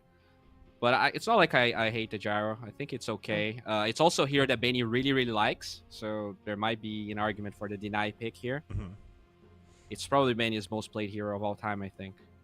SG Esports turn Yeah, to the battle. Gyro makes sense, yes. It's just like personal choice I'd go with the Luna, Yeah. but yeah, Gyro makes sense. It's a hero that you usually see with Io. You have the AoE damage. They need to ban Morphling, I believe. Yeah, I would like the Morphling ban when you're playing against the Gyrocopter. Or wait, when you're playing with the Gyrocopter, because, you know, Flak Cannon, I think we've seen some pretty crazy plays in, even in TI, I think like TI 7 or TI 8. You can see like a Flak Cannon and Morphling get an Ultra Kill when they were losing the game. I was like, whoa, what the heck? I wonder what's gonna be their offlaner though, because they're really out of options. They take the Night Stalker, that would be really good. The night vision there, with the Quap to find lots of targets to get Snapfire kisses. 10 seconds remaining. I also just want to bring out that Queen of Pain for SG and Disruptor for Epulze Kings are also their first picks in this tour. The most pick hero, I mean? Their first picks. They have not picked these heroes before. Ah, okay. So Yeah, unique KX5 heroes. definitely playing a couple of different heroes. I like that. He used to only play like TA Lashrak and like Void Spirit. He's expanding a little bit more, playing the Kunkka last match too.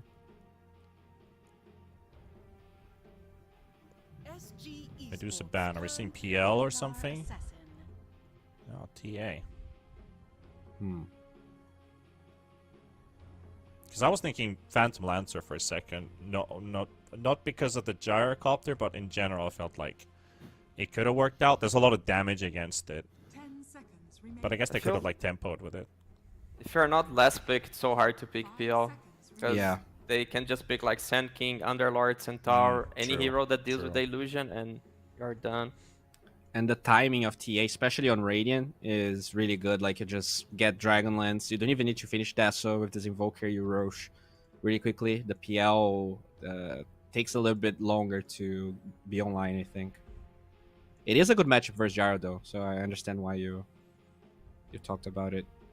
I feel like there's no pick here. Like, you have less pick on SG, and I don't feel like there's anything that's really gonna make it count as an overall last pick, which is not great. Yeah, it's like you can. Yeah, what I was just thinking that there's not like this fantastic hero pick. I feel like there's just an okay hero pick here.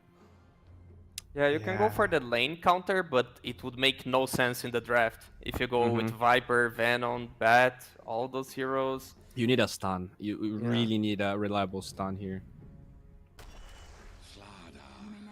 Yeah. Okay. I'm actually okay with this. You know, it's the stun that they needed. It gives them Roche.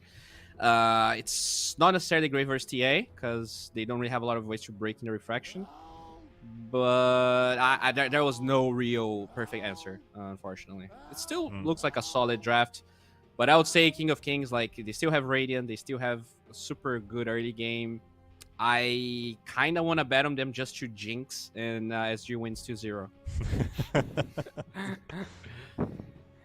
Like, I do like the Slider pick because it just amplifies so well with every hero they're playing up against. He's great at, you know, just destroying the backline too. It gives so much value for the flak cannon on the gyrocopter. But what do you think? It seems like the best they had as a last pick. So I was even surprised. I wasn't thinking about that hero, and when I see, I'm like, oh, there was Slider. It seems good.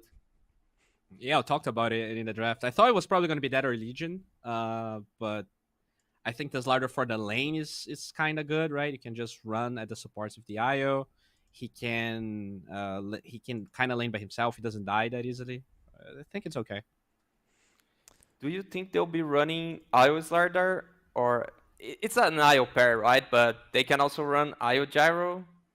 Yeah, now that you say it, it's probably gonna be Snapfire Slider, which is also pretty good because you have a lot of stuns with this melee hero with the cookie and the stun.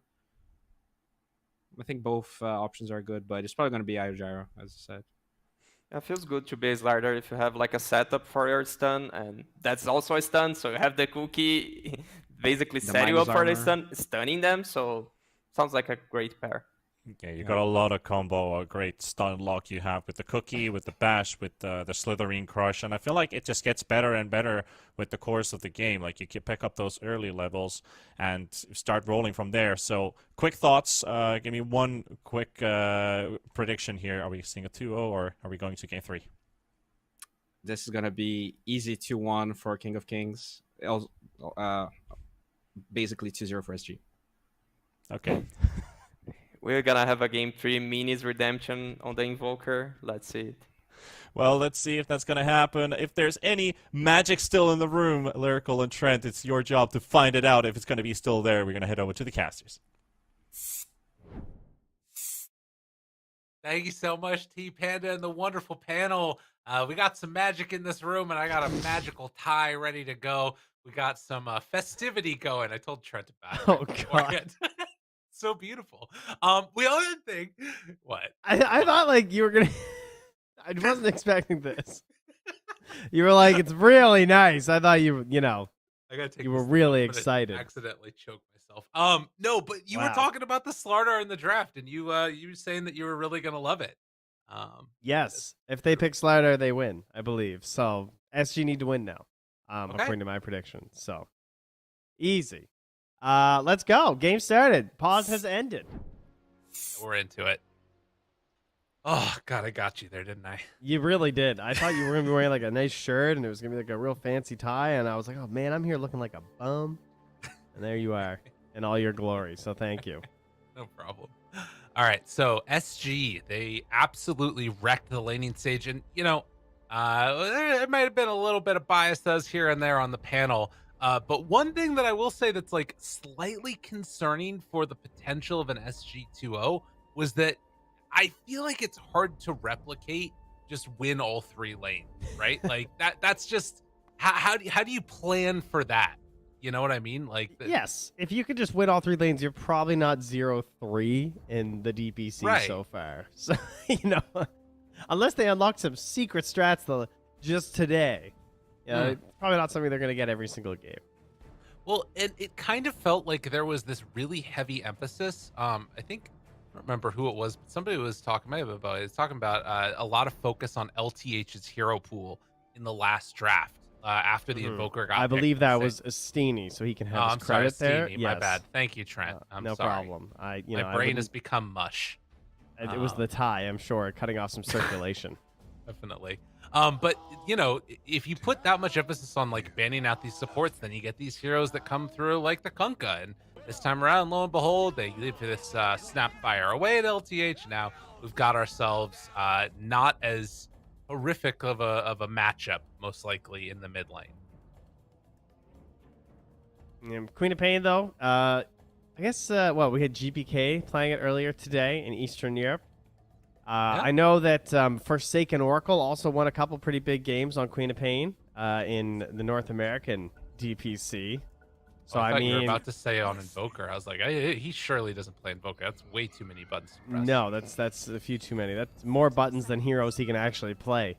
Okay. But, if they could defeat Black and Yellow, surely SG can get game 2 with the Queen of Pain. True. We'll see if it ends up happening. And right now, at the very least, moving out across the map, there is a Radiant Ward scouting out Widge, and I think they saw that Observer Ward placed down as well, so that might be a quick and easy D Ward in just a moment or two, depending upon how they play that. Yeah, you can see Mini already has it queued up. It's going to be bringing out a Sentry. That's such a big win to start this off. Solid little start there. As he heads on past some sprays in the mid. Beautiful. It's a lovely sight right there. I like that. Appreciate it, Trent. Yeah. All right. So bottom lane will probably be the most interesting one, I think, with Templar Assassin on the carry and then Hiko on this Slardar. Slardar IO, extremely strong laning partner. We see it a lot, especially because it facilitates an armlet in the earlier part of the game as well. But you have this setup where it makes way more sense to send the snap just because they have the IO and the gyro, and they have all kinds of strengths of their own here too. Probably expecting earlier points into the cookie and the scatter blast to make a lot of sense, right? Yeah. 6 armor on Slardar, 3 on Snapfire. Yeah, you're reducing it, but it's still not going to be quite as effective as it might otherwise. And, excuse me, for Benny though, right? Trying to. Yeah, I got you. Yeah, trying to get there on Star. I'm with. The tie on your face and blah, blah, blah. But anyway, you just want to bully the Disruptor. I feel like if Serum is back outside of the tower, he can just go on him. But up top, as we're watching here, Arm's getting a little bit low, but that's okay. Health is a resource, and you have an IO. You should be using that resource, so it's okay to go for trades. Just as long as he doesn't get caught out by that Impale combo, particularly when the Spear is there. That's something to watch for. And as we've seen time and again, these IO lanes end up looking really good until there's that all-in play where they try and go for the kill, and at that point you either win or lose the game lane, it feels like. XY gonna take some extra harassment there. So what I'm hearing is just Tornado. never go for the kill. Is that what I should take away from that? No, you want to go for the kill because then you can win. Yeah, but see, then you miss it. Oh, okay, I see what you mean. I see what you're saying. No Mini. He wants to get this ward. Ooh, he gets in time. Pop was thinking about going for that deny. Yeah, Widge up top, pretty important, was unable to actually stop this pull over here. So now Valky going to hold the wave in front of the tower. This could be a bit of a problem here. Does have the small camp ready, though. And yeah, okay, I see there's something happening mid. Whatever. Yeah, that's a rotation. It's a pretty important kill, I guess. But so is a beautiful half pull up top here by Widge. Nice. While also fighting over the small camp here with Jupiter, You guys are watching core players kill each other, missing the true beauty of Dota up top. I just don't understand it personally, but... Well, to be fair, the true beauty of Dota was the early, 2-minute rotation mid by the Disruptor. How often do you see that work? That's true. Not punished by, level 2 on Slardar and Snapfire. That's crazy. Fair point. I'll give you that one. Uh-oh. Benny. Get out of there, Benny. Your Slardar's here. Or no, excuse me, the Disruptor's there. Help you out. Actually, he sneaks a pull right in their face. LTH is just like, yeah, okay, I wanted that pulled. That's This is good. This is a lot of harassment, though. Does he take that second point in the Thunderstrike? Always the question. oh, it's a tough question. Glimpse away. It's one more crush. But, will not be taken down right now. Yeah, and that's a 45-second cooldown. Not the same on Slider Snapfire. Right. Oh, it's very quick for them to jump again if things get a little bit testy. And right now, Lysarum is keeping a little bit of distance, wanting to give the max amount of XP possible to Benny, and also making sure that there isn't any side pull coming from LTH. So that's a nice little play here. Pulls it over to the angle, and nothing doing. While from also going to Sapphire. cover the water rune as well. Same thing top. They're really putting the help to Mini. Mini Damn. wanted help this time, and he's going to get it. Does he go and get the bounty as well? Yeah. Wow, that is definitely a lot of help. And now you're like left on an island as the Quap. What the hell do you do here? I think he just tipped the enemy mid. 3 heroes for me? Question mark. But the other thing is that they're not getting anything on the other end of it. But, well, I mean, they're actually winning all 3 of their lanes a little bit. So it's kind of similar to what happened before. Huh. Interesting. Yeah, they're not huge leads, though. No. I think everything's still relatively all right at the moment. I would be watching for a kill. I would really think bottom. Like, Serum should not have lived this long. They missed the cookie jump, so and continue then the to glimpse survive. away. Meanwhile, they find another kill, this time solo on that Quap. Dude. He just got Tornado EMP'd. Yeah. He was That's out of all it mana. takes sometimes. Couldn't blink. He did the math. Big plays. Big plays. They will finally get this pull off here, which is pretty nice. So definitely what they need on the side of SG, and pulling this creep wave back towards the tower as well. And Benny not really able to get much out of this. No, even gonna deny this range creep too. Damn. I honestly can't believe Serum's still alive. That's completely mind blowing to me. I feel like he should have died like 3 times in this lane by now. That's fair. It's that last hit there. But they do have a catapult wave coming in with another camp afterwards. It looks like, though, they just want to deny this out. And actually up top, and some pretty good pressure on, forcing back Valky. Which heads off to the other side. They made another big move to try and shut down the bottle pickups from KXY. Has only one more charge. His game's actually ruined. Like, Yeah. full effort ruined. Now, LTH will cover the invis, but I mean, you're still not getting it, obviously, under Queen of Pain. Not that she's in a position to utilize a invis rune as a power rune at the moment. He just took her bounty. Sorry, she's busy. She's just gonna go Yeah. farm jungle. KXY is like, I'm done with this place. Leave me alone. You know, Io, you were stacking up here for me, right? Oh, no stacks. All right, cool. Just some really slow, not efficient double camp farming. That is painful right there. Meanwhile, they find that kill onto Snap down bottom. So not only did they not kill the Disruptor, but they're getting kills bottom. SG. I mean, they're still winning this lane, but it's a little weird. How are they just getting kills with, like, no glimpse? And no Question. stuns and no slows? Well, I just saw 4 Cyblades hitting the row onto Hiko, so that's All something. right, so that's probably how, huh? Benny is putting in some work here. Every time I look away from a lane, someone dies. So I'm not sure what I should be doing right now. Just look away from your computer. All right, cool. It should The improve answer. the broadcast. It can't get much worse at the moment. All right, here we go. Tornado. On to 2. Oh, and the setup stun. No! Oh, a little off the mark, but no mana. And they do have double fairy Oh, fires as Jupiter. well. Oh, no. Jupiter, Oh, no. Jupiter, Oh, Jupiter. no. Oh, Jupiter. no. Oh, pause. Yo, Jupiter said he's Yeah. lagging, guys. A little XDs. I hear you're a fan of XDs. Oh, Minnie, get out of there. Sonic Wave. Oh, my. Ooh, not quite enough. So they only end up losing the lion there. I'm salty. I'm salty, man. Look at that go. All right. So clearly wasn't anticipating the lift up time on that tornado. Missed the double stun, ends up dying. So at least Jupiter was the only one punished by that. Down bottom. A chance. Looking for a final hit. No, he's going to get away. Oh, he turns with the right click. What an He's animal. like, how dare you? Slow down. DP's out. Side blade hit, though. Oof. Oh, that's a nice one. How about Serum sticking around with the stick to pop the 2 charges, give enough mana for that Thunder Strike to help get that kill before he TP'd out? Yeah. Gamer. Big gamer. Bet he was out of tips. This bottom been the lane moment. has been a total disaster for SG. I mean, they're still, like, pretty far up there. I mean, yeah, TA is having a good game, but, like, Thunder is not poor.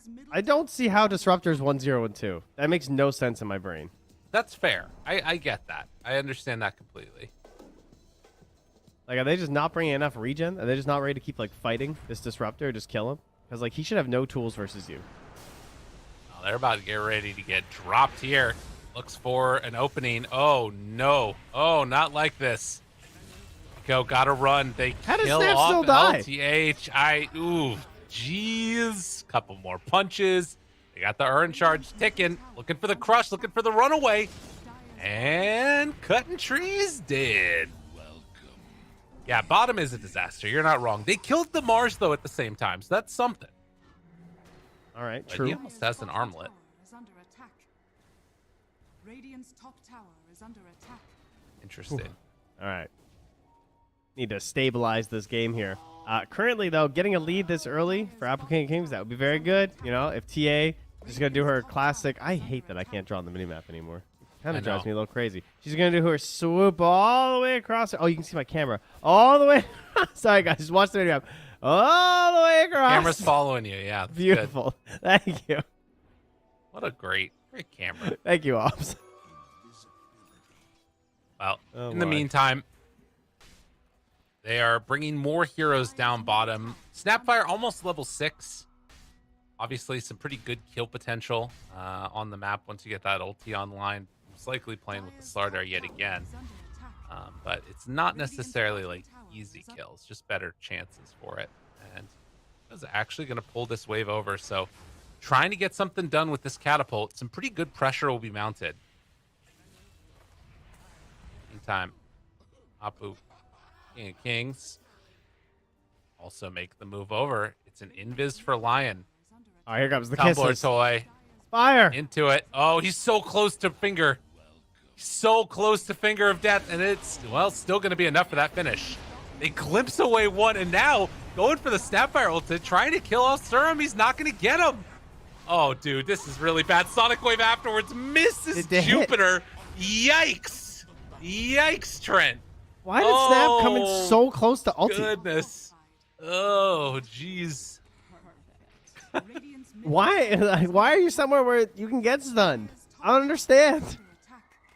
Well, in the meantime, they pull everybody bottom and now gonna go mid. Getting that catapult damage in. Oh, Witch. Gotta run away. Gonna kill Valky again. Go making that move. Has the Mask of Madness trying to queue up the Blink Dagger next. Is under attack. Yeah, I'm not sure what's going on with Myers this game. I see another Grandmaster here, but he at least they're killing Valky. That's huge. Oh, Static Storm onto Serum. He's gonna die to that one. KXY takes down 2 for the price of 1, and they use Static Storm. We've got a little bit of a crazy game going on in this one, Trent. Radiant's I have no idea what's happening. attack. I don't know who's in the lead, who's doing what right now. See Queen of Pain not bottling her IO. Come on, dude. So- Help us help each other, man. Sometimes you just gotta bottle yourself. That's all there is to it. Radiant's top tower is under attack. EMP not gonna connect. And while all of this mayhem has been happening, Gyro and TA are both farming pretty well. Gyrocopter halfway to an Aghanim Scepter. TA Dragonlance stun and only about 1,300 gold from completing a Deso.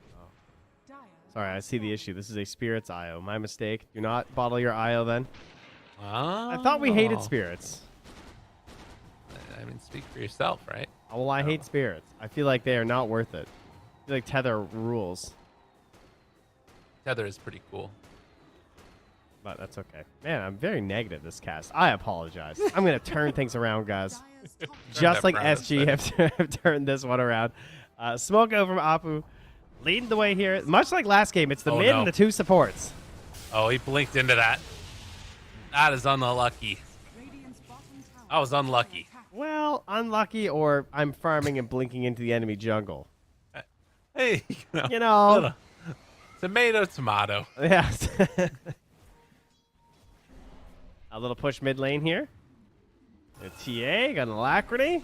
Structures are fortified. Gonna Dire's clear this middle one out. tower is under attack. And they do have The spirits. The spirits are deadly. Pew, pew, pew, pew, pew. Oh, nice deny. Middle tower has been Nicely All right, I'm played. impressed. Good deny. Good deny. All right, this is According to our 3 points. scheduled programming, this is where Valky dies. Okay. I believe he just arena to survive up top by the looks of it. Okay. He did some good damage. What do you think about this Mask of Madness build for Hiko? Dire's middle tower is under I think attack. it's a surprisingly good at control. I'm just trying to do some math here. I'm like, I guess Disruptor comes up here. All right, let's see. Let's see. Oh, Whoa! is this how he's dying? Nicely played. Oh, they got. Well, they're gonna have Glimpse and Static Storm, so popping ulti's a little scary for the snap. By the way, one of my favorite things about Snapfire is when you get stunned during the ult animation. This was during the ult down bottom, and thus Yeah. you will be this forever. It's Just pretty cool. cruising grandma. Look at her go. I'll also say that KXY just blinked into the same camp that he had gone into before as well. Not afraid, you know. Oh, lightning, striking the same place twice. What are the chances? True. I like that. It's showing a fearlessness that you got to play with if you're playing Queen of Pain. That is definitely what I learned from GPK this morning. Yeah. Because he plays Queen of Pain like he's always on tilt, and it just works. He did lose that game. Yeah, well, I mean, I don't think it was his fault, though. Okay, I gotcha. It's kind of a big deal. They're probably not going to the major because of it. I don't know if you heard. Speculation.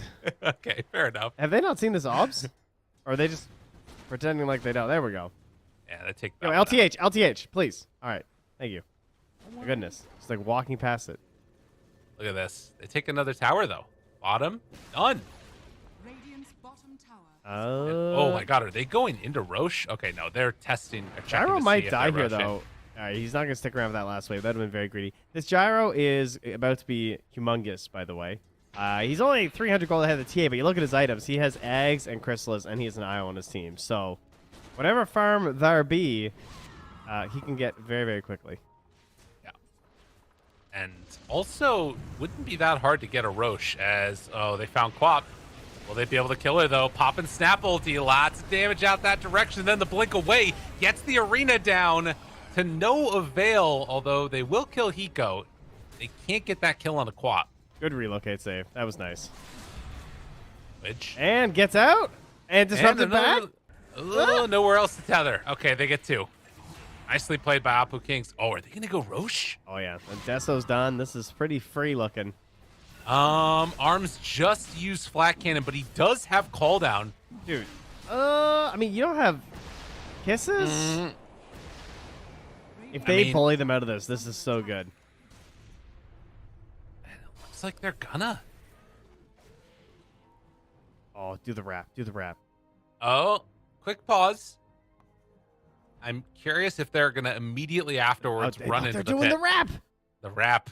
That's what I wanted. Yes, Where's- go Hiko. Where's the question mark reason in all chat? Where is it? Wow. Oh, I Hey, it's wanna see okay. it. Apu, they're not drawing or pinging, so it's cool. Although I think that's a function of when your team pauses, but still. Didn't they just draw the wrap? No, that was Slider. Oh, okay. Gotcha. Yeah. Gotcha. Yeah, looking at Queen's drawing. Mm, Not exactly sure what that is. that's a bird. That's the It kinda bird looked like a from bird. the WhatsApp thing. Oh, it's bird emoji. Well done. Is he like, see, it's like a bird, and someone's like, no, it's like a frog's eyes. Or ice frog. Ooh. Ooh, Diabolical. The last hero that will be added to Dota, the frog. Don't we have a frog already? Slardar's kind of a frog, He's a right? courier. What? Excuse you? What is he then? All right, He's definitely not a frog. That's fair. I looked at him in profile. Yeah, he's not a frog. All right, we got to go. We're ready to happen. You just got bailed out, that's for sure. You're not wrong. Oh yeah, I forgot I had them muted from all their spamming. There you go. Okay, Io back in. Dire structures are fortified. And SG. Are scanning. They're going to smoke now. Oh, KXY. Dude, this is scary. This is one of those moments. They got Bash primed. Like Optimus. Got a jump in. Finds one at the start. Can they get him down afterwards? Hiko trying to find the kill. They'll get it. And a stun afterwards actually hits on a mini. He has to get out of there. In a second, they jump in. Sonic Wave onto 2. But where's the follow-up damage? They don't have it. They're so low. Slardar got Abu EMP'd. Kings. He can't But do it's anything. not going to happen. He was actually worthless that whole fight from the EMP. Slardar just like, he can't mask a madness. He can't even use a Fade Grenade. He was so low on mana. This guy needs to get some mangoes for that branch. Trade-in value. Which, deny that DD. And the battle around the Roche pit looks for, like, the moment at least, it's going to be a short little break in the action. I can't believe how much the EMP just ruined them. It's certainly something that's a little undervalued, like in the early parts of the game with the really low mobility and everything. And plus the initiation on LTH kind of centered the fight. And yeah, EMP just ended it. Well, definitely going to need to get into that BKB here. And that's going to be a big changing point, I would imagine, for SG. You're working on it for ARMS, working on it for Go. Anybody else? Quap going into it as well. And then outside of Apu Kings, there's not a ton of damage outside of that. He actually currently burns more mana than Io, Snapfire, and Slardar have. That's wild. That's pretty good. Gonna connect. Glimpse back afterwards, which can't tether away. Again, they kill the Io into the pit. My bad. This I time would have around, 14 mana. Sorry. My bad. This time around, they've got Snapfire ulti. Benny trying to take it down. They got to make a move if they want to fight this. I like They waiting wanna until the defend end it. for the kisses. Oh, they're thinking about Oh, going. that's good timing. Call Good timing. down is there. Jump in. Oh, but he gets bashed immediately. And it's down. Benny gets the Aegis. They will burn through one. Can they get anybody else afterwards? Io trying to keep ARMS alive. They will retreat out. Widge in some trouble. Can maybe bring him back home. Couple more punches. They missed just barely off the mark. They will kill that Io. And in the meantime, dude, Benny is smashing. They also blew up ARMS. She died to the DOT. Oh, no. It was the sun. No, it wasn't even a Sunstrike. It was the DOT from the freaking meatballs. That was such a mess of a fight. Slardar blinked in. He got cold snapped and instantly bashed by Roche. Just straight up bashed, and then he got chain stunned to death. Man, he needed a BKB for that fight. Oh, King of Kings. I don't know. It's looking like they might be crowned the winners of game 2. I think they have a pretty hefty lead. It's 20 minutes. It's still a lot of game left to be played, but I'm feeling what you're saying. It's looking quite good for them. They just need BKBs, honestly. As you said, like the game is so unbelievably different once they have BKBs on their heroes. It's a totally different match. Then Benny doesn't have nearly as much freedom. Right. Yeah, well, and they do have those pretty soon here, most likely. Back Well, towards not if he mid. keeps Oh, dying, what? Lyrical. What is happening there? And they have Blink Lion, Blink Mars. He just Oh, pops. and they got Io. All right, things are falling apart quickly. Game is looking tough. Tough for SG. As the wheels are falling off, and Benny's just like, all right, you lose a couple heroes, I'm going to take Rax. I mean, this tier 3 is probably just gone. And KXY does not want to come back. But I don't see any reason to stop here. Yeah, he also doesn't have a TP for 30 seconds. Oh, so he's definitely not coming back. All right, cool. Oh, now the arena.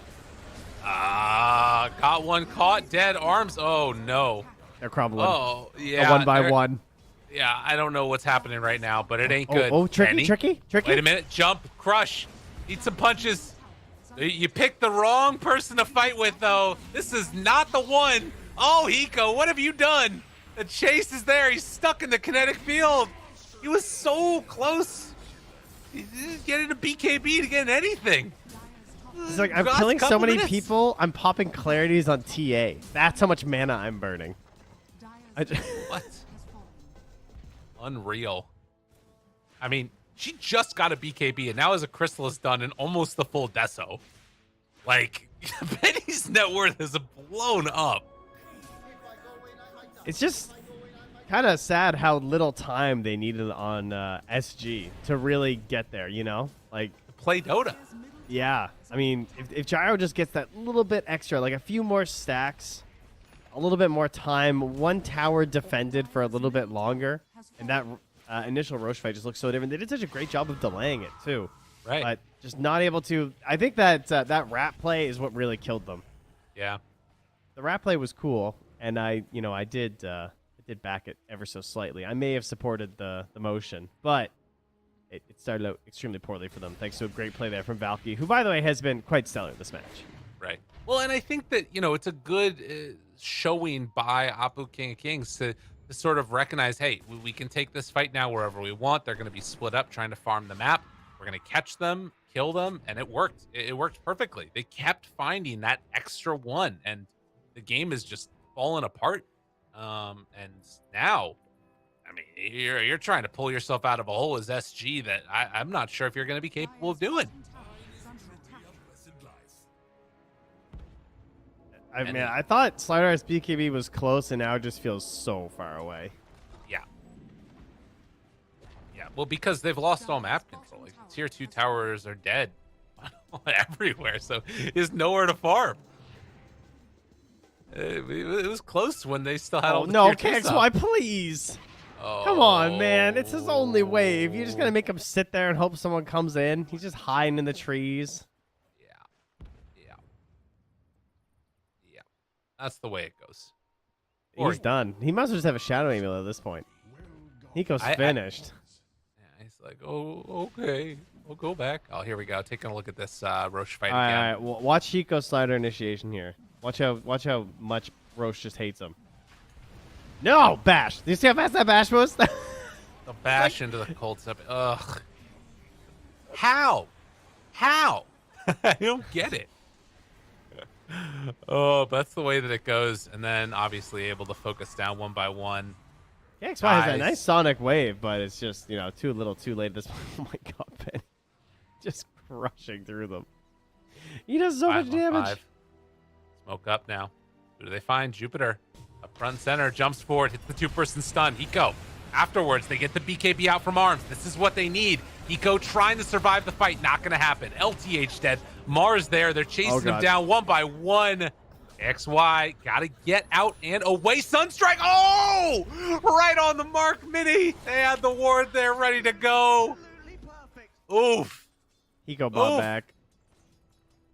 And now he's in the lane without the racks hitting creeps. Just full-on depression at this point. He's like, listen, these Yay. creeps are going to go away somewhere else. I'm trying to get my BKB.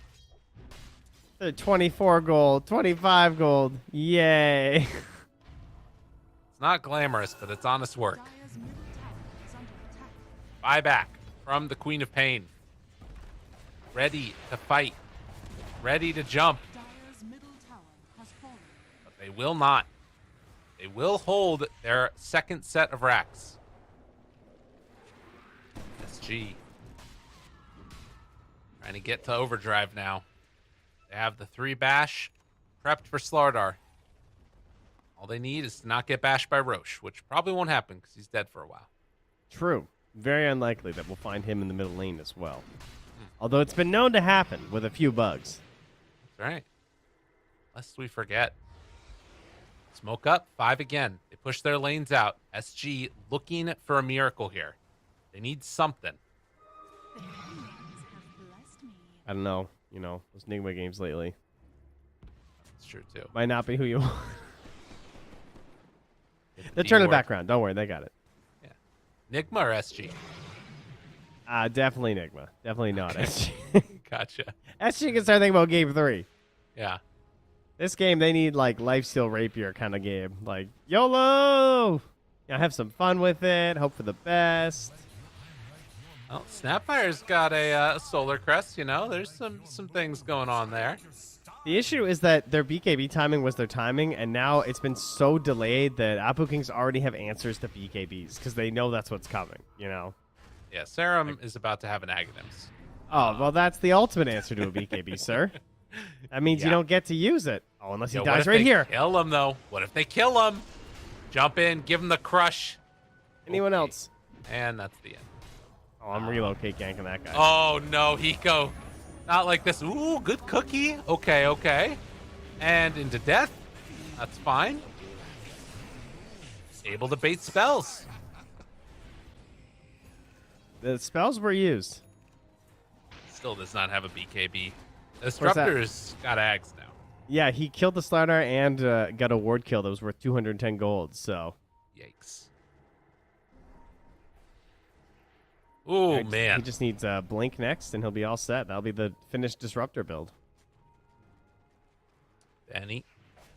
Ready to go. Oh, my God. That took half of Quap's life with that spill damage. The buildings, man. Yeah, there it goes. This is the power of Grove Bow TA with the Dragon Lance. Pretty good range on that one. And another Rax down.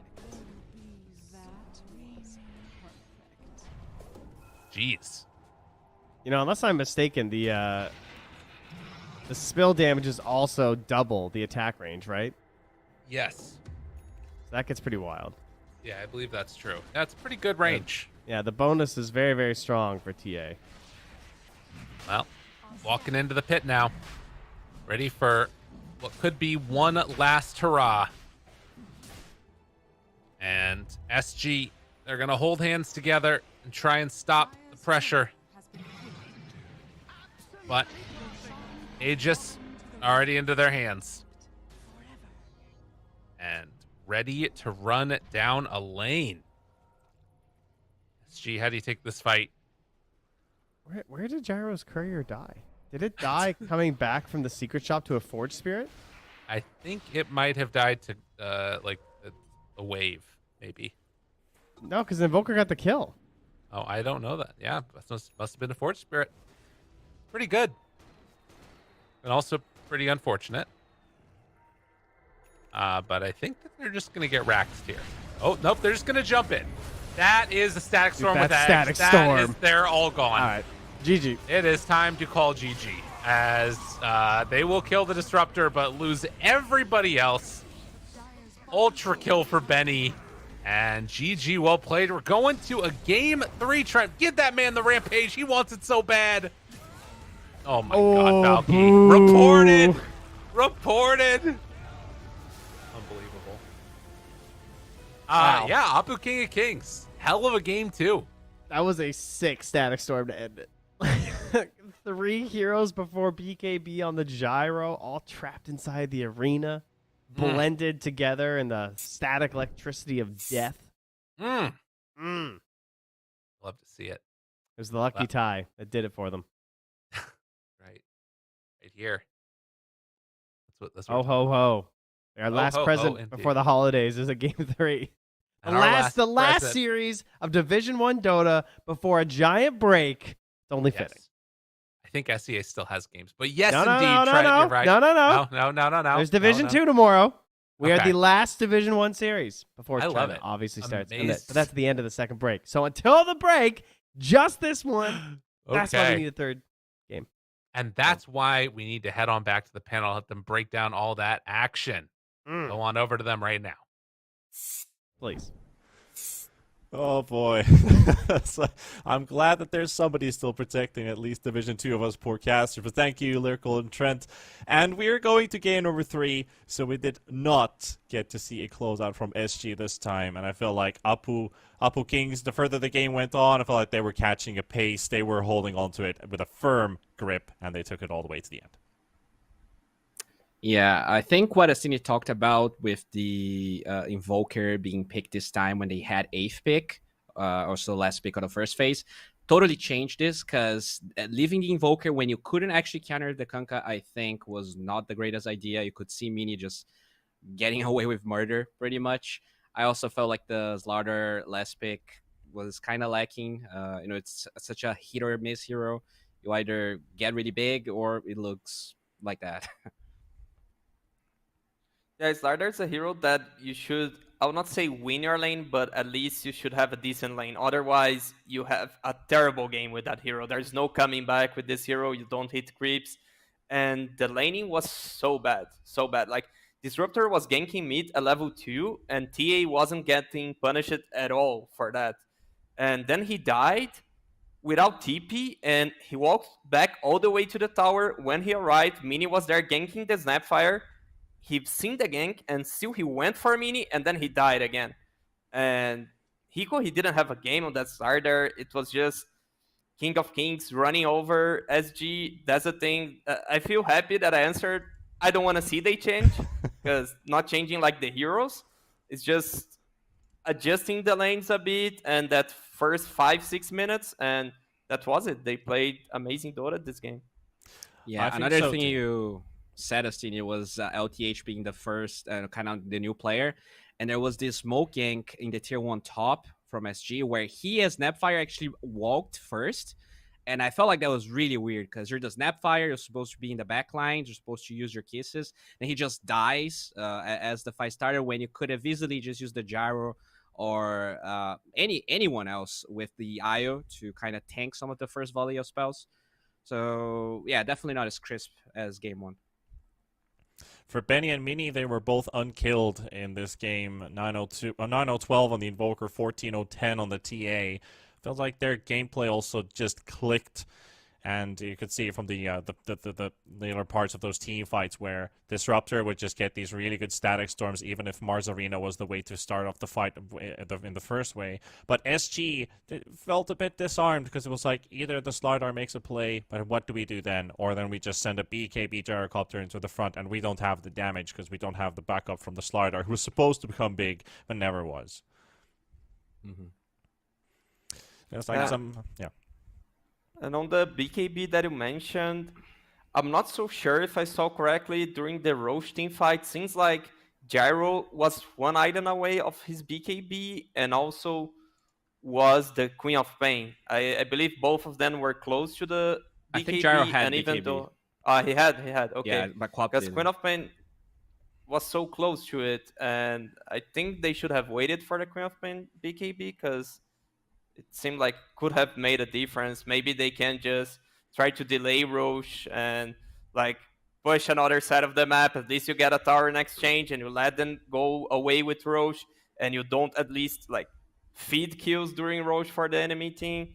That's something you can do. You don't need to contest all Roche in the game. You can wait for your timings. You can cut waves, and that's not something that was taken as an option for SG. They were just like fighting, even though they were not ready. Mm-hmm. Yeah, that was a pretty scary game in the end for SG, because they've also figured out that we don't have too much against them. Now that we're both teams taking a victory here, Apu King's living off of the momentum right now. I feel like SG might be feeling a bit demoralized after that, because they spent a lot of energy on the first game laning stage. They were awake. They were ready for this series. They pulled off a great lead. They held on to it. They punished the opponents for their mistakes. Now Apu Kings, we talked about them being poked, them being angry to this series, that they were ready for it. They were, and they've showed it now. Do you think they're going to keep on riding the wave? Because it feels like you can't stop the momentum that they've been building throughout this second game. I mean, I think it will be hard for SG, definitely. I saw definitely glimpses of everything that was kind of wrong with them in the first series. KXY just blindly blinking to the enemy big jungle, just dying randomly. Hiko struggling with a couple of laning stage problems. But I do feel like this is by far the best series. So if they can probably draft a little bit better. I still am not convinced with their IO drafts. I feel like playing IO is really really tough, and it's already the IO play itself, but how the team has to work around it. So maybe just stay away from the IO and make sure you don't give away Invoker when you don't have Vaith pick. Yeah, I believe the team that wins the coin toss should go for the first pick, and that will give a small advantage. And just to complete on Bowie thoughts, like IO is not that easy to execute, especially if you are on Dire. That's their choice on the map side. Because you don't have that Roche advantage, and usually you have IO, you want to snowball with it, you want to take objectives as soon as possible with an Gyro, TA, those Luna, those IO partners, they all are good Aegis carriers, but as Dire, not so easy to take Roche. Well, with these thoughts, I think this is a good moment to take a tiny break and go for, maybe grab a drink or something, because the action ain't over. We've got one more map to close out this evening between Apu Kings and SG. Who will take the series home? Is it going to be the underdog? Is it going to be Apu Kings taking this one? We'll have to find out in a couple of minutes, so be back after the break.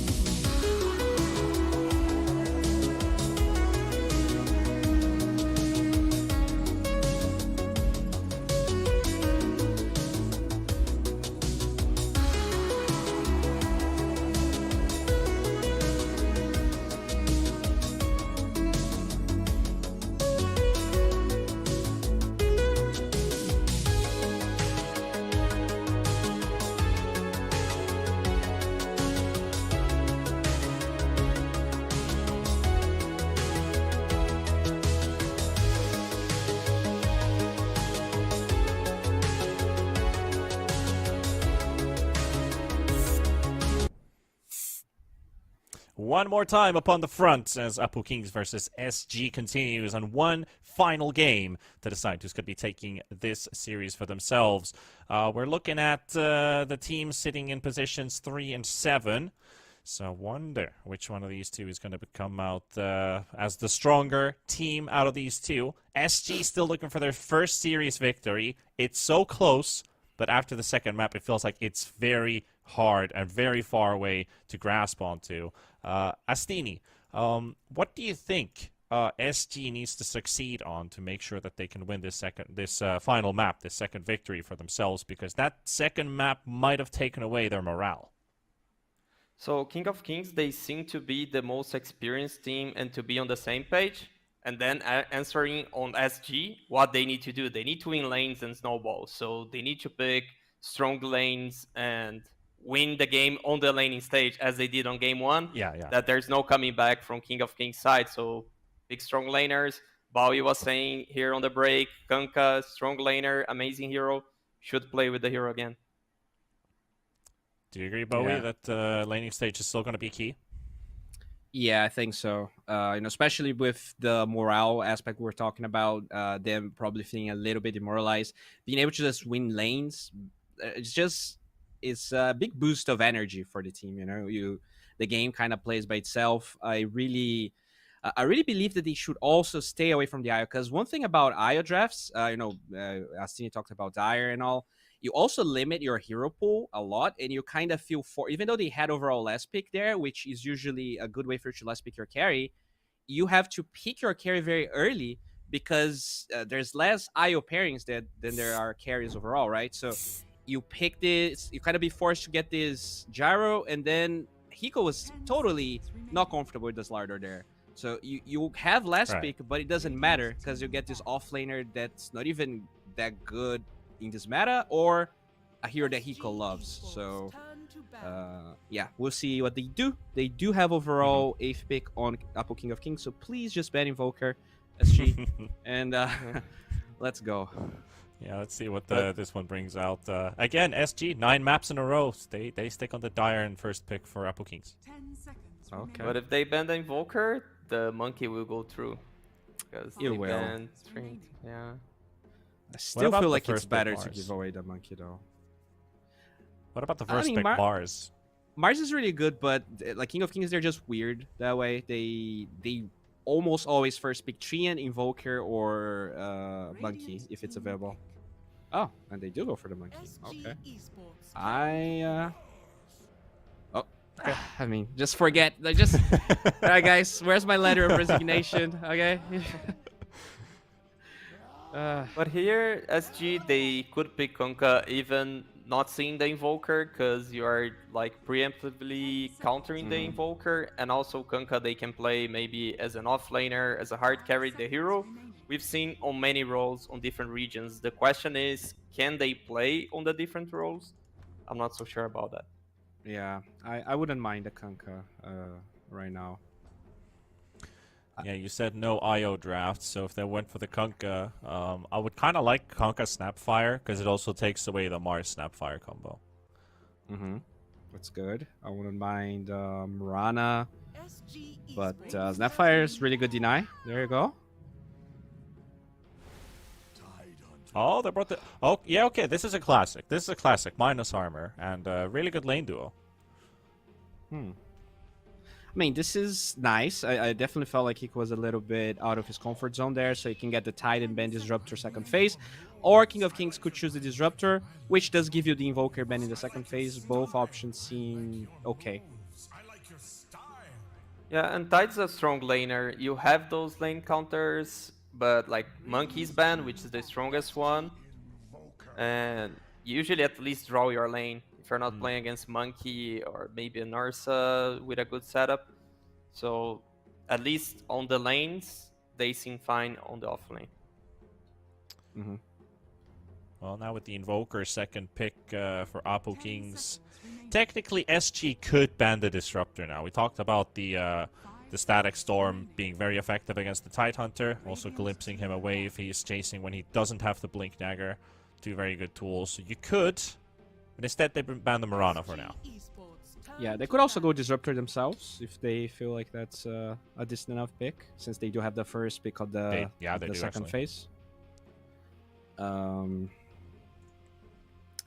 They're probably going to ban some good matchups here for the Invoker. I think they ban... 10 seconds remaining. Did they ban anything else besides Kunkka and Void Spirit in the last game? I don't remember.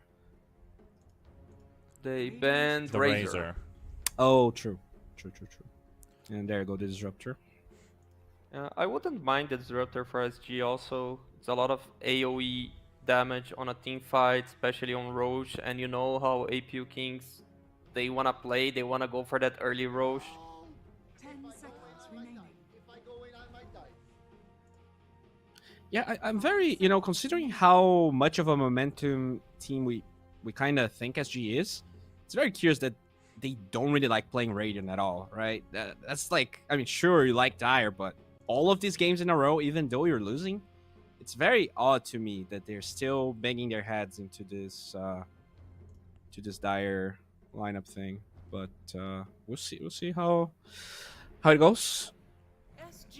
Yeah, usually I'm curious enough to tell to myself like, oh, they know something I don't know about. Let me learn. But they being 0-6, it Yeah. kind of makes us question. I totally agree. They take the PL, which is pretty good, versus the Mars. Remaining. Possible Luna. 5 Mhm. seconds remaining. SG Esports turn Oh, to pick. There you go. All right, so no PL, no Luna. Where do we stand with heroes like the Terrorblade, the Ursa? Ooh. Okay. Do you think either of those heroes would fit at the moment? For SG, you mean the Terrorblade and the Ursa? Yeah, or in general, both considering both teams like DB Ursa. Is this a game to consider either of those heroes? Obviously, they're picking supports at the moment. 5 seconds remaining. I think Terrorblade is definitely a Benny hero. It is a scary Terrorblade game, though. You're playing against Tide Snapfire. You have that, the percentage damage reduction is really good versus IG heroes in general. Mhm. It's not unplayable, and it does fit what they like to do. But I think there's probably, that Gyrocopter looks like a decent hero for King of Kings here that they love to play. BKB, Okay. early BKB, scales with the Alacrity. 10 seconds. And surprisingly, Weaver went through the entire draft. I was actually thinking the hero also for SG, if they want to play Weaver 4 and have Snapfire as a 5, Weaver Tide, such a strong lane. And now, SG, they gave away, I believe, the strongest lane 4 in the game. Yeah. They decided to get Silencer over the Weaver, which is even crazier. Yeah, I mean, I wonder what's their plan here. Global obviously really strong, and Silencer is a hero that's growing in popularity, but it's not a strong lane, which is something we did feel like SG needed. Ah, interesting. Get to see the Clockwork back in action too. Really good versus Tide, doesn't matter that he Kraken shells the everything that Clockwork has, because he's gonna be stuck inside the cogs anyways. Really good versus Silencer too. Very good hero to help the mid lane also. Seems like their Yeah. game plan. And Yeah, they that's go a hero that can at least get out of the cogs. I think Void is looking kind of good for SG here. I wonder if they're gonna take it out for King of Kings. Yeah, I think we talked about the Mortimer's Kisses Chronosphere combo a lot. You have a lot of team fight then because you have the Tide Hunter as well in your team. So I think it would, I'm 100% with it. Would make a lot of sense for Apple Kings to ban it. They could also pick it for themselves. They got the Invoker. Yeah, and the first pick of the next phase. It's really good versus the arena. Like you can, yeah, they're gonna take it out. We have all this theory, and we're still making small hopes we could maybe see it being picked. Nope. I think it's a good PA game for SG, and it's a hero I can see Arms playing well. Yeah. I like it. Have ways out of everything, burst damage. Have a lot of Mind's Armor, have Roche. Radiant team ban. Medusa ban, yeah, that was the hero that has been picked and banned, both in the second phase, now a third phase ban. Can King of Kings play PA though? Doesn't look that good, right? You have only Silencer is gonna be bursted. Everyone else is really hard for the PA to kill. They have one last phase PA pick, I think. Hang on. 5 seconds remaining. Maybe King of Kings with the Razor ban, they wanna force SG to ban Troll. So then they have the TA. Anyway, Razor is also good against TA. So yeah, I guess they wanted the TA. Yeah, they have actually picked PA in the last phase once. They could go PA. Yeah, I hope they just ban that TA. It felt I don't really feel like they have a lot of TA answers, honestly. You know, it's a little bit better than last game, but it's not super great. You have this melee offlaner. Yeah, there you go. All right, DA ban. I feel King of Kings, they need an early BKB buyer. Maybe Let's the go troll was Gyro. mentioned. Yeah, Gyro sounds good. You are really in the gyro train here, Bowie. Dude, Benny, like they would first face this Gyro Benny. I don't know what happened. Did he? Well, what's wrong? But yeah, I mean, if they don't go Gyro, I think. There's Morphlings in the pool. So if Huh. they pick gyro, they get Morphling picked by SG, I think. Yeah, I think they should really think about this PA that Astini talked about, because I think it's Yeah. a good matchup versus the Gyro. So if they go, there's probably going to be a PA answer. So Yeah. what if you just go Ursa here?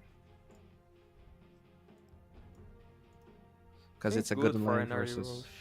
Yeah, like it's good versus tiding lane. You could even lane the Clockwork as a 5 and just run at the Snapfire, run at the Tide. Regardless of whoever lanes with the Ursa, I think it's good. There's SF carry. SG Esports Ooh. turn to Okay. We're gonna go to the TB. If we compare the TB with the PA, what would you think about this hero compared to the Phantom Assassin? It's a good matchup for the PA. Even though TB has high armor, like having that sudden burst damage is really good because he might not be able to sunder. It's a bash hero, whereas Terrorblade doesn't really like going bash. And you can just ignore the TB too. You can jump the Invoker, just create chaos. I think it's fine. We saw this PA in the last series, but they had a TA in the same team, and the PA just looked awful because there was like the other heroes were too greedy. I feel like SG is actually lacking greediness in their draft, so Yeah. PA would be really good. I guess the best pick is Morphling, but I don't think Arms playing the heroes. So for Arms heroes, I'd go with PA. Yeah, Morphling would be really good.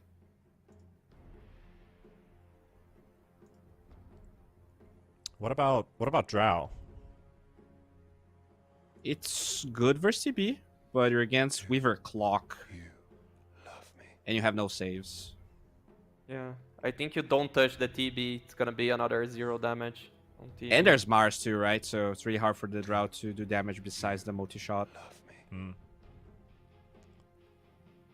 They're like Unity heroes, like Lycan, Naga. Oh, The Morphling Okay. might be an Arms hero. let's see if it's an Arms Arms hero. Morphling. Okay. If he wins. I actually just remember one thing upon that. There was, I think it was the first SG series. They actually played Drow into Terrorblade, and Trent at the end of the game, he realized that Drow literally dealt 0 damage to the Terrorblade the whole game because of Arena. So I'm glad they went for the Morphling. Let's see if Arms can impress us. He usually when he actually played the greedy heroes in this series, I thought it was pretty good. So let's see how his Morphling is. Well, he's got a way of moving out of the Mars arena. He could go shotgun build to blow up these low HP heroes or small HP pool heroes, at least until the game stretches far out. They've got some good teamfight combo too. So I do like SG's draft as a whole with the Morphling last pick though, but I was suspecting the Morphling to come out if Apu Kings would decide to pick the Gyrocopter for themselves, which they didn't. They went for the TB instead. But is this Morphling now the tool for all their answers, the answer to all the questions? I think it is. It's pretty good. Yeah, that was the best pick, as mentioned. So I strongly believe if you are on a good Morphling game with a good Morphling player, he should be able to carry the game. The question is Arms a Morphling player? Because honestly, I haven't seen him so much on that hero. Although I see he has like 16 games on the hero on competitive. So he might be on a comfort zone, and then I would expect him to win the game by carrying, because it's amazing carry to carry matchup. There's no much catch for him, so he should carry. Yeah. All right. Okay, sounds good. I'm gonna give you guys actually a pretty difficult question. I hope you guys are gonna surprise me with some good answers. 71. Astini, your Apu Kings, and Bowie, your SG. Come up with a motivational hashtag to win this game. What would it be? What would be the word? Like, for example, hashtag grind. Like, the grind is the way to like go the full series and go for a victory. Either one of you can start first, but come up with one word and why. Hashtag don't blink in the enemy jungle with no. Okay. Astini? Okay, you are SG. I'm King of Kings. Hashtag trust me in Invoker. All right, trust me, Evoker. I like that one. Well, let's see if that one works out. We have a caster duo waiting to take over this game. Lyrical and Trent, your final cast for the year. I hope it gets to be a good one, and we'll see you in the caster booth. Thank you so much, T-Panda, Dini, wonderful Bowie. Hope you all are having a great one. We certainly are here, getting ready to go into this game at number 3. And Trent, the question was beyond the hashtags: is he a Morphling player? Yeah. You believe? You No. believe? No. Oh, okay. Okay. Oh, no. Here's so I've never seen Iris play Morphling, but as the senior mentioned, he actually does have like a couple games competitive. And you know what? Lately, he's actually been grinding it in pubs. So I'm looking to be surprised. I mean, I don't feel like Arms grinds a whole lot, but he has quite a few Morphling games recently out of his. Another player who doesn't hide his profile. Bad call, man. Hide your profile. Don't give him any hints. But we'll see if his Morphling is up to the task here. Because, yes, as Bowie mentioned, he had the worst game I've ever seen versus the Terrorblade recently as a drow. Literally did not right-click him once the entire game. So hoping that the mobility of the Morphling will allow him to be much slipperier and more fluid around the arena. Yeah, that's fair. And I mean, I think that if you have performance like that, if things go that poorly, you're going to want to switch it up. So you were wondering if he was going to end up picking Drow. Decides, let's try to do something else a little bit this time. One thing that did actually look a lot better that game is to get the double hit there with the God's Rebuke. Not bad. Was, of course, the mini Invoker. Looked a lot better than game at number 1. Not going up against one of the hardest counters in the game. Yeah, it turns out that makes your life a lot easier. True. Also, solo killing the enemy mid was a pretty great way, after, of course, having some gank help at minute 4. So we'll see if the same sort of assistance comes through again, see if they can get into KXY's head. It's down bottom. They're punching into the head of Serum, but he'll be all right. And Benny taking a little bit of extra harassment there. Has to be careful in this lane with the Tidehunter, to be honest. Already has Gush level 1. When they get level 2 on both of these heroes, there's a high probability Benny might be in some trouble if he's going to keep sitting this low. Although he does have Magic Stick, Fairy Fire, still can be a bit spooky. It's a big nuke, though. Like, Cookie into Scatter and just into... Like, sure, you have a lot of armor, I get it, for the Anchor Smash, but it's still going to hurt with the Gush. Yeah, they're going to have to keep really good control over this lane on Apu Kings if they want to make sure that he doesn't end up under too much trouble. Already, Jupiter putting that pressure on. Widge, Arms up top. Going to have to contend with Serum got this a Mars huge Weaver. punish Ooh. here. Wow. Is that just No, dead? no. Oh! First blood, Serum. What a play. Dude, that is not expected. Never underestimate battery assault, I guess. Like, he got the entire thing on him. 553 damage. And he even walked and, like, got the cog burned at the very end, unfortunately, trying to get, like, the perfect exit as the Snapfire. And look how close he was to level 2 as well. He just got it. He was, like, 2 XP away from level 2 to have the cookie. Yeah.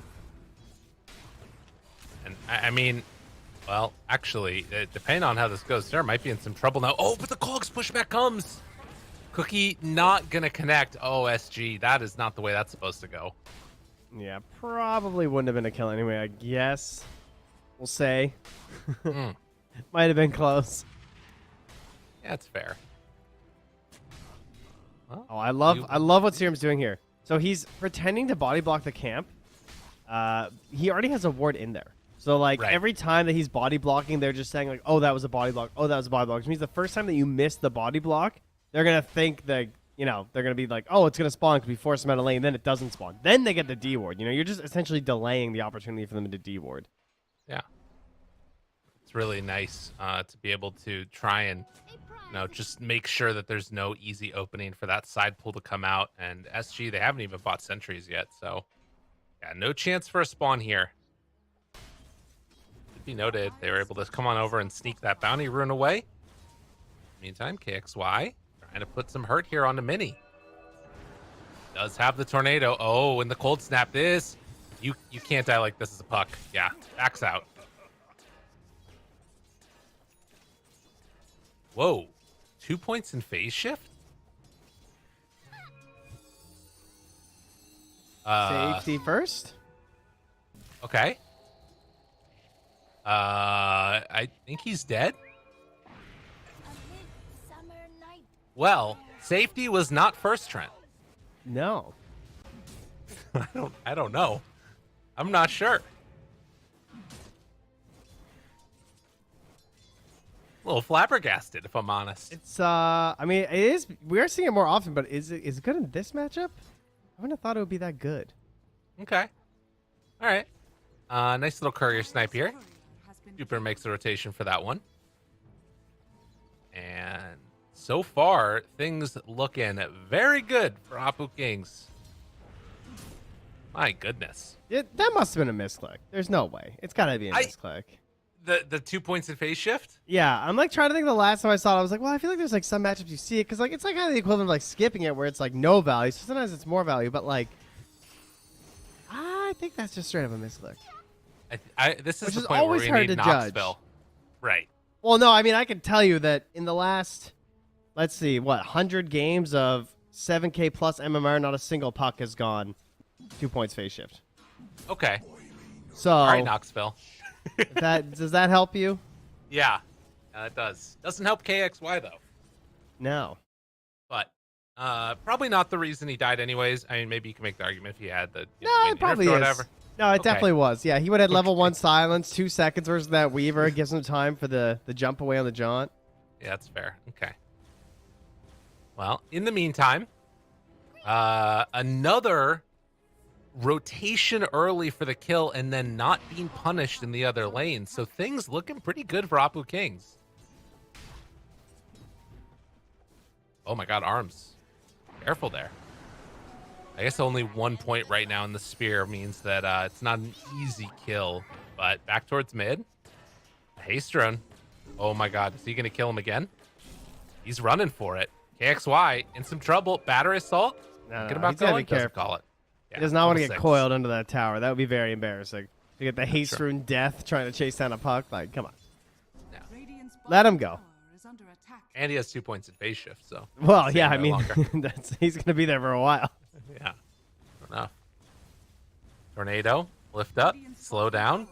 Forces out that orb. And then the jaunt away. Needs to go and pick up that bounty rune. It's making sure that he's able to get that one. And in the meantime, you can see down here bottom, things relatively even, but actually instead it's up top where they find the kill onto the silencer. And Arms gonna get caught there, having a good chunk of damage back his way and force a bunch of TPs. This is what Puck loves to do. Coil is available. It's onto both of them. Cookie afterwards, not bad. And with that, Dire's middle Jupiter tower going to head out before things get a little bit more testy. Does a little bit of a juke back the other direction, and Scatter Blast back off cooldown. Dire's turret They will lose that Mars. Oh, damn. That courier was just chilling mid, huh? Apparently. A little snipe there from Mini. He's also going to Tornado in toss the up wraparound. Wedge. Yeah, he's just dead. Nicely played. Man, that's a fast little clockwork. 355 with boots on. This guy just keeps getting the buffs. True. Love to see it. He's zooming. Ended up here stacking up the camps as well. We saw a side pull going on top lane as Valky keeps on farming in the laning, and Arms has the Morbid Mask, so trying to buy a little bit of space for himself. But so far, so good. Puck and Morph, the only two that are really behind at this point. It's not even by that big of a margin, to be honest. No, it's pretty tight between the top and the bottom of the cores. Nothing too wild here. I'm going to be watching to see how ARMS performs with the ulti. I feel like that's always the big sign of like the top tier morphs, the niche morphlings, where like you're level 6 in lane and you have to be legit scared of this guy transforming into Mars and pinning you to the tower and killing you right now. You know? Yeah. Bottom lane though. Go. Going to get brought down. Ravage. Oh, he's still got bugs on him though. And it's away. Oh, but the tornado from downtown able to connect. Gets the kill. And now they also find LTH. EMP, the right click's coming through. A double kill for Mini. Now a couple more punches. No mana left. Did he get hit by that EMP? KXY trying to run away. Spent it all, I'm pretty sure. Alan chasing the orb, looking for the opening. Can he find him? They have vision. Oh no, he got earned. He got cold snap. KXY, triple kill for Mini. Oh, the dude is owning. He's too good. What else is there to say? The Mini Invoker. He just needs a little warm-up, you know? Just got primed game 1. Was that Widge? Possibly dead mid lane? Oh, not again. Doesn't have cogs, but doesn't need it. They run on in and find that finish. We haven't, Apu, King of Kings. We haven't talked about Silencer this entire game, have we? As a hero. Not super common these days. Picking up some steam, I will say. I'm seeing it in a few more drafts. How good is Global this game? You have a almost guaranteed early Manta on Benny, but... Oh, wait. Hold on. I guess I'll hold my thought here. Is he dead again? Coil? Cookie? Tries to run away? No, he's living. Surely he's living. Ghost walk and then running out. Its bottom tower is under attack. But force out the coil usage. Did he just accidentally cancel? Or did he mean to cancel that TP Silencer? I think he meant to cancel it. And just walk? Yeah, you know, he didn't want to go there. He's just like, nah. I mean, it was taking so long. I don't blame him. That's what happens to me all the time. Like, seriously? You're just like trying to get going? True. His courier waited for him, though. He's got some micro issues happening, that's all. His courier's sitting mid. Yeah. All right, now it's come for some Z-War plays. He's scouting. Exactly. That's what's going on here. Surely. Let's see. 30 seconds until Ravage back up. Arms and is dead top. Oh, no. Oh, wait, no. Wait for Arms? him. Arms? Greatest. Gamer? Can he do it? Do they have anything to break it? Oh, let's go. home. Oh, wait, he went mid. Wait, what? He's still taking damage. No! Oh. Arms! Why? Why? Okay, respect. Oh. No, I respect it. He went mid. Why? He went mid because he He's could have dead. healed up and farmed instead of going to the well. That's a good TP. Unfortunately, he still had bugs on him, which gave vision for the flare, and he died to level 1 flare, He also which is had depressing. He also had Spirit Vessel still on him. Yeah, I think he was dead. Oh no, Puck, not like this. Maybe Puck had bottle charges at the time. Maybe. Widge is also gonna fall here. The SG is kind of falling apart right now, Trent. It is looking all over the place. So 2-0 as expected. Yep. We had a minor brief interruption in game 1. No, we're not throwing away the game. I'm sorry, that's rude. I we have get this. What do we have? So the lanes went extremely well for SG in game 1. Yes. They didn't go so well in game 2. They clawed back a little bit, and then they lost their plays. I'm just gonna let them die and just keep going.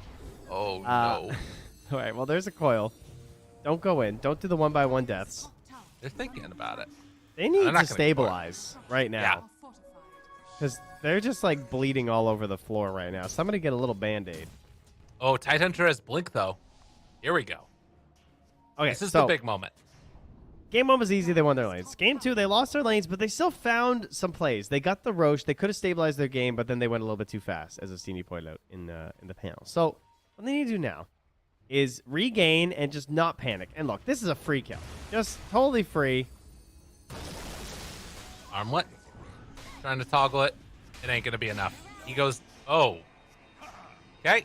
For good measure. It's a taunt. That's right. It's just so pretty. You just You want know, to show it Puck off. doesn't have a taunt, so you got to find a way to make it work. You know, I think that's true. Yeah. What's up with that? A much loved hero. I guess what's Puck gonna do? Spin over, fly, Yeah. bat, with the belly up or something. I feel like we got like so many heroes that do that already.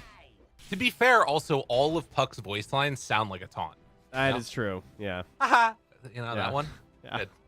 They do a good job. Greetings. Yeah. Yeah. You know. Arms coming for you. He's out. So only 3,000 gold lead. Like, for as bad as those last couple of minutes look, I actually think that it could have been further ahead for our boys here on the Apu Kings. I feel like you're just trying to jinx them when you're saying these things while Morphling's sitting under an observer ward with the Spirit Vessel Invoker. He's lucky That's to true. be alive. I mean, there is some danger there, definitely. I will say his build's pretty cool. He's just going E-Blade. He's just mask E-Blade, blow people Right. up, Yeah. Why not? capitalize off of Ravage, try and explode the TV before Sunder. Have we had a global yet? I don't think we have. No, don't believe so. Oh, they're going for him. I mean, Arms. That's Arms. I think that's a replay, friend. Good Arms. good evening. Oh no. Yeah, Yep, he's- yeah. See, that's when he thought he went home, but he was there. Yeah, that one hurt. Yeah, yep.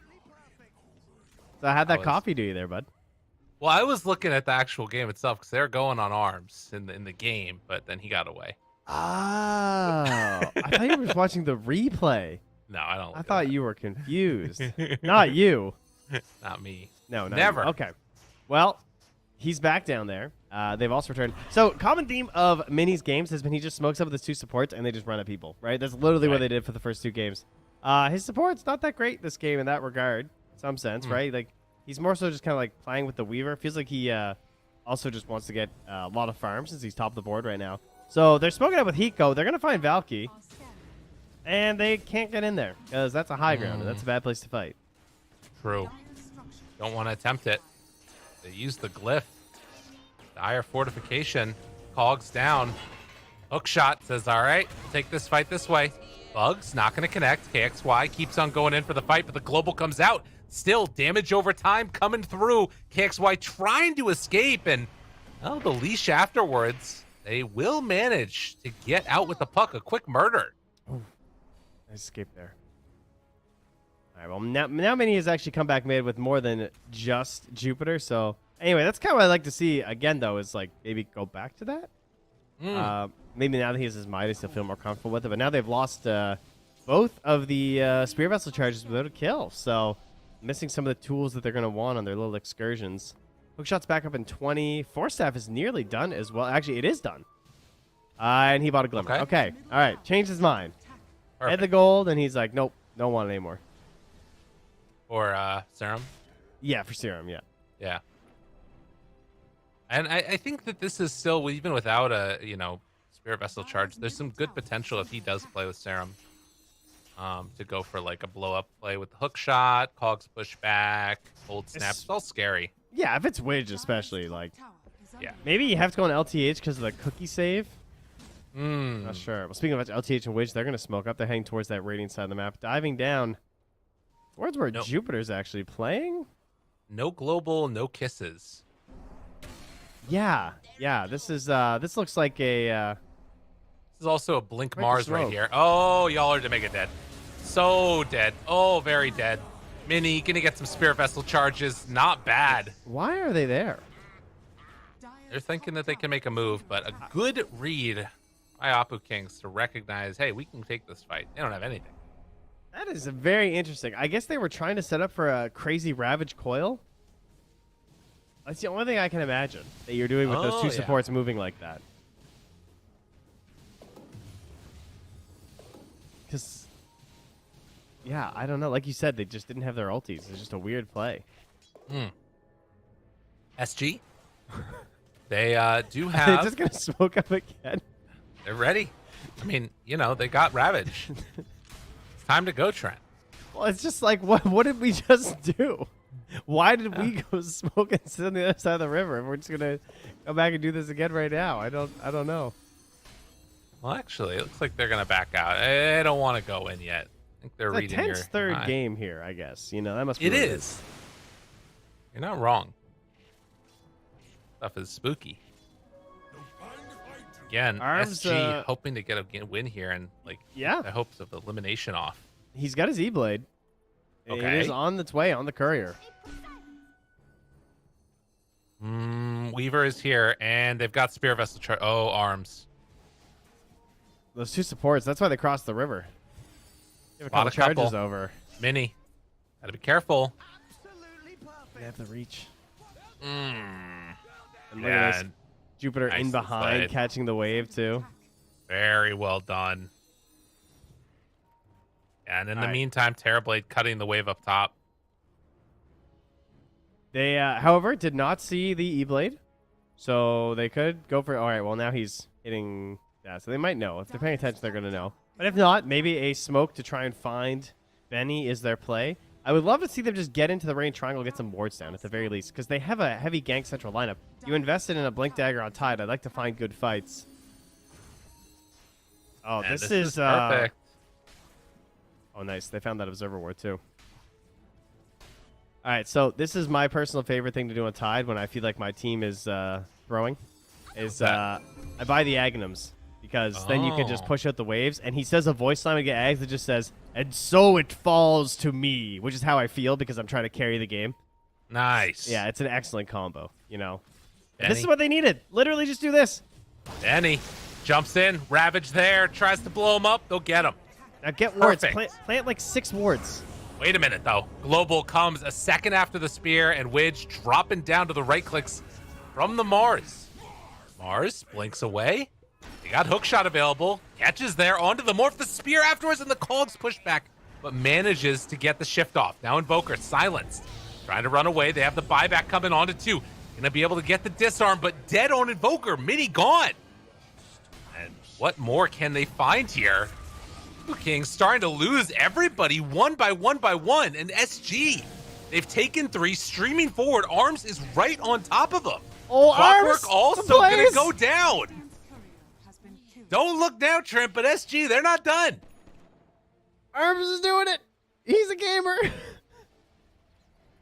They're thinking about a Roche. But Dude, this is literally all they had to do is just like run into this triangle and get some wards down. But unfortunately, they didn't bring wards. So that's a bit of a bummer. I wish they had brought wards. They had wards in their shop too. But yeah, they need vision because they have the heroes to blow up this TB. Just, you know, they have to actually find him, which is the hard part. Now Hiko, though, the stabilizing Aghanim Scepter. This gives you so much control in the match because you can just spam waves from, like, look at the range on this thing. Yeah. Oh, you can't now that it's paused. But it's really far. You can basically hit that tier 1 tower right now. you know what I just saw also? Weaver queuing up and about to complete an Orchid, which is crazy to me. As we're going to take a look at this replay here, and yeah, things so close. Imagine if Mini survives there. And did Arms take Clockwork? He did, right? Yeah, so he's battery assaulting that whole time. And then he he jumps up here, right? He goes past those cogs and he makes his own cogs for the kill. Oh, it's so good. Just like he just lost the Clockwork form right there. Yeah, That was good. very well done. Arms is a morph player. I am very surprised. Honestly, I thought that this was going to be a really hard game when I saw the morphling, and he has certainly not let me down. He's actually played quite well this game. And his build is pretty risky, but he's making it work. Obviously, like that's the dream scenario, right? You just gave your team the giant fight that you needed to get back into this. Well, and it starts too with like Terrorblade going down right there at the beginning, and you'd think, hey, maybe we can take this fight. They don't have Ravage anymore, but still showing some of the little bit fragility of this team. They also Apu still King have Kings. the kisses too. So like, Right. if they try and get aggressive right now, there's a good chance for a turnaround play here as well from SG. Yeah, the Orchid is a bit surprising to me, though, if I'm going to be yeah, honest. yeah. That felt like Jupiter wanting to kind of go all out there, and maybe is putting himself in a bit of a... Because, like, you know, either Solar Crest or trying to finish off an Aghanims. Like, I think he saw Morph's build. I think he saw that he was rushing E-Blade, Oh. right? And so combined with that, when a puck that went Witchblade first, it makes it a really good Orchid game. yeah, that's true. Actually, if he finishes this here, there's still no answer. Yeah, they just Manta's can't do a anything. long way away. He can like self E-Blade. That's his Orchid answer, which is obviously not what he wants to do. Yeah. Of course, he can also one-shot Weaver, so you know there are some downsides to this build. It doesn't really give you a whole lot of strength or HP, as in it gives you 0 compared to even Yeah. just going for the Ags. But dude's got a cloak. Can't hate that. That's The true. other thing- That's a value cloak for sure. The other thing that's actually pretty cool though is like being able to find Widge in the background and probably solo kill him. Wait. The Sunstrike 412. Here, he won't if he doesn't get a morph off. Oh my god. Is it enough damage with the Soulbreak? You know what? It actually would be. I'm pretty sure it would be close. He's not going for this Weaver play though. What if he with saw the Orchid? Orchid? I mean, they saw Weaver. They saw him all the. Oh my god, he's gonna fight him. He's gonna fight him. Orchid. Ah, panic! Oh, just barely. Careful. All I needed was for him to not move. It would have been nice, but no such luck. Well, they definitely know about the Orchid now. Huck? Oh, no. Oh, Orchid. But they don't have any follow-up.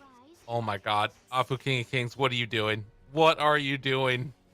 Look, they're running out of... All right, they're going to drop wards this time. They've realized their folly. Radiant are scanning. Terrorblade's up here, but they scan. Heads up play by Apu King of Kings. SG still, they're looking very good. They got to find a way to take down this mid-tier 1 tower, though. They need to get some more map control there. I think they can just hit it now with arms. Top tower is under Like, attack. while the Weaver's dead, I think this would have been a pretty good opportunity. Use your strong arms. Get in there. Yes. That's good. Oh, they're at least prepped for it for the next time, right? They left that ward in behind, which was a great spot for it, too, because there's a ton of sentries in the Radiant Triangle. Very likely any vision they leave there is going to get caught, so they go for a slightly less common ward at this stage of the game. Although, I mean, usually the tier 1 tower is gone, and that's why it's less common. But whenever the tier 1 tower is up, this is a great ward to help you try and siege it and take that objective for your squad. Right. Well, I feel like I've even seen some once the tower goes down. Like, those little lane wards can be super valuable.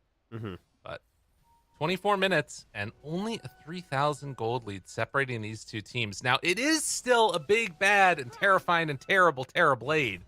You can terrorize arms and his little arms. He's not careful. But I mean, it was looking a lot worse. Now it's just dead even 50-50, according to our good old friend Dota Plus. Thank you, Val. All right. That's fair. Was like 77-23 at one point. Now we're even Stevens. I say if you're a Morphling player, you win this game, and Arms appears to be a Morphling player. So I think he can win this game. All right. Now Just, we know. No throws. Don't throw for the content. Not today. Go for the W. That is a classic, though. Oh, yeah. Gotta love throw for content. That's what my problem is. Got him. Hook shot, silence. In some trouble, and mega dead. Throwing for content. Throw for content. E-Blade for content. Orchid for victory. There it is. And meta for the Roche. Radiant's middle tower is under attack. Benny, ready to take this one down. Bitch. Runs in. Tornado from downtown. Gets the lift up onto one. Clockwork running on in. Taking a lot of damage, though. And they are not stopping. Radiant's middle They tower are is stopping, under Trent. attack. As they should. Go back. Kill Roche. Back into the pit. Ooh, look out. Ooh. Danger, danger. They actually can't do it fast enough. The gush is too much. Dude, they're going to get away with it. And KXY, he's got a Eul's now. And this is where, like, I mean, they need to find another way to punish. Oh, God, is he dead? Oh, my God, he just kills him. They got to punish the Morphling before this Manta comes out, because, I don't know. Feels like it's going to be a problem. That punish is basically taking Roche.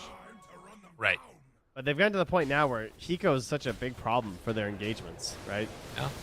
This constant spam of the Gush, and how do you actually initiate on the Tidener? I think the best thing you can hope for is to mana burn him. It's probably the most likely victory plan versus Tide. Yeah. And that's not easy, because he's always going to be able to jump out with the Ravage. Man, if he gets hit with EMP, though, Yeah. he's pretty useless. It's going to be a problem, for sure. Dual Scepter lift up and no coil. Eco got Blink Ravage ready. Thinking about jumping, but the Orchid, good play. Jupiter makes the interception. Able to stop it. Now, at the same time, bottom Forge Spirits are hitting the tier 1 towers. The lanes are fairly pushed out. But it does still feel like all of this game right now revolving around Roche. 27 minutes in, we're getting the next round of items out. The Manta is probably going to be done before this fight, I think. Oh, Quiver, too, here from Morphling. That's a lot of damage with E-Blade now. Very scary. Holy moly. They're just going to like go in, smack him, then go into the E-Blade right after with the adaptive strike.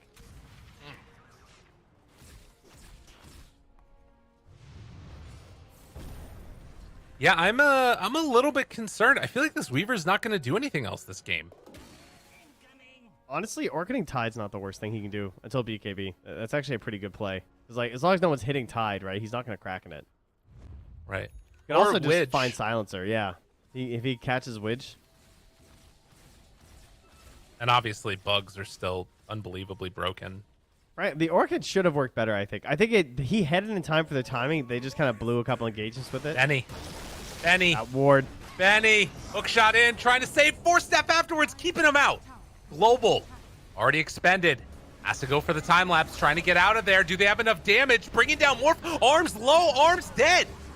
Eco trying to TP out, will manage to escape.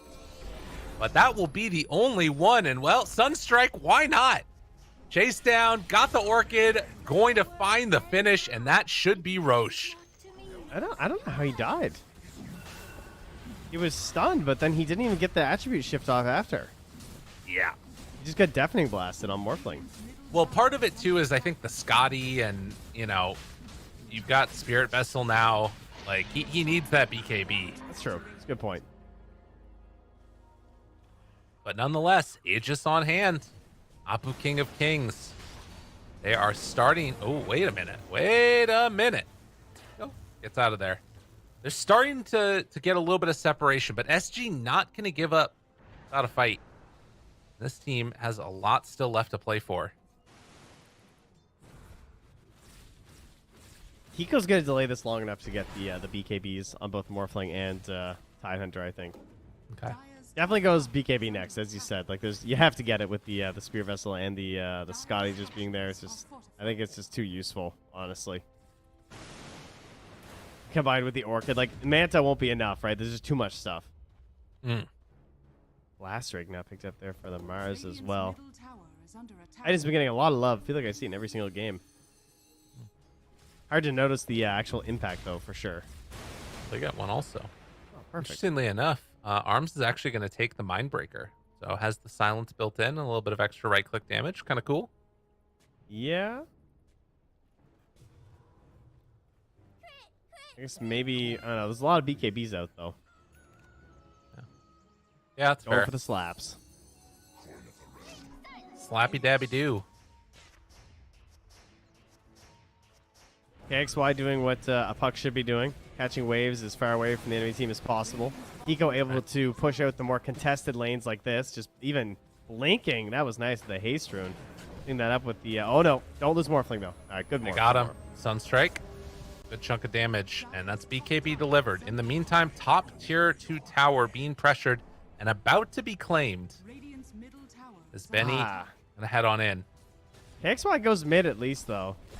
So they can clean that. Alright. Oh! Yo, there's a gem on that courier, guys. Oh my god, he TPs instantly. Oh. Oh man, if KXY had noticed. Yeah, that He one could hurts. have had That would that have been for nice. sure. I don't even know if he had vision of the courier when it died. I don't think he had any way of even knowing. Because like Well, the yeah, right you click could was hear it. following. Yeah, that's true. Oh yeah, and it was daytime. I thought it was nighttime. I have the snow map on, so I'm all confused. See, this is the problem. Yeah, Snow this map. is why I can't have. Yeah, it looks nice. No. I'm not a fan of any of the little custom terrains personally. It makes I my only brain use go boom. snow because it has all the same trees. Arms is fully surrounded. Orchid, BKB, dead. Okay. He's surrounded. They can't get away from him now. Yeah, that's true. Hook shot. Benny just wanted a hug. Gonna go for any more. Hogs gonna get the push back here when he comes out of it. Most likely, no, gets the jaunt away instead. Guys, Spear guys, off the mark. He Good meta. Yules. Just run. Yeah, Like they're don't fine. fight. He meta. Go away. There's no need to engage this man. Yeah, that's an Aegis as well. It's pretty good. pretty good, Trent. Pretty good. KXY is definitely laying this game out for them exactly the way they need him to. But does need to be a little bit careful about this one. And no more blink. So, yeah.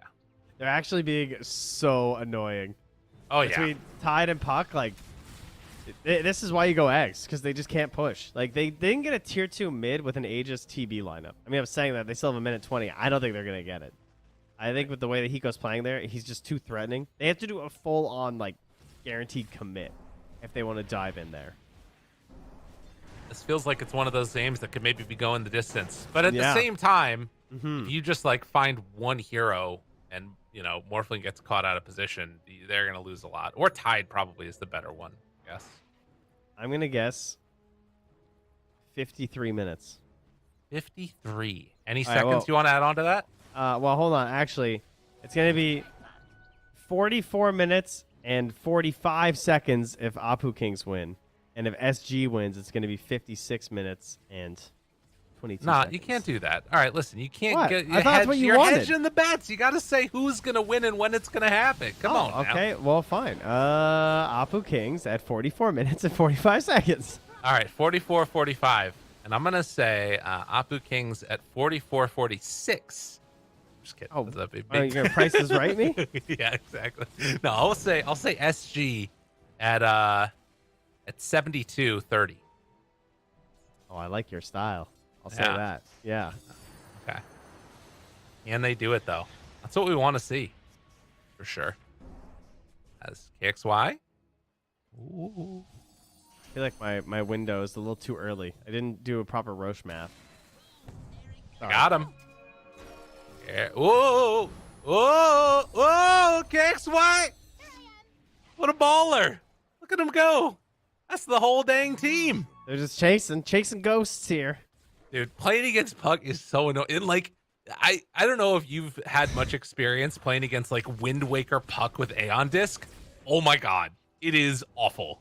Trying to play against this type of hero. It's just insane. I see Puck doing all these jukes and jives and just keeping the lanes alive. Is down bottom, Widge gonna fall. But that's all right. We don't need him. And then I look mid, and I just see Hiko, and he's just throwing gushes, and the waves just die so fast. He has time to go back, hit some neutrals, and then he checks his watch, and he's like, "Oh, are there creeps coming mid?"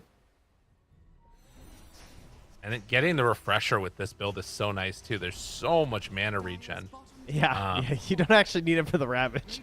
Yeah. Well, they're going to kill off these illusions. In the meantime, they did manage to take that bottom tier 1 tower. Also, Puck finding a quick courier kill there. Not bad, not bad. And Apu King's just hoping to try and push out each of these lanes. What if this game just never ends and Division 1 continues forever? I mean, we would be blessed. At what time is it acceptable for the panelists to go sleep? No, what's the limit on that? I think in a couple of minutes is what we're going to say. But, you know, it's perpetually a couple of minutes. Yeah, You know what I'm saying? Yeah, I got you. Yeah, you know. It's like tomorrow is the Yeah. right answer. Yeah, that's good. Good answer. 20 to 12, 8,000 gold. And Silver Edge Terrorblade? Dude, every time I feel like I've seen this item build, it like does not pan out well. You know what I mean? Yeah. But he has really cool cosmetics, so maybe this time it'll be different. That's a good point. Yeah. Got to factor in that equations. Also, you know, against Tide Hunter, there's some like cool stuff you can do. Yeah, But of course. I feel like, you know, that's what wins in this game, is if they just get a blow up on Hiko because of this break, you know? Is it likely to happen? No. But, you know, maybe he winds up with a blink build with a swift blink at some point and still has this, and then maybe it could occur. Dare to dream of a I do. better world. Speaking of which, I also very much agree with the Aeon disc that you were mentioning, and KXY has gone for it as well. So his nuisance is growing. Yo, we got Aghanim Silencer. Oh, this is very good. Oh, it's almost done. Yeah, he's got the stone. All right, so AoE last word. Base damage, 240. Int multiply. Oh, wait, has he not sold any int this game? No, he hasn't. Oh, man, he needs Not to a play smart against boy. Amar. That guy needs some mantles. He needs some true. help. To get a little bit of assistance. No stolen in 37 minutes. I hope his teammates haven't noticed. Yeah, that would They should be the most- pinging it right now. Yeah, Should I ping it? Permanent and stolen. No, don't do it. That's how you get in trouble. Oh no, not like Can this. can I ping it now? Where's the Shiver line? It's the Where's same the number of Shiver people line? that were hit by that Ravage. Oh, we need the Shiver line. Shiver Ravage. There it is. Sounded just like her. Yep. They do have refresher Timeless though. Relic. Oh, it's all setting up. Arena also hitting nobody, and the back away. SG. Eco appreciating. Yeah, thank you. A man of culture. Making him feel better. Arena's one thing. Ravage, unfortunately, is a whole other beast. That's true. Because, like, when you read the description of Ravage, it says, slams the ground, causing tentacles to erupt in all directions, damaging and stunning all nearby enemy units. Mm. So what does that really say about you when you miss it? All Right. nearby enemy units. That's true. And I mean, the Mars Arena description is much more favorable. It's like after a short time. Yeah, exactly. Like you all know? this stuff going on. Yeah. Ooh, Trickster Cloak. God, I love that item. Oh, and so does Benny. Benny's ready for it. Hey. Got 2 forms Wow. of Invis now and a Satanic. This dude is farmed. Hex. He still That's the has a reveal, but 9-second the BKB. Aeon Disc. They still got eyes on him. Oh! From downtown, the whole team gets in on it. Nice play. Apu Kings, make it happen with the bug vision. What happened to his Yules? Oh, I guess maybe he couldn't get, if he Yules, he just gets caught by something on the way down? Well, His theory? He got Aeon Disc out and then tried to jump away and was killing the bug off of him and then got hit by the... I see. Yeah. Yeah, They that bug's very good. They also have the refresher now on Valanqui. Something that we haven't talked about a ton is the Arena of Blood to deal with the morph a little bit. Like the right clicks after he has that first initial big burst. Arena down. Got him one time.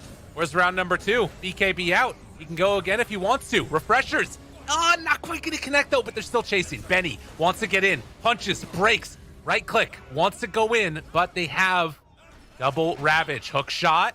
Oh, don't do it. Eco thinking about it. He's thinking about it. He's not thinking about it. Triple kill. Valkyrie finds what they need, and that is no buybacks on so many of their heroes. Okay, he has to fake that he has buyback, so like he couldn't Ravage there, but he doesn't have buyback. If they call the bluff, it's actually GG. Not poor old Tide Hunter. 1,200 goal away. Oh, look, they're lacquering. Snaps buying back. They're like, oh, I don't know. All right, they're playing it safe. Arms in there. Manta. They're still sticking around a bit, at the very least. Do they? Oh my God, are they actually going to defend? I mean, it's just you took the full lane of Rax. You know, there's no risk there. That's true. That's Even a if fair they point. went all in versus the heroes that were up at that time, they probably just get like tier 4s. I don't think they kill Throne and then maybe you throw real hard. Play And the they get game the Throsh. safe. Yeah. Yeah. Good call. Good call. Man, Can I this get a Hex. Demon Zeal, please? Jump in, though. BKB reaction. Arena back up 8 seconds. This Hex is such a perfect answer for the puck shenanigans. Oh, wow. He didn't take Demon Zeal. And he's not in on it. What? He actually gave it to Jupiter. Okay. Oh, wait. Now Jupiter just passed it off. Who has it? He gave it to they give it to Valky. Mars. Wait, but he has it. Oh, Now he. Oh, wait, what? Yeah, he does. guys, what are we doing? Pass it off again. Is he giving it to? Guys, what? He's giving it back to Jupiter. All right. They got it for the Swarm. Okay. That was awesome. Well, we have seen, I think, a Ravage hit one person so far. It was a good Ravage, though. You know, it got them back into the game. That's true. Unfortunately, it's now an 18k lead as they've been delaying for so long, but they've dropped a few deaths along the way. Oh, not another one. Hex to open. Got him caught. There's the Aeon Disc. Procced already. Now got to run. Yule Scepter lift up. Do they have anything else? No. Oh my god, he Doesn't just look can't like get out. His flicker, too. Bounty. Smoke up. Oh, the disjoint. Arms. Getting frisky. Is he going to get punished for this now? They're smoked up and have shot available. Wraparound coming from the other side. They spot Hiko. And going to break him. There it is. That's what they need. Can they kill off this Tidehunter? Wants to Ravage. Gets it once. But now has to get away. He Blink got out. They're out. killing Invoker. Trying to find that finish. Can they do it? Ravage number 2. They take him down. Dead for 100 seconds. That's a Weaver Turn the right buyback clicks. time lapse. He came back into the Yeah. fight. They've got this one over to the side now. Arms, BKB out. But Benny, he's too strong. Morphlane, I don't know if he got what it takes. Is he wants gonna to run morph? in, wants to get something to push back afterwards. Morphs into Sakuchi and then gets out afterwards.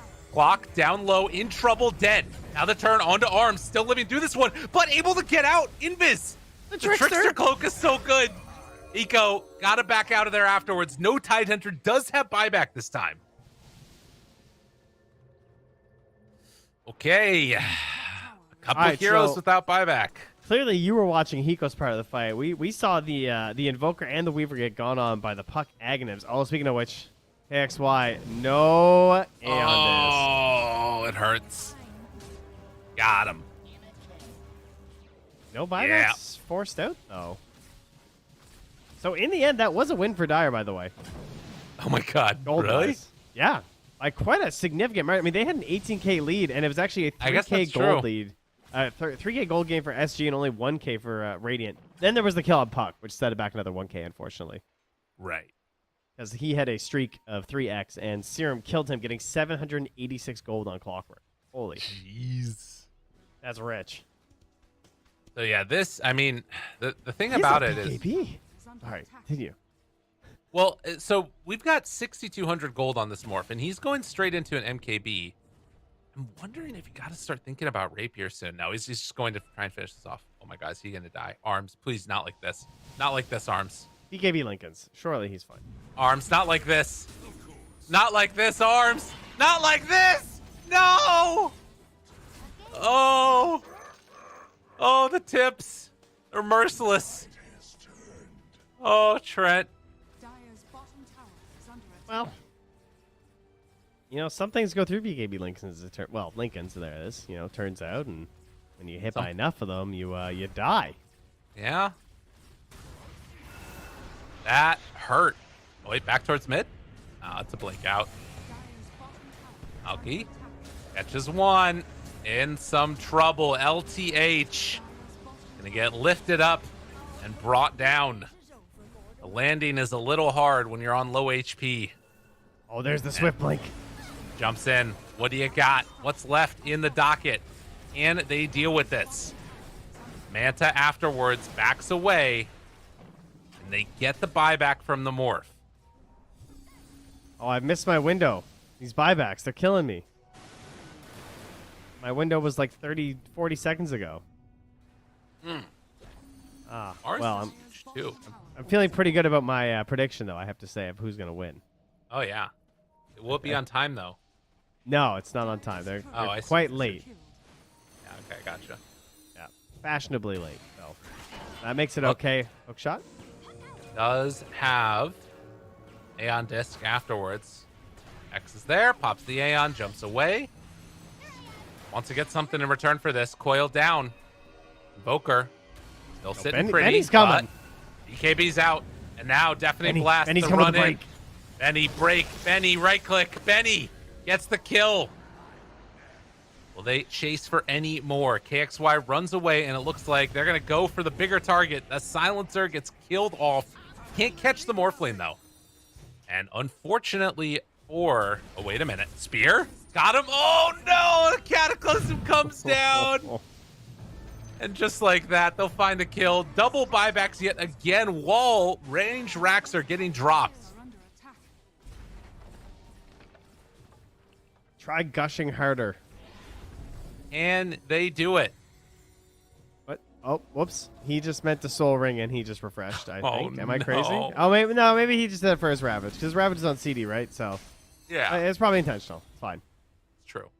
Yeah, fine. Have Probably a just Ravage gushing. He just wanted to reset. Mm. Yep. Oh, 34 kills and 34,000 net worth Are lead. under attack. Damn. Yeah, it's I mean, Benny is just like he lumbers around the map. And then he swift blinks and he zooms. Right. His Agnums is nearly complete, of which I'm sure he's looking to consume. Yes. Consume is such a menacing word. Well, I mean, I think he's consuming SG right now. Dire's top barracks are Very under menacing. attack. Airblade's a pretty menacing guy. Did you see the anime? He was menacing. Let me in. Yeah, he keeps yelling at me in my Dota games. I don't know what's going on. I like just out in the cold. the Slyrack one where he's like, "Run, little mouse." Yeah. That was good. Solid. You know, if SG were to win this, though, I think it'd be around the time that I predicted. I think it would be. That I can agree with. And I think Morphling would have a lot of damage. And Benny would just get chain stunned to death somehow. How that'll happen, I don't know. Because they're going to get Arena terror waved. Yeah, sad. that's true. That is going to hurt with the Cataclysm. Arena terror wave Cataclysm, my god. We already had the combo last game of the Arena and the Agnum's Static Storm to end it. I'd like another fashionable finish here from Apu Kings. I wonder what you call that. It's just like, it's gladiatory, like, just abuse. You know? Yes. What it feels like. God. Yeah, they really have quite a lot of answers. This Weaver has a nullifier now. All of the cores for Apu King on top. Look at the clockwork. Got a BKB. Yeah, that It's was a from the fresh puck one. kill. Oh, man. All right, a quick jump in. Silence out there afterwards. Break the Lincolns. Cookie, not going to connect. Dual Scepter afterwards. Wants to hit it. Not going to be able to. But they will start to mount an assault up on this high ground. We are, what, 20, 30 seconds away from Roche respawning. Are they getting too big for their britches, Trent? Will they be punished for this? Ravage number 1. Ravage number 2. Oh my God. Global comes out. He's dead. That's not insignificant right there. And now the jump away. And they find this kill onto Mars afterwards. Might just do it. Or they might just kill off that silencer. Now turning another round. Oh, the Venn Up diagram is arena stuck. down. Pushback Cataclysm. Oh, God. It's devastating. Oh, now he needs to run away. Trying to go in fact, onto LTH. There's no buyback for the Mortho. And with the buyback coming from the Terrorblade, G is called. Add another one to the pipeline because they are going to take the series. Apu Kings the Kings continue their streak to SA Division 1. Dude, he actually hit him with a Venn diagram. That did hit 655 damage just Arena from him ping-ponging back and forth between the two. That was awesome. Love to see it. Some solid all chat there at the end as well, which you love to see in all of these games. But I think that is going That's SA, baby. to do it. Yeah, it's a little disappointing for SG, I'm sure, after game 1 where it was kind of a crushing victory. Like, it felt really good. And then game 2, they even got their moment despite a rough start. But obviously, the expected victors of Apu, King of Kings, they did show up in game 2 and game 3. Well, a very, very solid showing, impressive results. And, you know, the panel predicted it the whole way through. That's what we come to expect from them. No, I wasn't talking about you. I was talking about the panel. But you did too, I guess. That's fair. Thanks. You guys predicted. Wonderful stuff. And thank you all so much for tuning in for SA Division 1. Trent, any final words before we sign off for the rest of this year, as a matter of fact? Yeah, thank you to everyone watching the DPC. It's awesome to see both Division 1 and Division 2 being supported, obviously, and all the regions while we're at it. So there's going to be a bit of a break. And let me know, there's going to be some Division 2 in the coming days, but then it's pretty extended. Holiday for everyone, so don't forget about Dota and make sure you come back just in time. Because guess what? We're going to have Division 1 back in all the regions, including China, who will be back. So it's global Dota, very exciting, and we get the best of it here in South America. So we're going to talk to our panel and see if maybe we'll get an interview too, perhaps, maybe. All right, see if it ends up happening. Heading on over to them now. Thanks to all you fine folks out there, production folks, and the wonderful panel that we're going to right now.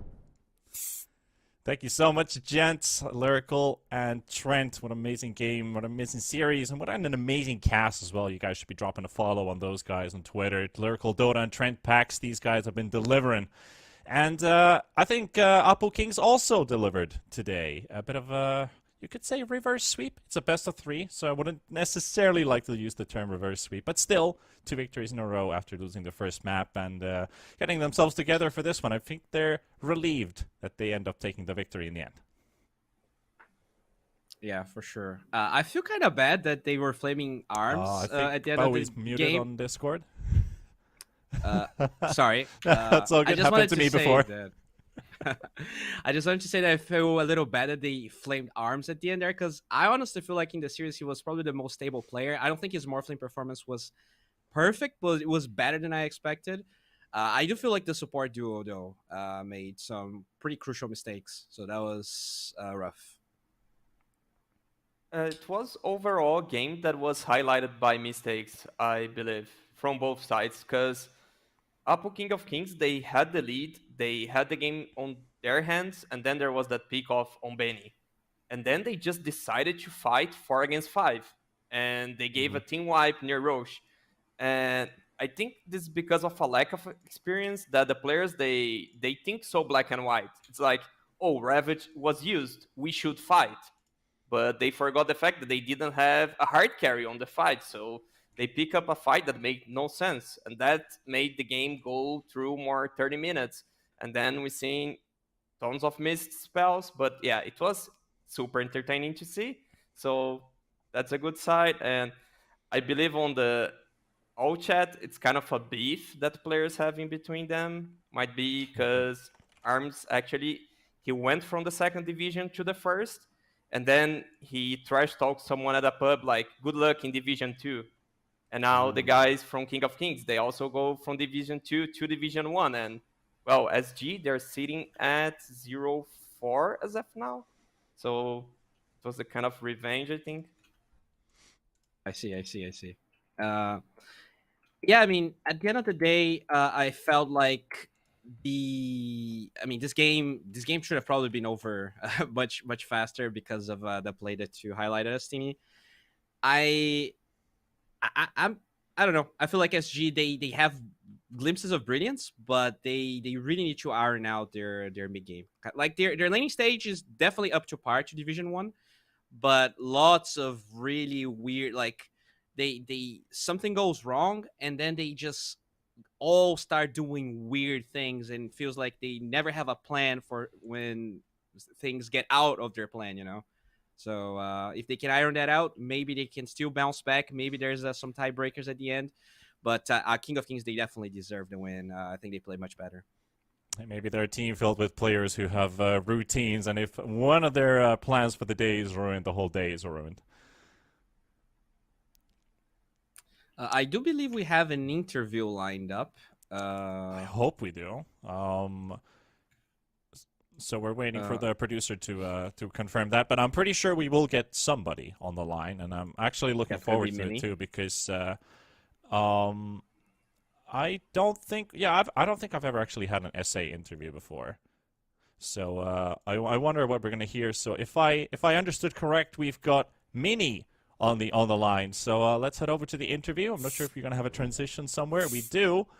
And Mini, welcome and congratulations on your win. Thank you. Are you comfortable with English here, or do we need translation Yeah, help sure. with Bowie? Okay, all I'm right, fine. sure thing. So, how are you feeling, man? It was a long series for you guys, and I feel like you must be feeling pretty relieved in the end that it was a 2-1 for you guys. Yeah, we were a bit nervous coming. At least speaking for myself, I think it's one of the first matches that we've had where we were the favorites, and I think that got to us a bit. But when after first game we relaxed and we got our things together and managed to pull it out. Your performance as a whole, as a unit, the first map was a bit difficult for you guys. You want to take us through what actually happened in the first map against SG? Because they won out all the lanes and they seemed like they were unstoppable. What happened? Yeah, we were prepping for this game, and the way we prepped, we were expecting to either play against Invoker or not have Invoker at all, and instead we got like 3 games playing Invoker. So I think first game we were a bit sloppy because our Invoker strat was a bit off, but we managed to, you know, fix things for the other 2 games, and we managed to play the best of our strat. You know, Yeah. we were just not expecting to play Invoker on the first game. Right. So after that, I think like you guys took a good break. Your second game was really good. You had both you and I think Benny, you guys were having such a great time. You didn't die at all with the Invoker and the TA. What do you feel like was the turning point for you guys? Was it the draft, or did you feel like in the early moments that we're going to win this game? I believe we're a superior team, but I do think that the second game we just had a really better draft. I think our draft was way better than theirs, and yeah, it was actually easy to execute the draft too. We managed to shut down their mid player, so game is pretty easy when they don't have their only player. Yeah, you did some adjustments with the draft at least, where you got to get rid of the, I think it was the Kunkka. Yeah, you banned the Kunkka in the second game, and do you feel like the Kunkka was a threat? I do feel like the Kunkka was a threat, but the way we went to the second game was more like the player is the only threat, you know? Like he was the only threat we saw on the other team, so we just shut him down and game's easy. Well, at least that confidence kind of showed. I would like to ask a question about your team, and I think communication is the thing. Who's the loudest player on your team, and who does all the shot calling? You're like, is it during team fights? Is it outside team fights? Is everybody going like, let's go, you know? Yeah, it's kind of sloppy actually. When you think about it, like Honey, if he catches someone, you just know that no one is listening anything on the Discord because she's just screaming the hero's name. It's like he got gyro or something, and it's like gyro. But yeah, shot calling mostly is like everyone does some shot calling, but mostly I think me and Nuages does the most of it. But right. Yeah, the others, at least Benny, he's very quiet. That's something I can tell you for sure. Has he always been like that? Is just his character, or you said you were a bit nervous? Does that add up? Do you think? He's just he's always a quiet player. He's like right. Sometimes we'd even tell him like you need to communicate because we just check him out and he's like 6 locked and we have no idea about it. All right. Well, you guys have now gone to 3-1, so you're still contenders for the top spots of the groups. You won no ping earlier on. You lost against Beast Coast on the first week, and as you have a winter or a Christmas break in between, you're going to be playing up against Thunder Predator. What do you think you need to pay attention to when you're going to be playing up against them? Your preparation against Thunder Predator. Are you going to be practicing a lot during the break, or tell me a bit about your preparation for the next series? Yeah, I think we're just gonna. I believe everyone needs a break for a bit, but after we're a team that really likes to practice a lot. We've been playing like 3 scrims a day, and we're just practicing like so much, and we intend to continue doing so. And yeah, prepping for them is just like we did to all the other teams. You know, we just get the strats that we want to pull off. We practice those strats, and we just go and play good Dota. That's most important, that you play good Dota. But outside of Dota, I think one thing is really important: good food. Tell me, what is your favorite meal? Is it a Brazilian dish or is it something else? Yeah, I'm not sure if it's exclusively Brazilian dish, but I don't know, maybe stroganoff. I don't know. Okay. Anything my mom does, honestly, anything my mom prepares is that- great for me. That works. The way you say stroganoff, I'm kind of like thinking about my eastern neighbor because I live in Finland. You know, like the stroganoff is a huge thing in Europe. So I was surprised by that answer actually. So I think that was a good question. But I'm gonna say one more thing, and I'm actually gonna let you do the talking here. You can talk in Portuguese, you can talk in English. Talk to your fans and tell them why they need to buy the Apu King of Kings supporter pack in Dota. Galera, só tem um jeito de você mandar a frase do Moura no jogo, velho. O rei do entretenimento, velho. Comprar o bundle aí, caralho. All right, awesome, Mini. Thank you for the interview and congratulations on your win. I'm gonna let you off the hook. So thank you for tuning in for the interview. I'll catch you later. Thanks for having me. All right, we saw a pretty relieved, pretty happy Mini there. What do you think, Castini and Bowie? Do you feel like the right victor won the series today? Yeah, I think so. I think King of you're Kings. muted. Go on then, Astini. I don't Yeah, deserve the answer. I believe so, but I just feel there's really a beef in the air, so he was kind of rough in the interview when he says they just need to shut down KXY. He's the only player. It feels a bit rough, like that there's a beef between players on both teams. But yeah, they won. They get to tell the story, right? So congrats to them, and a lot of luck on the prep for Thunder Predator. If I were to play Thunder Predator, I would be praying because those guys, they're on fire. But hopefully they can pull a good shot against them. Yeah, I agree. I think there's a lot of challenges for King of Kings moving on. They did lose to Beast Coast, right? If I'm not mistaken. Which means, yeah, they did lose to Beast Coast. But, you know, I think they're definitely exceeding lots of people's expectations. And if they can actually take this momentum, take these wins to, to their advantage, they might be able to maybe surprise their Predator, maybe keep moving forward. I do feel like they're gonna look good. The question is, can they go to the major? That's going to be a pretty big question looming in the air for SG.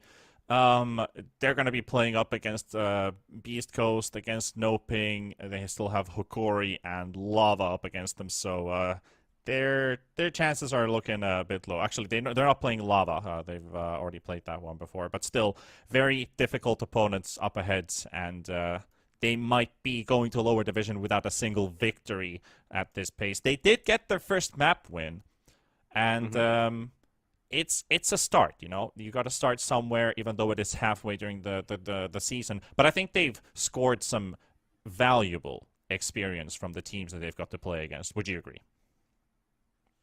Sure.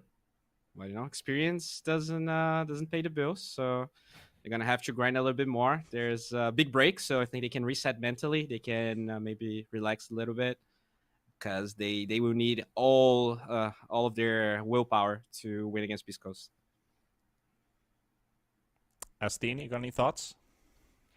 Yeah, unfortunately, they might need the second division to get experience. That's kind of rough to say, but they are a team that kind of skip second division because SG just made a brand new lineup and hired 5 new players, which I don't think, like, maybe KXY was playing first division, Arms had qualified to first division but got kicked, and Wish, he might play first division NA, but they just like jumped from open qualies to first division, and they might need to get the experience they need on the second division in the next season. Very possible that that is the case. But that also means that Division 1 is now going to a Christmas break. No more games to play. We finished our 2 series today with Hokari taking Infamous 2-0 and Apu King of Kings taking SG 2-1 with a bit of a reverse sweep added into the mix. Tomorrow is going to be the final day of the season for SA, so we still have a Division 2 game. I think I'm actually casting that game with Kips tomorrow night. I think so. So hopefully we're gonna have some fun with Division 2. But in regarding Division 1, Mastini, Bowie, it's been a pleasure to be here with you guys. Very knowledgeable, handsome lads here. Do you have any final thoughts about what the next 3 weeks are going to be like when we're coming back from the Christmas break? What do you wish or hope to see? What kind of Division 1 are we going to see after the Christmas break? I think it's gonna be a bloodbath. Honestly, it really feels like now we have 4 teams that are real contenders for the major. I think we're gonna see a huge bloodbath also for the second slot moving to Division 2, right? Because as GWT's lost, they're not guaranteed, but I think they're pretty close to being disqualified. Those are going to be like the 2 big battles, I think. Who is also going to be relegated to Division 2, and who are the 2 teams that will go to the major? Beast Coast looking like a really good contender. Will it be Thunder Predator? Can No Ping bounce back? I think these are the big questions. Yeah, I think on the 7th place, the second team to be relegated, that's gonna be the biggest dispute, because for major, I don't know, I'm on the Thunder Predator hype train. I just think those guys are so good. I really think they're like top 4 major potential. So I really see Thunder and Beast Coast going. Hopefully King of Kings, they can keep playing so well as they are doing and surprise us. So it would maybe get us into a tiebreaker, but really, I just think Thunder Predator, they're so strong. Yeah, I would agree. I mean, I'm hyping it up, but I think they're really good. Like, it's probably going to be Beast Coast and Thunder Predator this time. Well, let's hope that SA comes out strong. But as said, it's time for a break. It's also time to close out the show for today. Thank you, everybody who have been watching today. We've had some great games, some great series, some great analysts, some great casters, and a great production crew. But most importantly, a great audience. Thank you for tuning in today, and take care of yourselves. Good night, and bye-bye. Night.